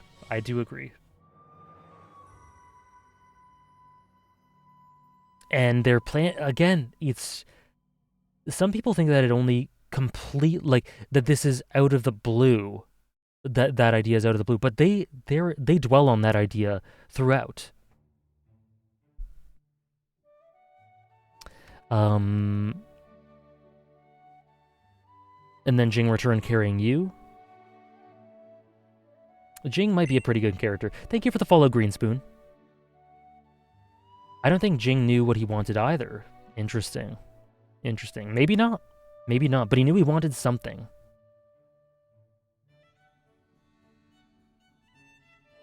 Yeah.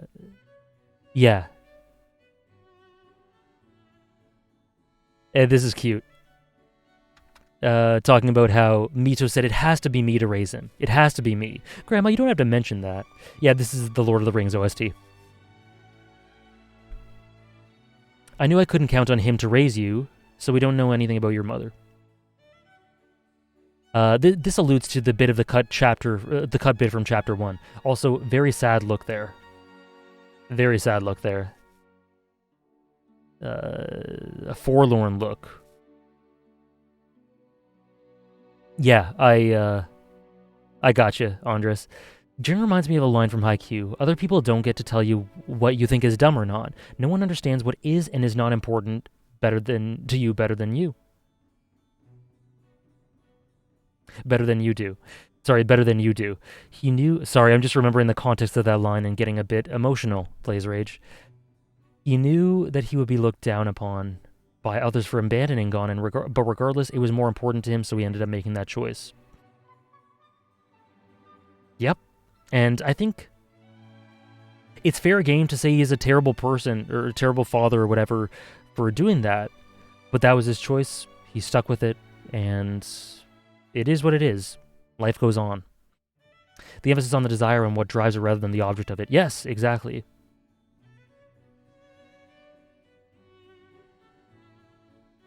Yeah, as osmosis. Yep.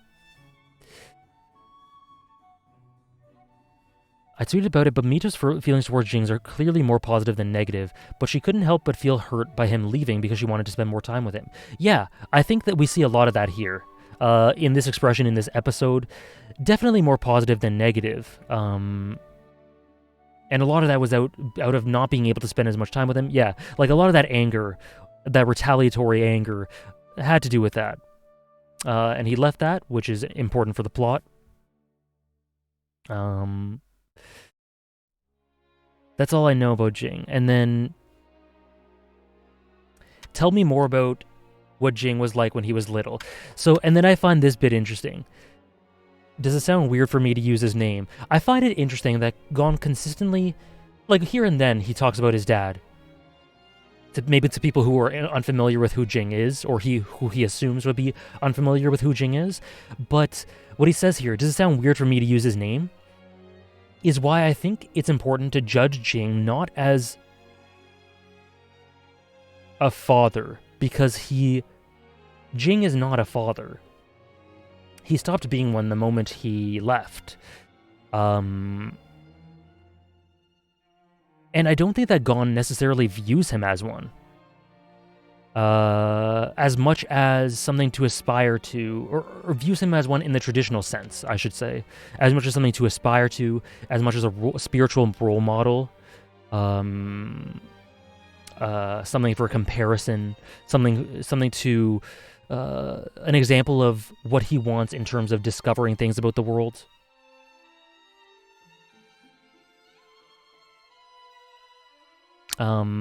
And so I think that's reflected in the way that he always calls him Ging. Like, not always, but the vast majority of the time.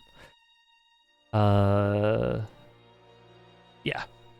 Somehow it feels more natural. Again, he can't really articulate it exactly, but Togashi knows what he's doing when he frames things in that way. Yeah. Just stick a pin in that, Andres, because I would love to hear what you have to say about it later. Want to hear what Ging was like as a child? He would always run off. This is really cool. I always wanted him to play with me, but he would always run off. First of all, Attack on Titan parallels. Second of all, very appropriate for Ging. Mito followed Ging into the mountains, and she got lost. And the whole island had to find her. I love this backstory, by the way. It just looks great. And again, a bit of the tiny expression here before she shifts, as she remembers those times. That keys into what Shadow was saying about Mito. They're so on point, the expressions this episode. The fear Mito has for Gon due to his drive, in which she sees so much of Ging, is precisely why she fails to understand it, which is why she harbors this deep sadness thinking about Jing's departure and knowing Gon's is inevitable too. Yeah, it's like the same thing all over again. And a bit of obviously concern for him, but there's also more dimensions to it. Mito is more layered than than people. That's so weird. I mixed people and Mito together and ended up saying another character. Then people tend to think of her. She's much more layered than people think.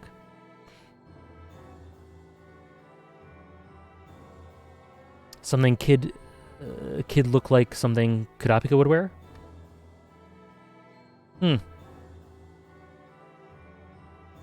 Mito Kurta? Confirmed? Here's to four more months. Oh, thank you so much, Luciano, for resubbing for 4 months. Thank you. Thank you so much. What do you want? If you want that to go towards one of the tentative goals or the bank, let me know. Thank you, Luciano. Always appreciated. Who's better, Mito or Pito? Pito. Pito for sure, but I love Mito. And then I love I love the blue. I love the coloring in these shots. It's a different sort of blue. It's a deeper, like, indigo than we got in the Gon Killua scene later to give a different complexion to it as he reaches out. And love the lighting here. It looks wonderful. And again, gives you another dimension to Ging. Gives you another perspective on him. FF9. It's funded. It's funded, Luciano.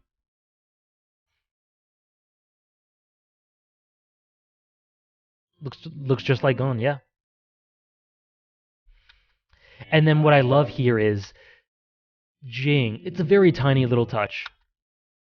Jing's hand is outstretched. Mito meets him there, not the full way, and then he reaches out and grabs her and brings him towards him. Sort of speaks of his proactive nature, and also of the way in which, I guess, he connected with Mito, and the ways in which it tells you about their relationship, and how much agency he has, just not in all walks of life, you know, as a person in general. He's the one who makes the advance to bring her in here, right? A little touch, but plays into the characterization, in my opinion. That would be insane, Shadow. That would be insane. And then this just looks beautiful. Absolutely beautiful. Also scary. Like, how the hell did she get there? Don't apologize, Blaze Rage. I love when people clip me. I love when people clip me. No, because I don't know myself, Luciano. I don't know myself.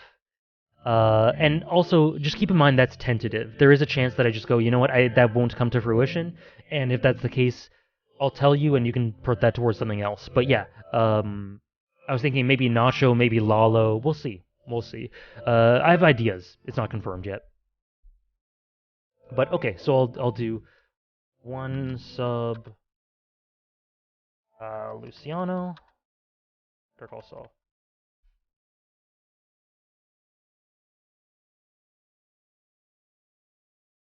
Yeah. And if that doesn't end up happening, we can put it towards something else as well. Okay. And then again, Mito's eyes tell a story of their own.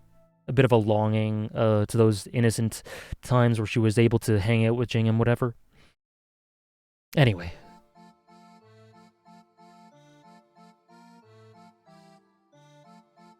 Don't worry, Thomas. I think you're plenty active.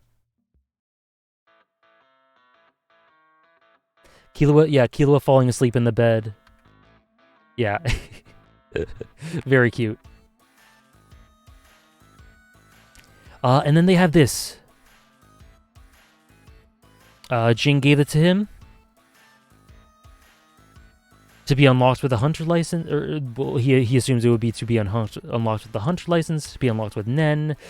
I love what Gon does here, but there isn't an opening for the card. Yeah, like what Shadow said before, while it's set up at first that Mito hates Ging for leaving him behind, that stems from her deep care and love for him. For Mito, she always was chasing after him, after his back. And ultimately, she was never able to reach him, which deeply saddens her. She feels a similar way with Gon. Yeah, there's such a richness to that, and such sadness to that. Having these people she cares for, these family members she cares for, that she always wants to be there with them. But they're just these inquisitive spirits, adventurous spirits that have to keep searching for something, for that something beyond.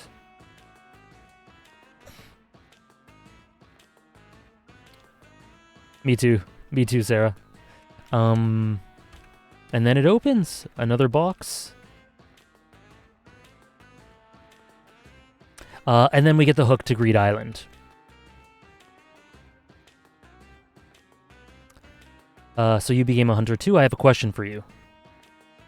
Does he ask the question this episode? Yeah, I was thinking that, Andres. Do you want to see me? Right. It was the first time Gon had heard his father's voice.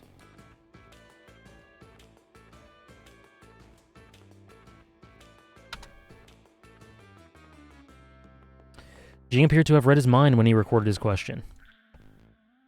And thus ends one of my favorite episodes of the series. And this is the last one we'll go over today. Oh yeah, what's his name?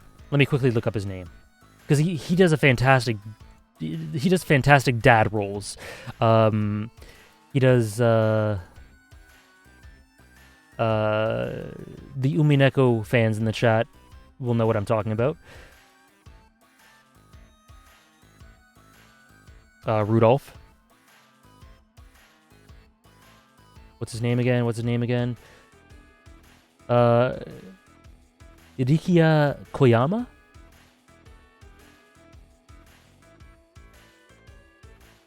Yeah, Rikia Koyama.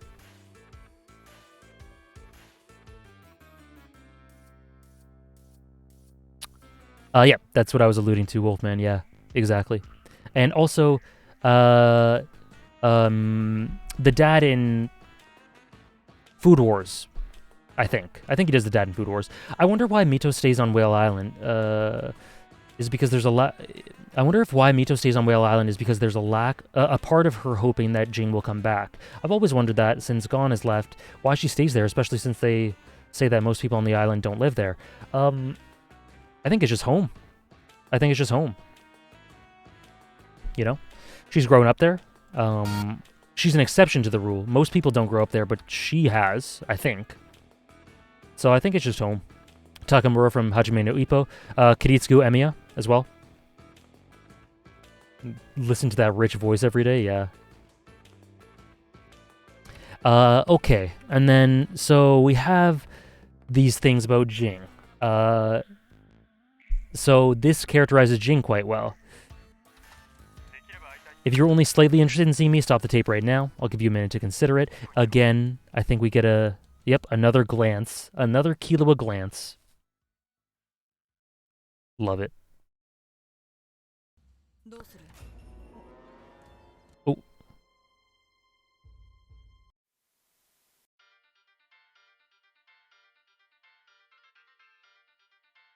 Oh.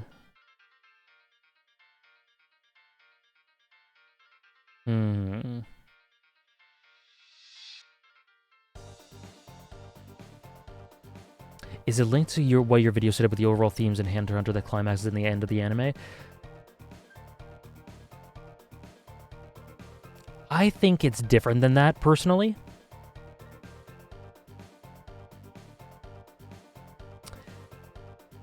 Why he's so enigmatic. So what is the consensus on why he's so enigmatic about himself in regards to Gon, and even ignites his own search with all these hints and steps or whatever else?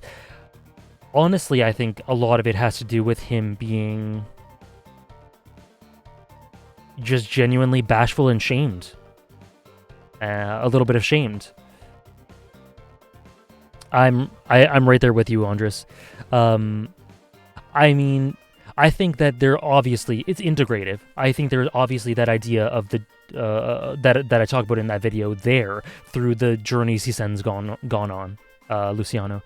But I also think a lot of it just has to do with, like, he quite literally says it. I don't want to see you. I think he says it here. I don't want to see you. Because he's very self-aware. He's very self-aware. Are we doing channel points best today? Yes. Well, if you guys want me to do a character ranking for this point, we can do it then for that.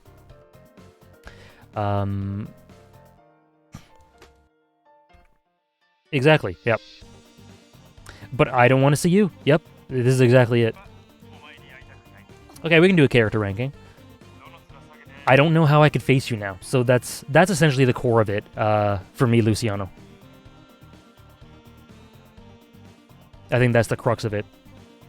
After all, I chose my own desires over my parental duty. So he's ashamed of it. He's ashamed of it.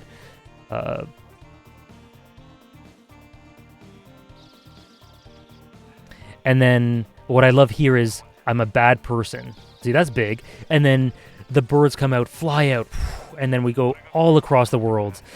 I'll be on some sort of adventure. At least 10 days have passed. What the hell's going on here?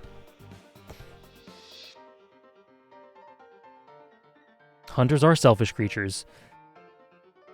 And then, yeah, I love the music in this scene. The music choice is fantastic. It just gives you this sense of scope of the world and what Ging is and what he represents. And you get just semblances of it. not the whole picture, but it's enough to, again, keep you interested, keep Ging enigmatic and so multidimensional. If you want to see me, find me. Yeah, no worries, Luciano. That's why we're here. If I sense you nearby, I'll make myself scarce, yeah. You are a hunter, aren't you?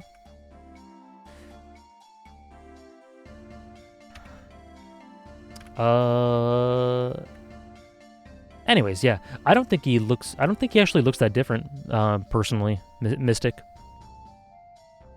And then, so here, he says, Jinx, hold on. What I love here is he stops talking. Killua goes to turn off the tape, and then Gon knows that he's still there. He knows that he's still there somehow. Just his intuition is so great. It knows no bounds. I forgot to mention something. It's about your mother. If you want to listen, if you want to know more, keep listening. And then Gon just turns it off. I don't need to know. I don't need to know anymore. Mito's my mom. That's all.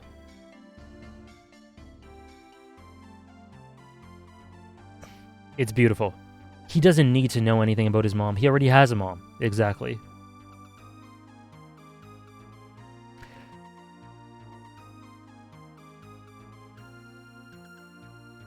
My mom is Mito-san. And then we get into, then the tape breaks. We get into more Greed Island plot thread things laying down. He erases the message. And yeah, so I think I can skip through more of this. But I love that. That's really lovely stuff for Ging. And then Killua goes to look for copies of game consoles. Goes into town. Very cute here. Have a safe trip. But yeah, Greed Island, so we get the hook there. Some nice little bits of world building. Yeah, the game was banned for some reason. Anyway, legitimate channels, just little bits keying us into the culture surrounding Greed Island, the mythos, the mystery. The Joy Station, yeah. Which is cool, you know, it's appreciated. It develops an aura, so to speak, around the game. Why are you upset with Gon for doing that? Out of curiosity. It's one of my favorite things about Gon. At least in this episode. Pariston being Gon's mom. Yeah, we hear about sort of black market pricings and deals and things like that. Yeah, just interesting stuff. Just interesting stuff. And then, again, we get another instance of characters coming back in and out of the story naturally. There is no forcing anything. Miluki comes back into the story here because Killua thinks about him and thinks he could be useful for this. He doesn't... It's been, what, 15 episodes since we last saw him or whatever, 16, something like that. And he is applicable here.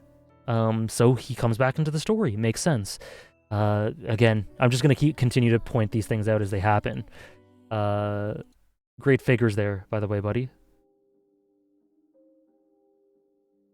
Killua mentions how Ging probably used Nen to erase the message because of all the ways someone could use it to find out where he is, and how there's maybe someone out there who can find out everything about someone just by listening to their voice.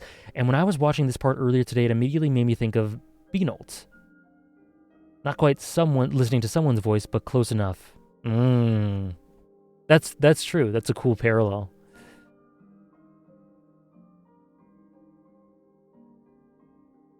Oh, I love Killua and Miluki's dynamic a lot as well. The Miluki cameos in York New, really good. They make sense. They're in character. They add to his character. Miluki's a solid character. Yeah, people calling Miluki NA Levi, North America Levi. Yeah, the anime does have them. Maybe not as many, Andres, but it does have them.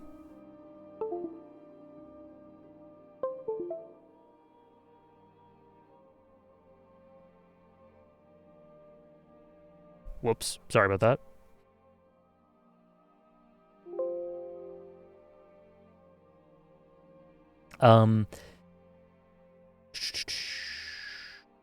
People say that as well, Luciano, about Fate 10.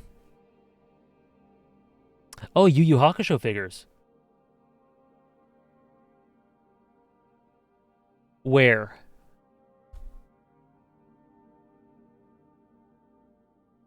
Welcome back, Sun Gohan.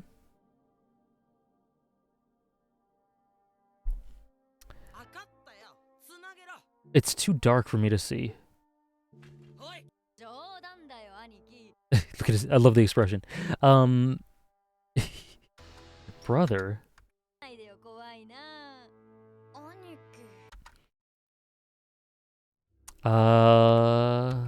Oh, also fantastic Killua face, iconic Killua face, love it.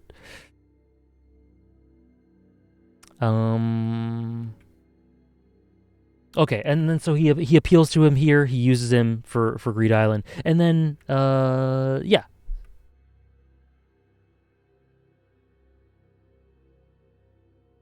Gon's recklessness. He wants to just use his. Whoops.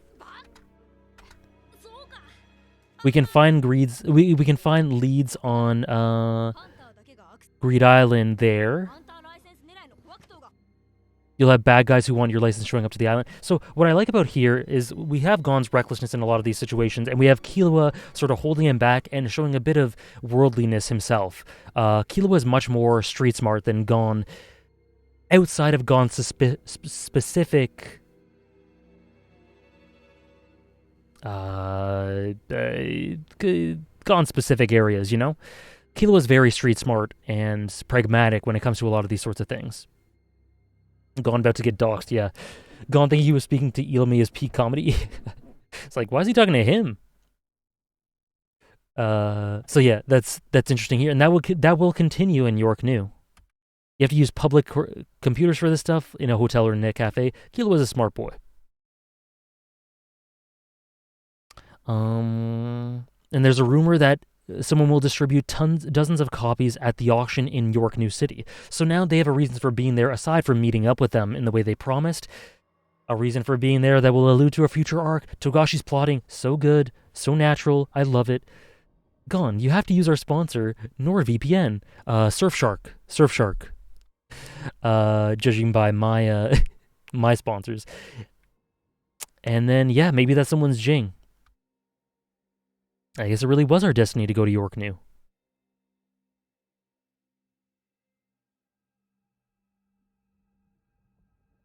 Again, the transition? Yes, again, exactly, yep. And then, beautiful.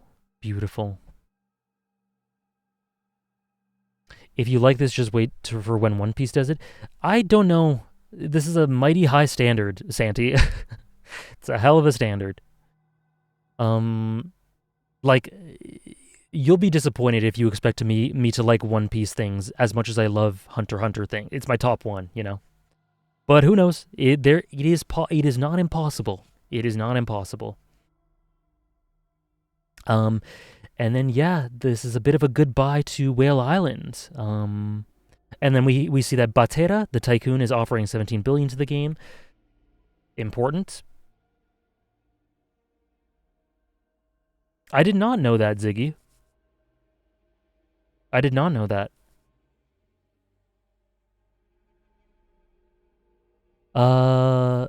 Wait, I forget. They know about Greed Island before the York New arc, and that's kind of why that arc starts. It's not why the arc starts, but it is the stimulant for why Gon and Killua are.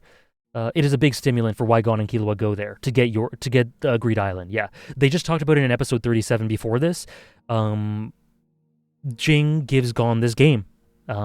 He leaves it to Gon for him to open up when he's a hunter. And then so they go, okay, we need a copy of Greed Island. We have to get it. How do we get that? York New auction. So yeah, before York New, there's forethought there. Which is really super cool. Super cool.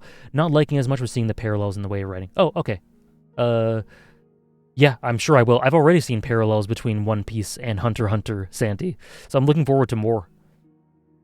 Speaking of which, we'll read more chapters on Sunday. That'll be fun. Well, we'll read a few chapters, at least a couple. Because I think one has been redeemed. Yes, guest. I will. I will. I'll watch it sometime for sure.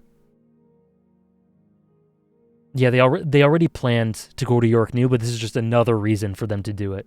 Yeah, I'll give you another.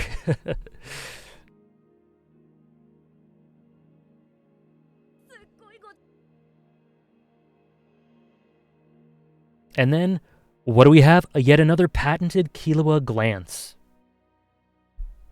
We've been overloaded with them this stream. Love it. Love it. And then they leave.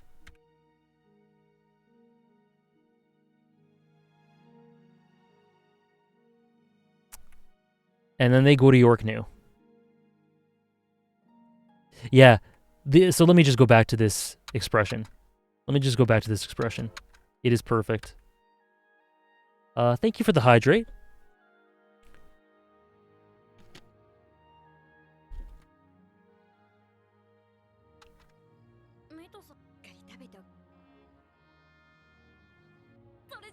Oh, did I miss it? Where is it? Look at the top 2 Hunter x Hunter characters going to York New. I mean...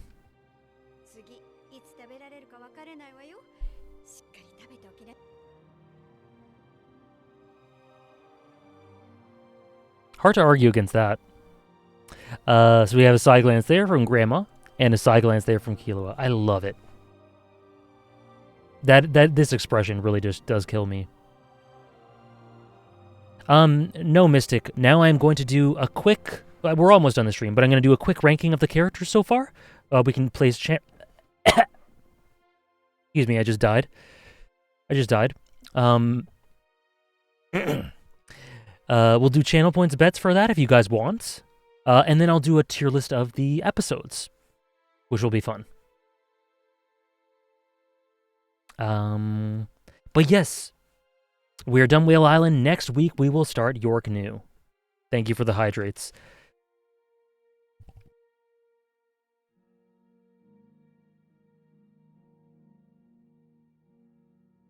Yeah, Luciano, earlier on, we should have had like a Killua glance counter or something this stream, because there are so many key Killua glances, like Hannah was saying there. Killua looking at Gon is everything I need always. Same. There were so many. From, like, curious, happy, these soft smiles, beautiful. So all the characters up until this point in Whale Island, Sarah. We don't have too many new ones, but we'll add. So, and I'm going to place them based on current criteria, yes. I'm not going to factor in anything that happens after this. So, for the arcs of Hunter Exam, Zoldyck Family, Heaven's Arena, and then this mini Whale Island interlude. Don't die is not healthy. I'll try not to. Thank you, Andres. Thank you. Your contributions are always valued. I'll really appreciate it. Hopefully, you're able to be available for York New. We'll definitely have at least 2 streams for York New. So many interesting concepts there, and I can't wait to talk about it. So hopefully you're available, but even if not, thank you for coming to this one. I will go back and count every time. Okay, and then let's do window capture.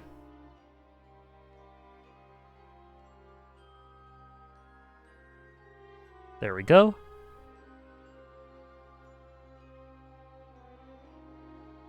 Okay, so...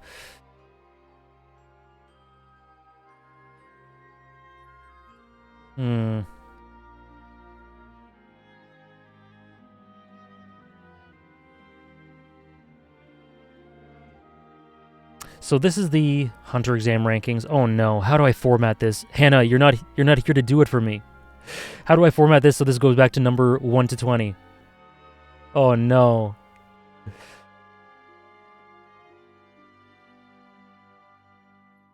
Click the number list. Click the number list.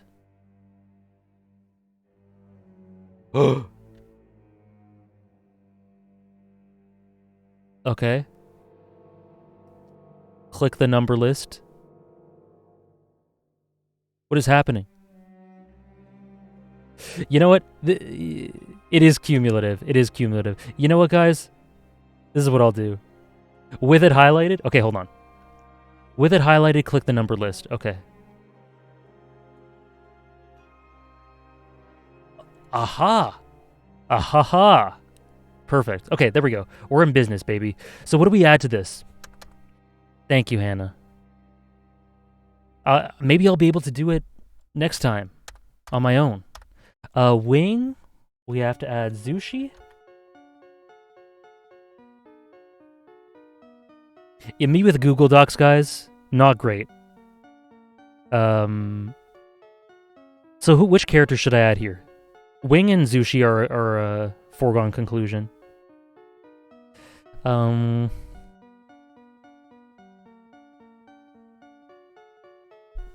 Guido Gadaso, sorry, Sadaso, Real Velt. Sure, I guess so. They're not going to be very high, but Castro we could put. Machi. How do you spell Coco? Sure. How do you spell Elevator Girl? Nah. Melody. We won't put Melody just yet. That's how you spell it. Okay, got it. Thank you, Sarah. Okay, am I missing someone? I honestly don't think these should be here. Well, okay, no, these should be here. They were notable enough, so fair enough. But am I missing anyone? Grandma freaks. Sure. Sure. Oh, and Killua's family. Yeah, what am I doing? We did Zoldyck family as well. Miluki, Kikyo, Kaluto, Silva, Zeno, Zebro, Ikant, Mike. I don't know how to rank Mike. Okay. Goto and Kanari.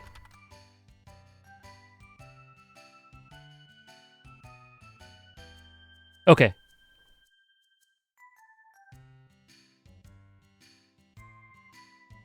All right.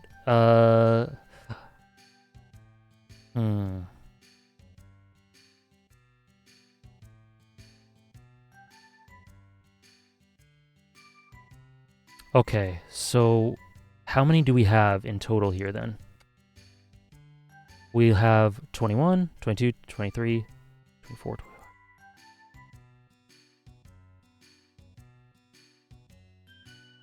40. Subone is not introduced yet, guest.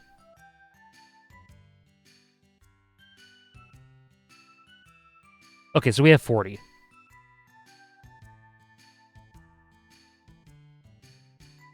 Jesus, okay. This is a lot. Okay, who's my least favorite? This is what we'll do.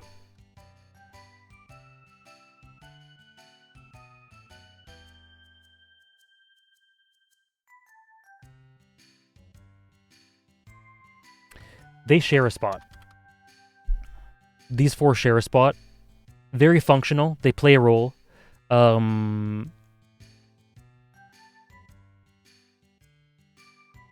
It's okay. You don't have to delete it, guest. Just a name like that is okay. They'll play a very functional role, but I don't think too much about them.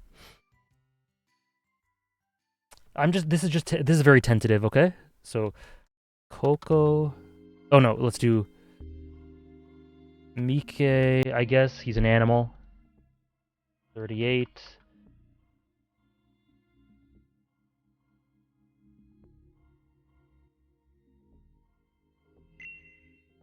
Zebro. Who would you put above Mike? Who would you put Mike above? I'll put Mike above Zebro. How about?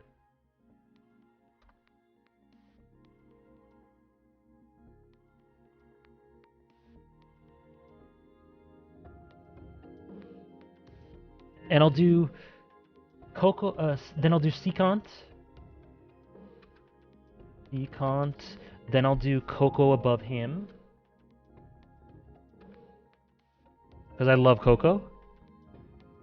Mike, Zebro, Zeno. I'll do Izuna. Grandma Freaks here.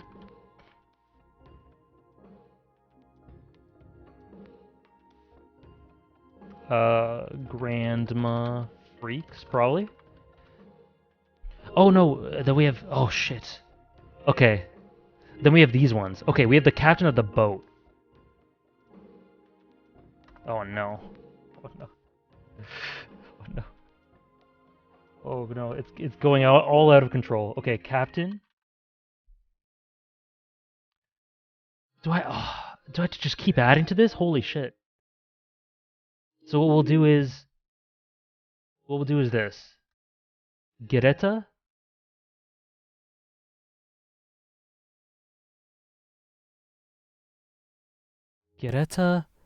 We'll do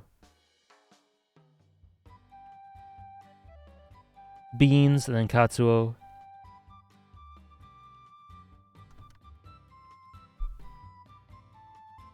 Unbelievable. What is going on? Then we'll do Katsuo. And then I think that's where it stops.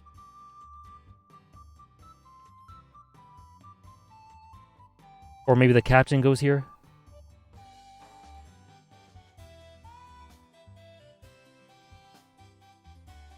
Captain. Okay, we'll put the captain here.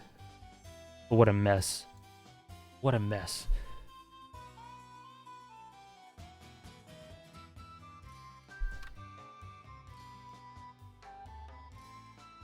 This is unbelievable. Okay, Zebro can go here. Mike can go here. There you go. The Mike rise continues. Sequence can go here. Coco. I like Coco better than Menchi and Buhara, to be honest.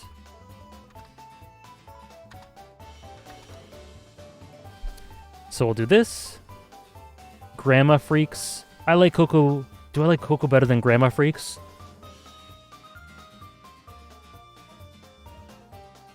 What's unsatisfying? What's unsatisfying, Blaze Rage?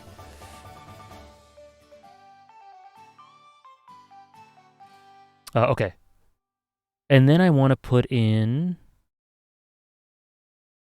Pockle. Pockle goes here, to be honest.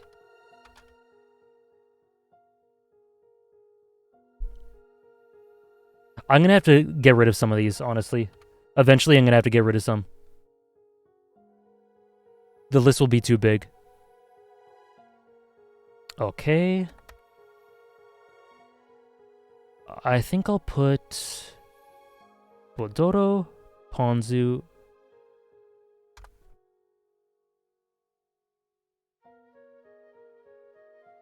This is insane.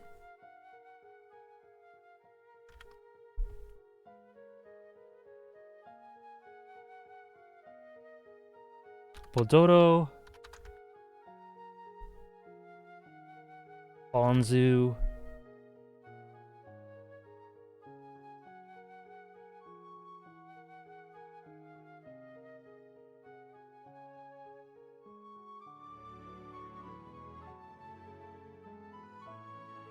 Tompa. Okay, and then we'll do Goto? No, Izunavi.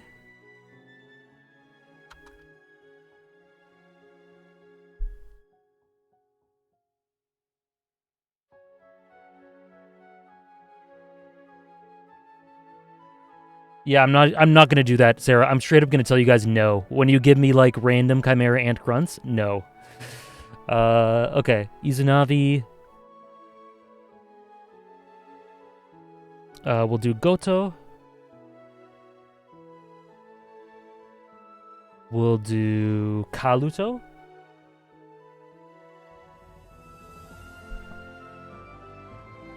Okay, and then we'll start doing a bet in a second. Oh no, you know what? Honestly, Zushi goes kind of like here.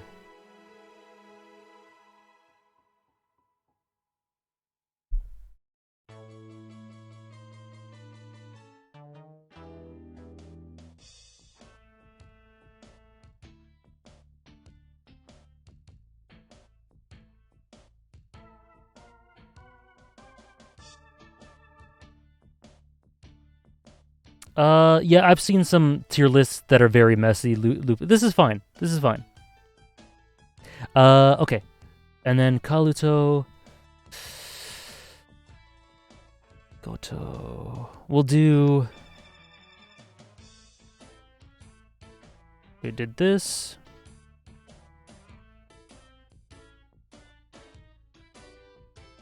Satots.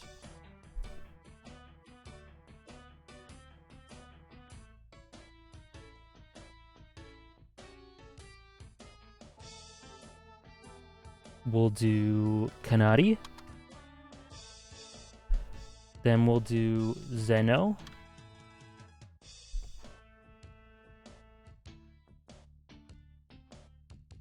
Then we'll do Miluki. I'm not disrespecting anything. He's just not interesting.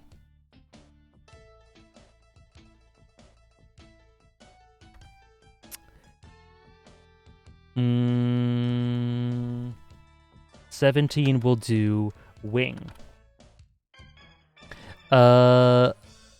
Okay. And then for Hanzo Satots, I gotta put Hanzo and Netero. Okay. Here's it. Here. Hanzo, I think Hanzo is below Wing. We'll do this.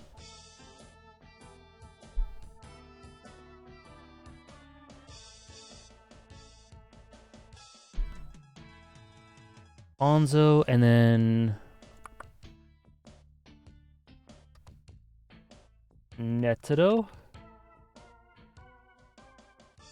And then here we're getting to the big guns. Okay.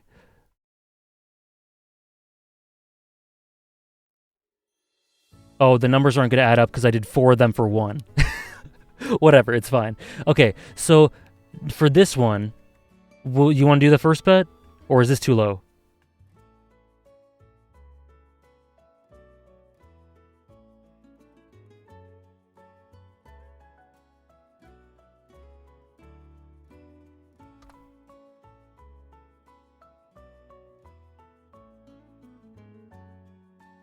Okay, so we'll bet for number 14, all right? Let me just double check. Oh, I did Miluki, right? So Miluki's here.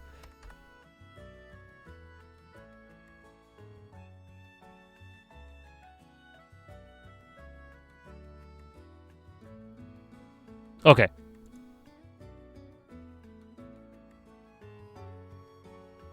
So you're guessing which is number 14 between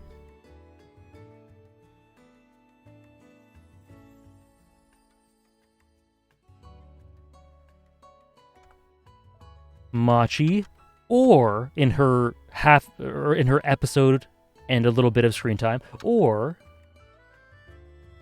Kikyo.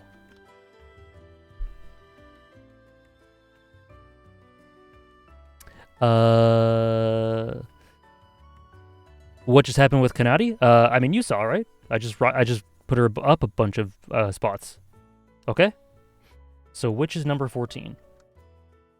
Well, it says number 14. It doesn't actually add up that way. I'll fix the numbers later. But you know what I mean. Who do I like less, Machi or Kikyo? Okay. And again, remember, this is just keeping in mind the stuff that has happened so far, not the stuff that will happen. And by so far, I mean the first 38 episodes. Okay.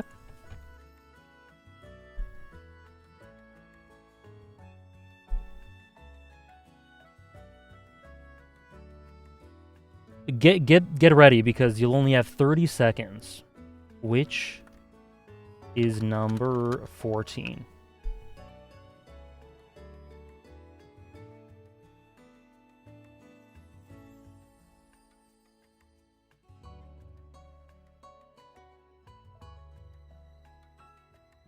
How strong the simp?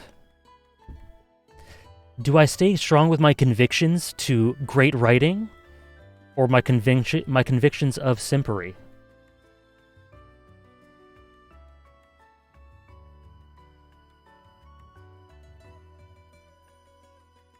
Or is it even that sort of? Is it even does it even have to be one or the other? Okay. Never turn your back on Machi. Okay. That was quick. Did you guys get them all in? I hope so. I told you guys, be ready. Okay, and the outcome is Machi. Machi's number 14.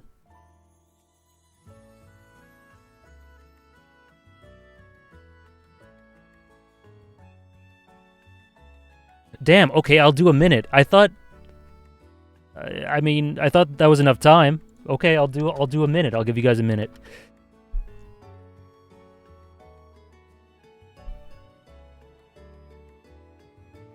Kikyo is super good. Kikyo is super good and really efficient. And okay,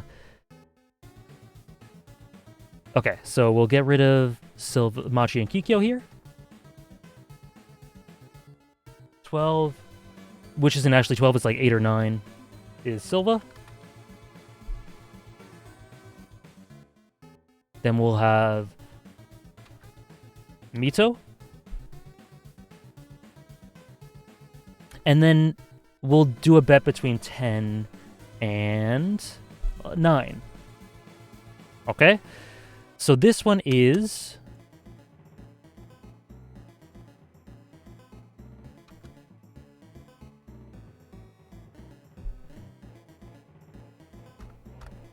Okay.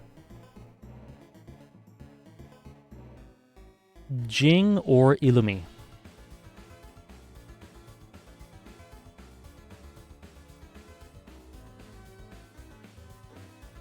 For which one I like less, remember. And I'll do a minute.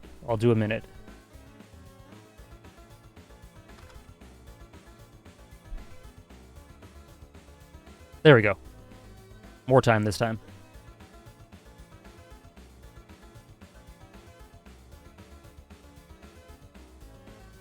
Glad you're enjoying it, Prideful Cat. It's one of the best stories I've ever played, as you know, or I've ever experienced. So I'm glad you're enjoying it.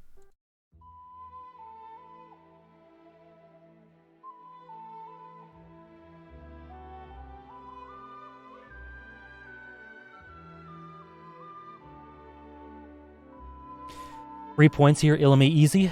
You think Illumi's lower easily? Interesting. Hello, Kuzaki. Interesting. People are saying this is either very hard or very easy. Again, keep in mind, this is just the first 38 episodes.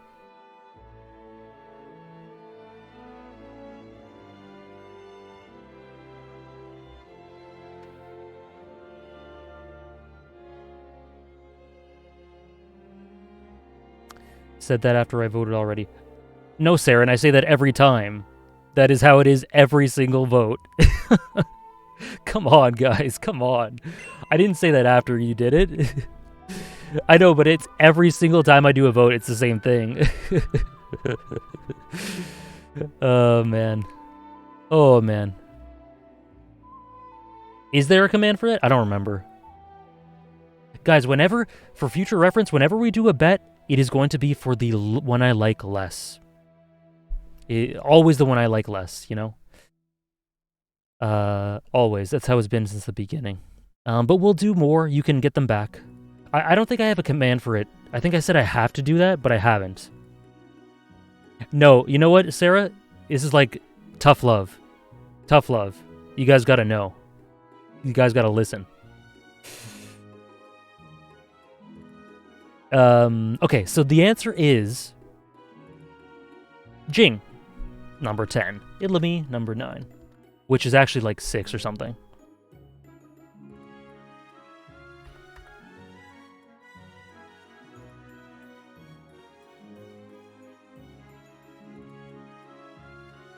Okay, so the outcome was Ging. Yeah, mostly everyone got it right. 71% got it right. Congratulations. Enjoy the points. So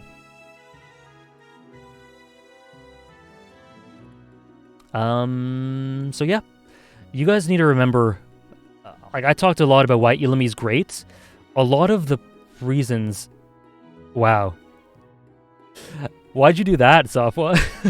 I need to disable that one. A lot of the reasons for why I find Illumi interesting and a lot of the subtext is already established, and I actually think that the Zoldyck family arc enhances Illumi, even though he's not even present. Yeah, it is funny that it's still there. I need to get rid of it. Okay. So yeah, Illumi is ahead of him.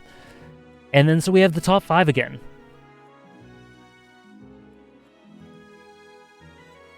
So here's the ultimate one.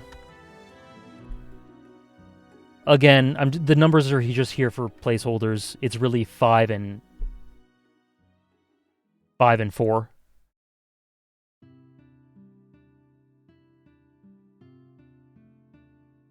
Okay.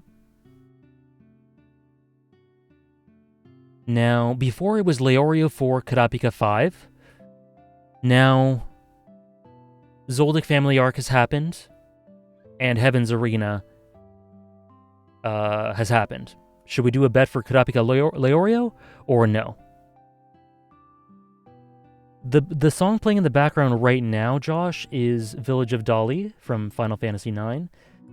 Before that, it was Lily Cove City from Pokemon Omega Ruby Alpha Sapphire. Okay. So which is number 8? I mean, remember, number 8. So which one do I like less? Kurapika or Leorio?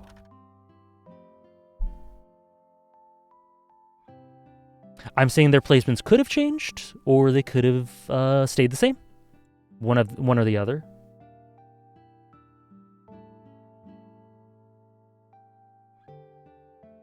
Kurapika?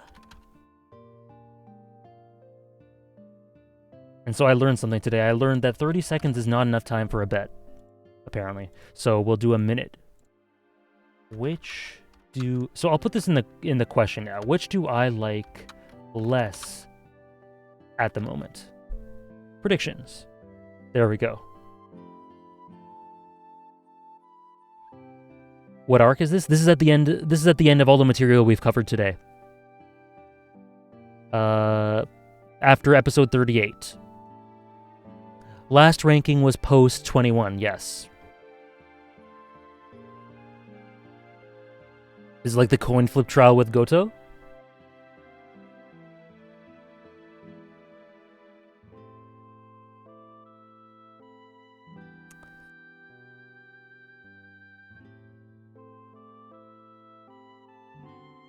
Get your bets in. Get your bets in. And I have the tier list ready right here, too. Perfect.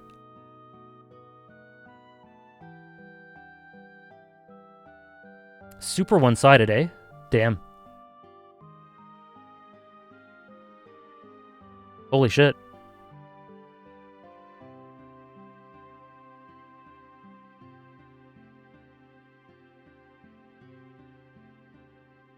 Okay, let's take a look. 90% think Leorio is less. That I like Leorio less.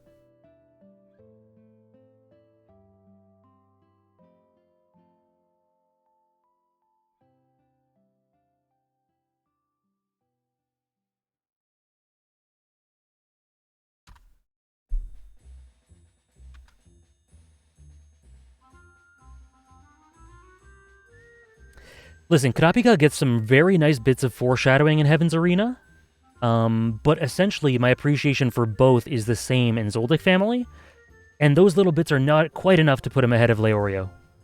Not yet. Not yet. So, 10% of you are right. Who got it right?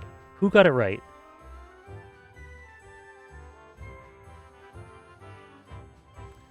So there we go.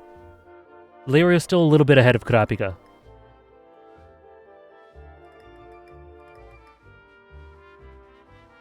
It's closer, but still a little bit ahead. Yeah, I know. I saw, Sarah. I almost went for Kurapika because I like Leorio more, but I went, nah, no way, don't be biased. You like Leorio more, Hannah? Last time I checked your rankings, I don't think that was reflected in the rankings. Unless I'm misremembering.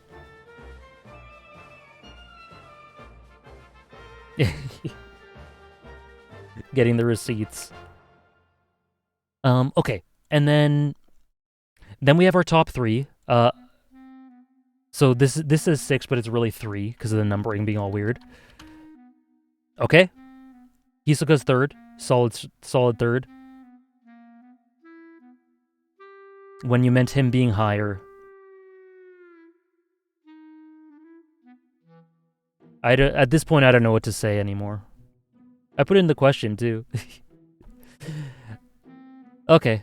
I like Leorio more, but the story's done... Okay, well, I gotcha. I gotcha, Hannah. Okay.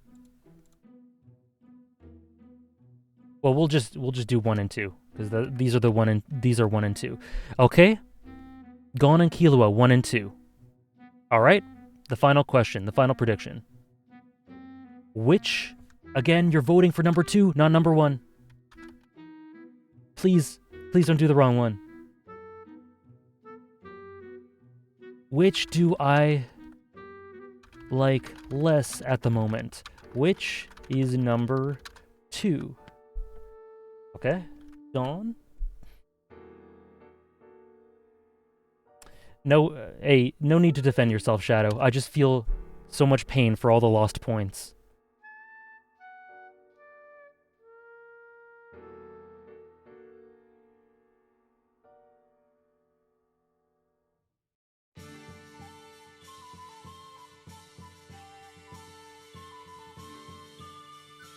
After episode 38, which one is 1, which one's 2?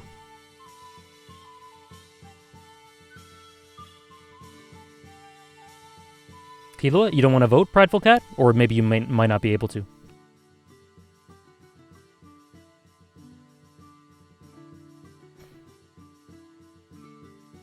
If I get this wrong, I quit. What did you vote? You voted on the first one.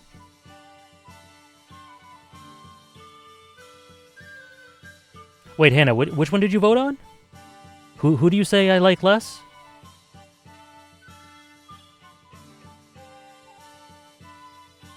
Okay, I see. I know where Killua ranks for you after the whole show, but after this point? Okay. Choose prediction outcome. The prediction outcome is... Killua, 2nd. Gon 1st. Formatting, please. Whatever. Gon 1st. Yeah, oh damn. 89% say Killua. Yeah.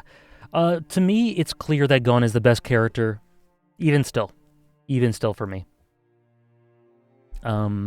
It's closer. Killua gets a lot of great stuff.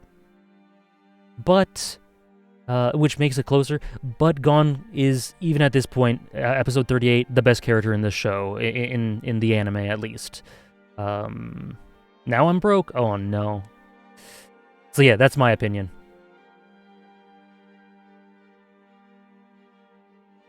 I'll fix the numbers later. The numbers are all a disaster.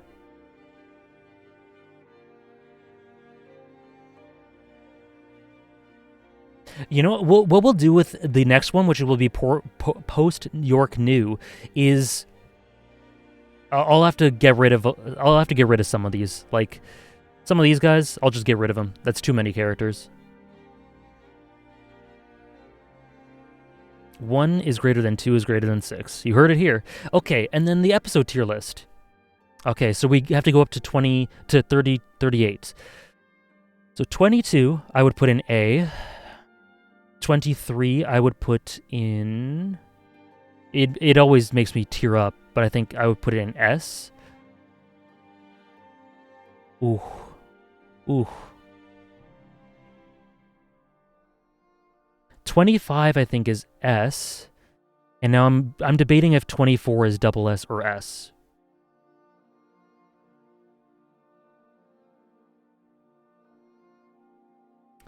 I will fix your dock if you need. Okay. Thank you, Hannah. Hold on. Let me fix this up. My dock is a disaster. What a disaster.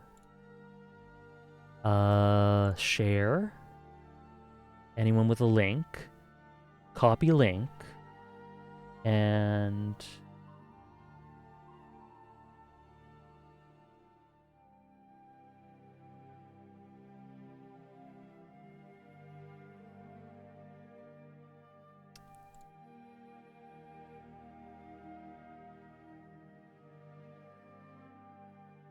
Oh, you are ranking the characters based on how many of them have appeared in the...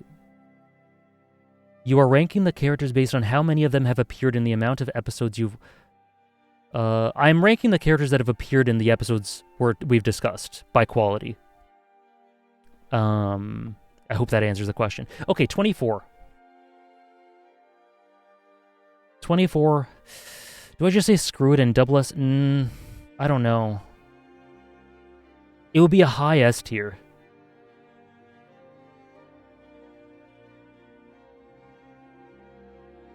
I'll put it in S for now. I need to be a bit harsher. And then I'll do 27 is A. I think I put 28 A. I think I'd put this S, this S, this A, this double S, this A, this S, and these two triple S. This one, triple S. Now, for the Hunter x Hunter tier, I'm going to have to decide between the distinction between triple S and Hunter x Hunter, but all three of these are at least minimum triple S. This one, we'll say is double S. The pink category, this one, the Hunter x Hunter one, Safa?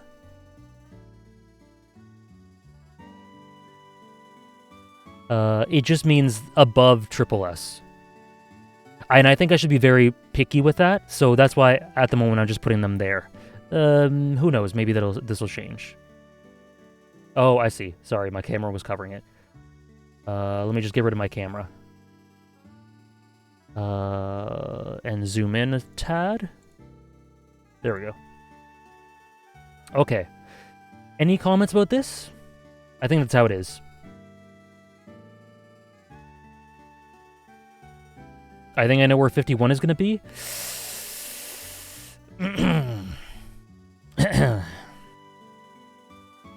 Any thoughts, anyone? About any of this, or fairly self-explanatory, or any questions? Otherwise, we'll be done for today, I think. B and C tier almost empty. That's Hunter x Hunter. That's Hunter x Hunter. Although, you know what? You guys want a spoiler?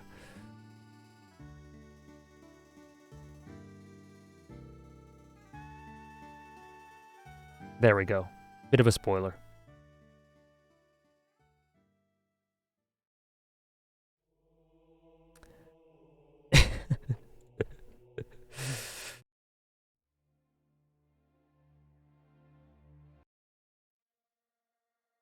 Damn. Episode 101 is, for anyone wondering, the Fish siblings episode. And the only reason it's not C is because good stuff with... Some good stuff for Killua, some good stuff Ikalgo. Too high. C? Squiderific. It might be C. I think it might be C.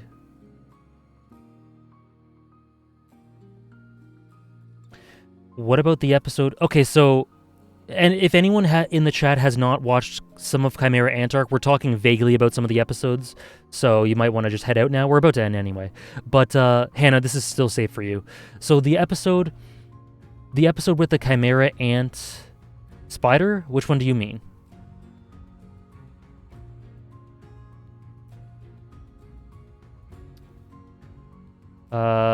Which one? What about the episode with the Spider Ant?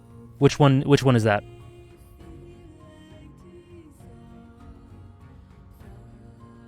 I know it means Pike, but which episode are you referring to? If you're referring to the first episode we see Pike, that's a great episode. That's an S tier episode. Because you got to remember all the stuff that happens outside of it. If you're talking about the Phantom Troop fight with Pike, that's probably S tier too. Or like A very least. The one with Fate's End. So that's at least A to me. That's at least A. The Phantom Troop Chimera Ant episodes are great. And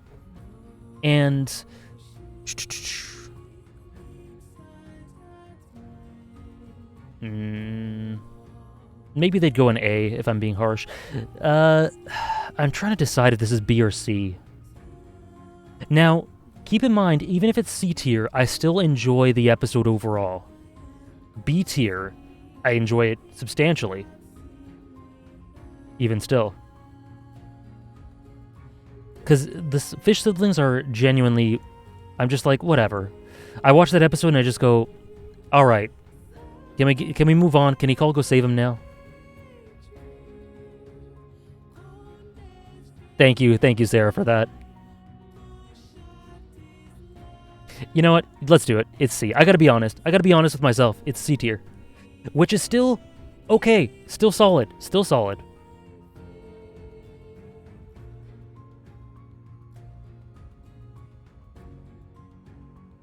I like that episode. I like it too. Just less than everything else. I like that episode just for the Killua awesome sauce.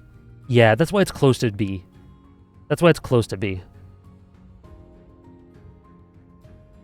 It's just unremarkable, and it just feels... I rewatched that, and it just feels like it's wasting time. Anyway, that's just how I feel about 101. Gotta get some negativity in here after gushing about the series for 4.5 hours.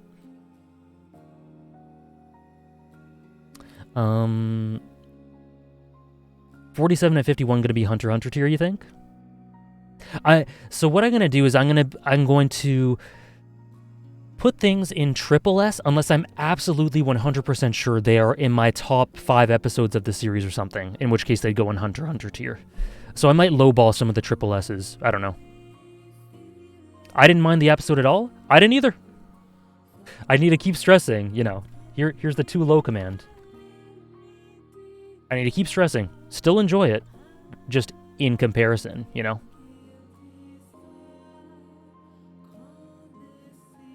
Okay. Any last thoughts before we end stream, guys?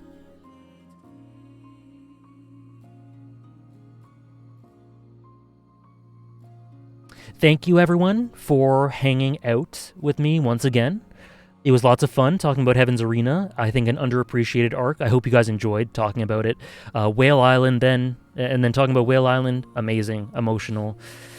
So good. I'm pretty cool? Thank you. City or Madrid? Sorry, Schwassam, I saw your message earlier. I think Madrid's going to pull through. If I had to guess. I think Madrid will pull through. That Benzema star power is too much. IMO. Where are we ranking the episode with Apaku Notice Sakura? We will see. We'll have to see once I rank the York New One's antagonist. Tune in next time. Well, probably in 2 weeks to see. No worries, guys. Thank you for coming out. I'm too tired to raid someone. Sunday we will be doing the reactions and the One Piece. And Monday we will do the Ace Attorney. Next week for the Hunter x Hunter stream we will be starting York New. I did, Saren, even more. I enjoyed even more upon rewatch than the first time. Also, guys, please don't tell me what to expect in One Piece, about what's coming up. I've had lots of really supportive messages, but please don't tell me specifics, because some people in DMs and things have spoiled things for me, like very minorly, but even still. Um, all right, no problem, antagonist. Expect greatness. Sounds good. But yeah, 95% of comments to the One Piece has been really good. Okay. Okay, so that's all good. We're all good. See you guys. Thank you very much. Thank you very much. Many thanks for watching. Have a good rest of the day.